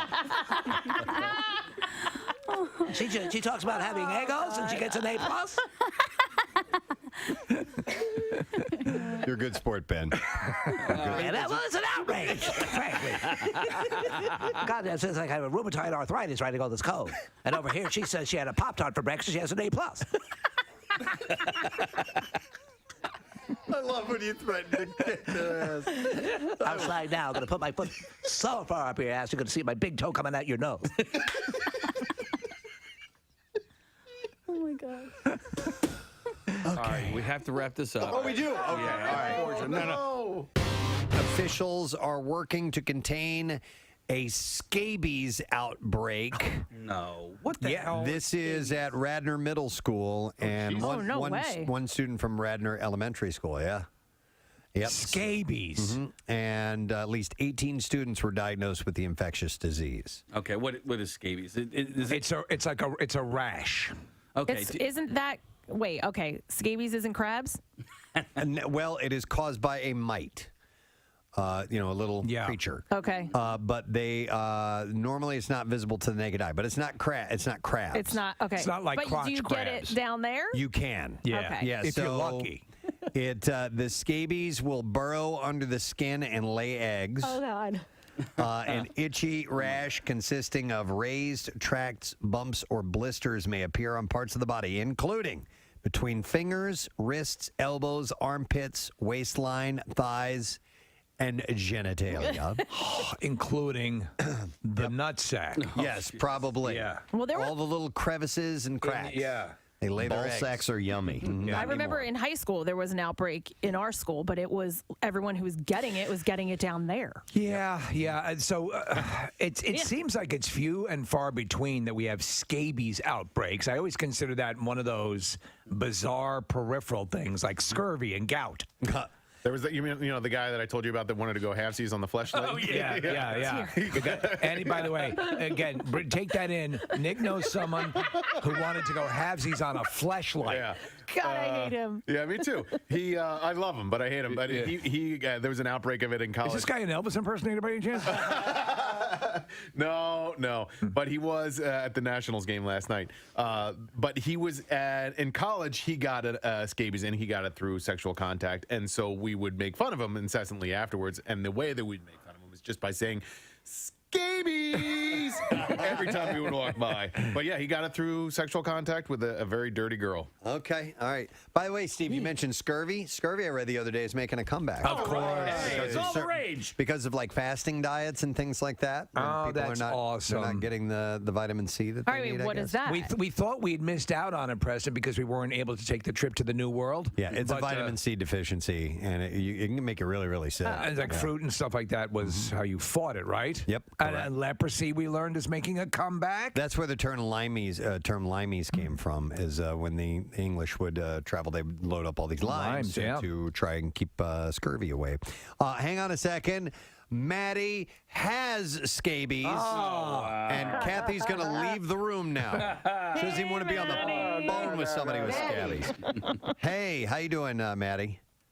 Good. I had scabies. Oh, okay. Right. Oh, it says actually has scabies. Yes, Okay. I had scabies, and it was horrible. I think I got it on the Appalachian Trail because there was no STD thing going on. Yep. Okay. So it's interesting that you mentioned that, and that's possibly where this particular outbreak came from. But I'll get into those details in a moment. How bad did it get for you? It was horrible, dude. Every fold in your skin on your body, they burrow into and they lay eggs, and there's these little tunnels. It's horrible. And You're laughing as you're talking about scabies tunnels. Yes, Yeah. these tunnels. They're like under your skin, like in your knuckles and the creases of your finger. Die. So Maddie, in your junk too. In your junk. Okay, we're looking at a picture. You're right, Maddie. It says skin condition caused by burrowing mite. And they lay the eggs in there, yeah. They lay the eggs. It was horrible. They gave me this poison that I had to rub all over my body. Yep. And I had to wait like an hour and let it seep in. And then blistering caused. There's blistering afterwards. Maddie, let me ask you: did they make the trip down to your junk? Did you have it around that region? They were anywhere there's a fold or a crease. There is burrowing mite. And not for anything. Go ahead. Here's the reason why it spreads like that. The incubation period is like 2 to 6 weeks. Oh my God! Before the itching even occurs, so it gets all over your body. These and you things, don't know yet. And like you said, Maddie, listen. It says the doctor in this story said you apply this cream. It's a topical prescription from scalp to toes. Every part of the body. Everywhere, and it burns. And then you have to sleep overnight with it on. They said it needs to be on for 8 to 10 hours for it to work properly. Yeah. Do you have to put it in the butthole? Oh, my God. You put it everywhere, Preston. Okay. Thank you for clearing your throat. Do you have to put it butthole? No, I'm a 40-year-old man, and I had it when I was 30, and I had to have my mother rub the cream on my back. Well, you didn't have to. Yeah, I would have. I mean, can you who else am I going to ask? I don't know. Thanks, Maddie. I appreciate it. Maybe like a girlfriend or wife. Somebody who could put it in your mother.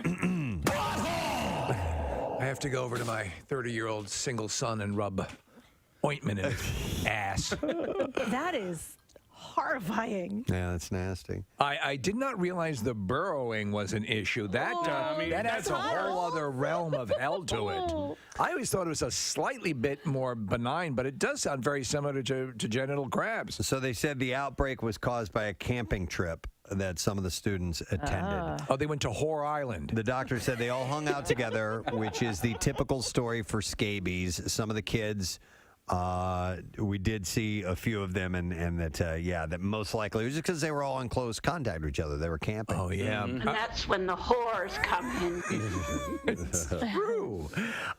So sleeping bags and things of that nature and camping tents, it's a confined space. I've had a few texts come in, and also it looked like a call had been up as well. Were you guys familiar with chiggers? Yeah. Chiggers, yes. Yeah. Growing up I lived in the South for a little while, and we would always warn about, those look like chigger bites. Which were painful. I mean, because you could scratch them until they bled almost. I mean, as a kid, I was just itch so much you wouldn't stop scratching. That's why that park went out of business at Chiggerland. Yeah, no, that's Digger World. Oh, I'm sorry. I'm thinking of. But anyhow, I don't know if they're the same. They're related, I guess. Are they? Yeah, they're also mites. They're just different kind of mites. Chiggers, I always assumed were a little bit bigger. I don't know. Mites, I guess, you can't really see them. No, these ones are called trombiculid mites. Okay. Which are different than the scabies mites. By the way, you know there are little creatures all over your body all the time, Kathy. I right? plan on it. Oh, stop it. Like in your hair follicles. Constantly, oh, crawling in and out of all sorts of orifices. No, not mine. And then they, of course, they have to defecate. Right. I mean, they are alive. I mean, and so all over your body, there's little We're recesses where they're crapping. Right. And then having sex. Interesting. In your own body. Growing up, my dogs would get fleas all the time. Yeah. And it's never been an That's issue from sleeping with dirty dogs. No, but I mean, it's kind of an invasive species. It's incredibly invasive. And once you get it in the house, we had to have our house bombed a couple of times. And because, my one dog, he would just kind of like hop the fence and run the neighborhood. So I don't know where you pick up fleas. Where do you? Anywhere. Any street corner. Yeah. You should dress like slutty.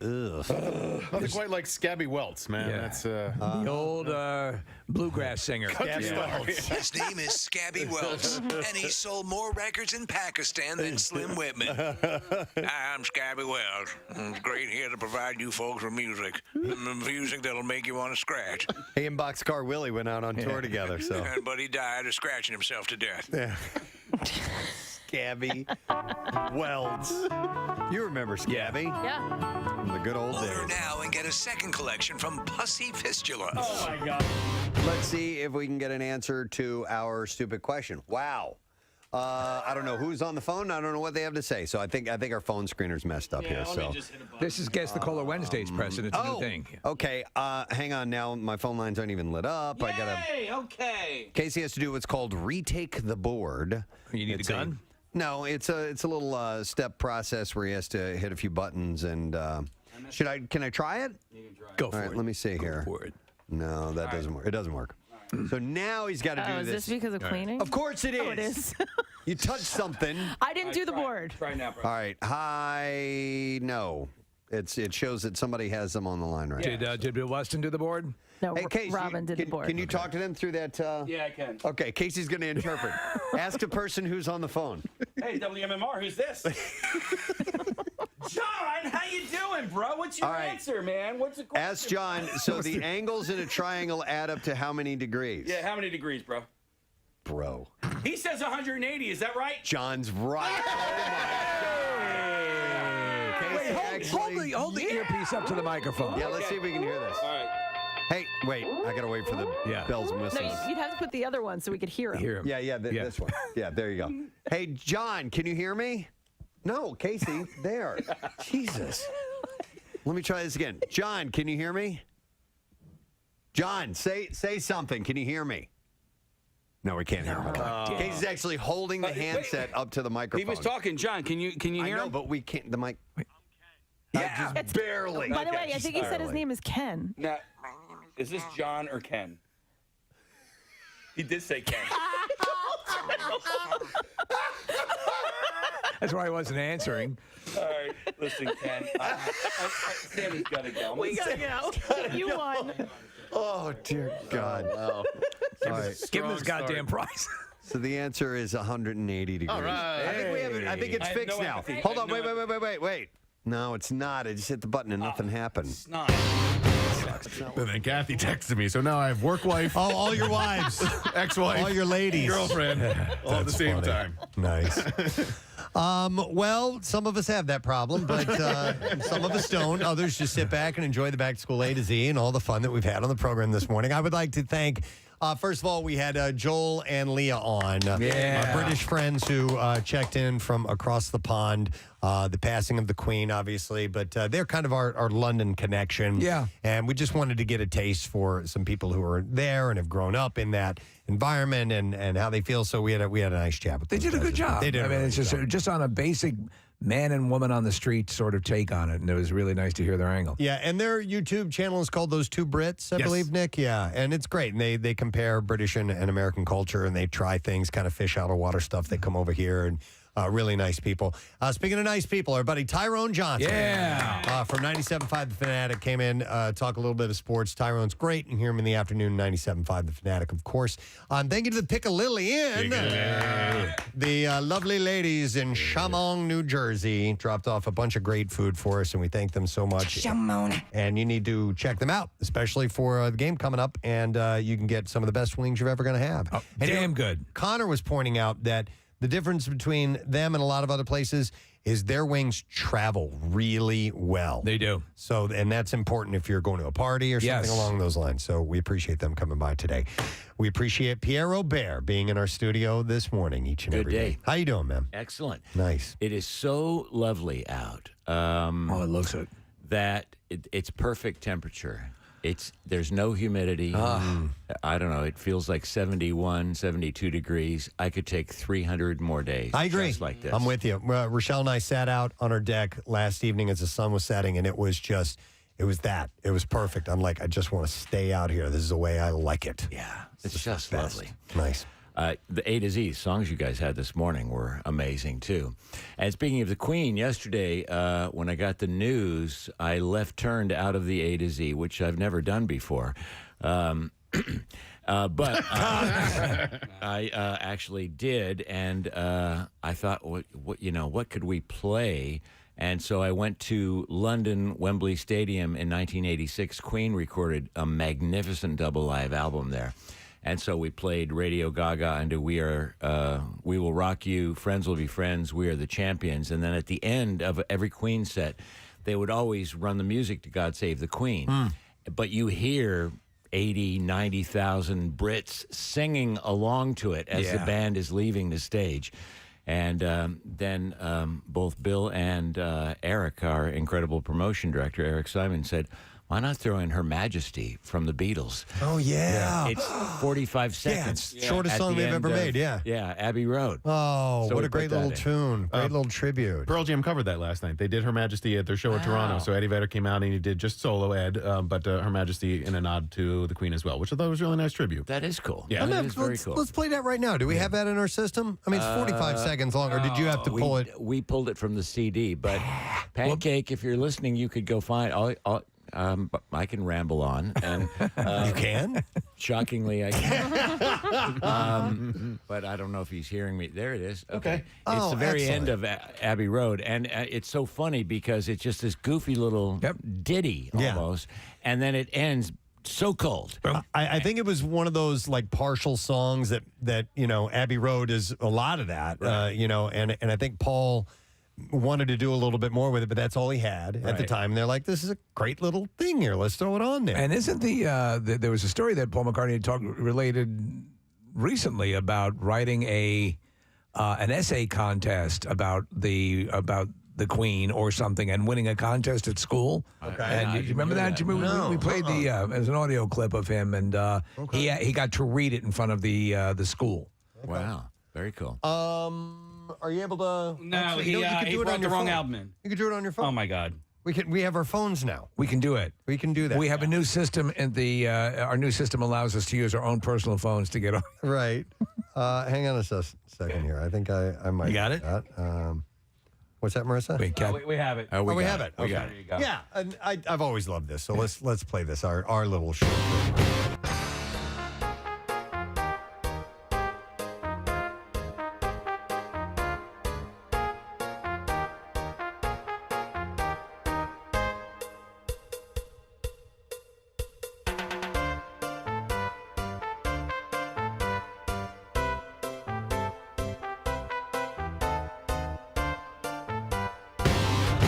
I mean, it cuts that brutally. Some of these, the Beatles have done this amazing job of re-releasing all the legendary albums with deluxe packages and outtakes. And yesterday I had Revolution, and I went to the White Album, what are called the Escher demos. Mm-hmm. And the band, before they recorded the White Album, went to George Harrison's house and ran through the whole record acoustically. Wow. And it's all on this expanded edition of the White Album. I've not heard that. Yeah, I'll get it for you. So I played Revolution and Revolution. They're about ready to come out with do the same thing with Revolver. Yeah, that's what made me think of it, because you mentioned that in music news yesterday or the day before.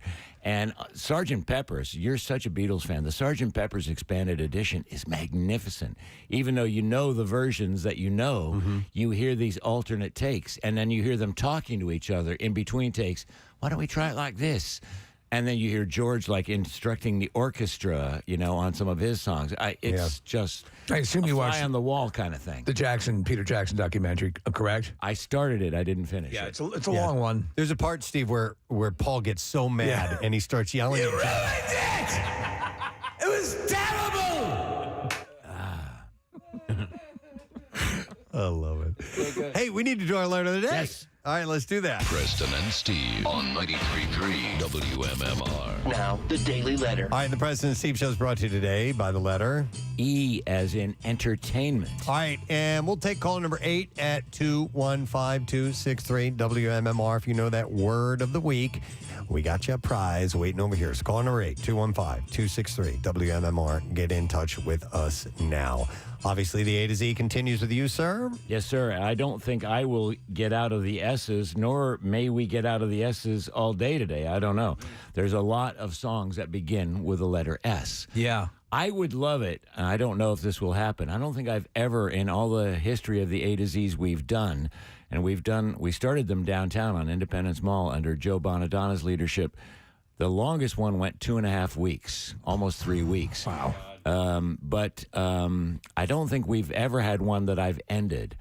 And so if this went long enough, I think it should be end to Monday? Monday. Yeah. I don't know that it will, but we'll see. Well, what letter, have you ever calculated what letter yields the greatest number of song titles? I don't, but I'm thinking it's S's, T's, or L? R's. Well, T has so many the songs. Yeah. If you omit the, though you can't for some song titles or have the in it. Yeah. Well, but that's not the way any library would catalog anything. But of course, we're stoned hippies, and so we put the songs under T for the. Right. Yeah. But I mean, the Boys of Summer would be Boys of Summer, the. Yeah. Right. Yeah. Anyway, so Jackie Bam Bam, I heard him last night say that it was the S's that represented the most. All right. Somebody texted in and said there's usually a death during the A to Z. Never really noticed that. The Queen. Well, the Queen. Yeah, that's true. Okay. Her Majesty. All right, I thought they meant like a musical death or something like that. But okay. Well, she had a jug band. Oh, okay. Yeah. Well, and there it is. All right, let's see if we can get an answer to find the word of the week. And we're going to go to Andy for that answer. Hi, Andy. Good morning. Hello, Preston. How are you? Awesome. Andy, do you know the word of the week? Can I say more? How do you like me? How do you like me? Oh, my God. Great day in the morning. That's funny. All right, Andy, we're going to give you a Piezeek round barbecue fire pit kit from Landis Block. All right, buddy? That is absolutely amazing, and you guys rock. Oh, you're the best. Thank you, Andy. I love him. Don't forget, Landis Block is, you can start imagining your own backyard paradise by looking at the photo gallery online at landisbc.com. I'd like to thank our sponsors. Preston and Steve Show is brought to you today by Dunkin'. Preston and Steve Show runs on Dunkin'. Also brought to you by Acme Markets, fresh foods, local flavors. Acme, official grocery store of the Preston and Steve Show. And brought to you by Trinity Rehab. Locations all over and now open in King of Prussia. Trinity-rehab.com. Next week on the program, we're going to have joining us Judy Gold, Neil deGrasse Tyson, Adam Ferrara, Craig Robinson will be in our studio. Love him. Billy Eichner. Billy Eichner? Yeah. Oh, and Luke McFarlane will be in the studio. Nice. And Don McCloskey is going to be in the studio. Finally too, making that happen. Yeah. And Pearl Jam tickets to give away. Ooh. Okay. Yeah. Yeah. All right. Yeah. Wasn't I supposed to say that? The promo hasn't started yet. Oh. All right. So that's it. Hey, look over there. What's that? That's it. We are done. Rage on. Have a great weekend. We'll see you later, gang. Bye-bye.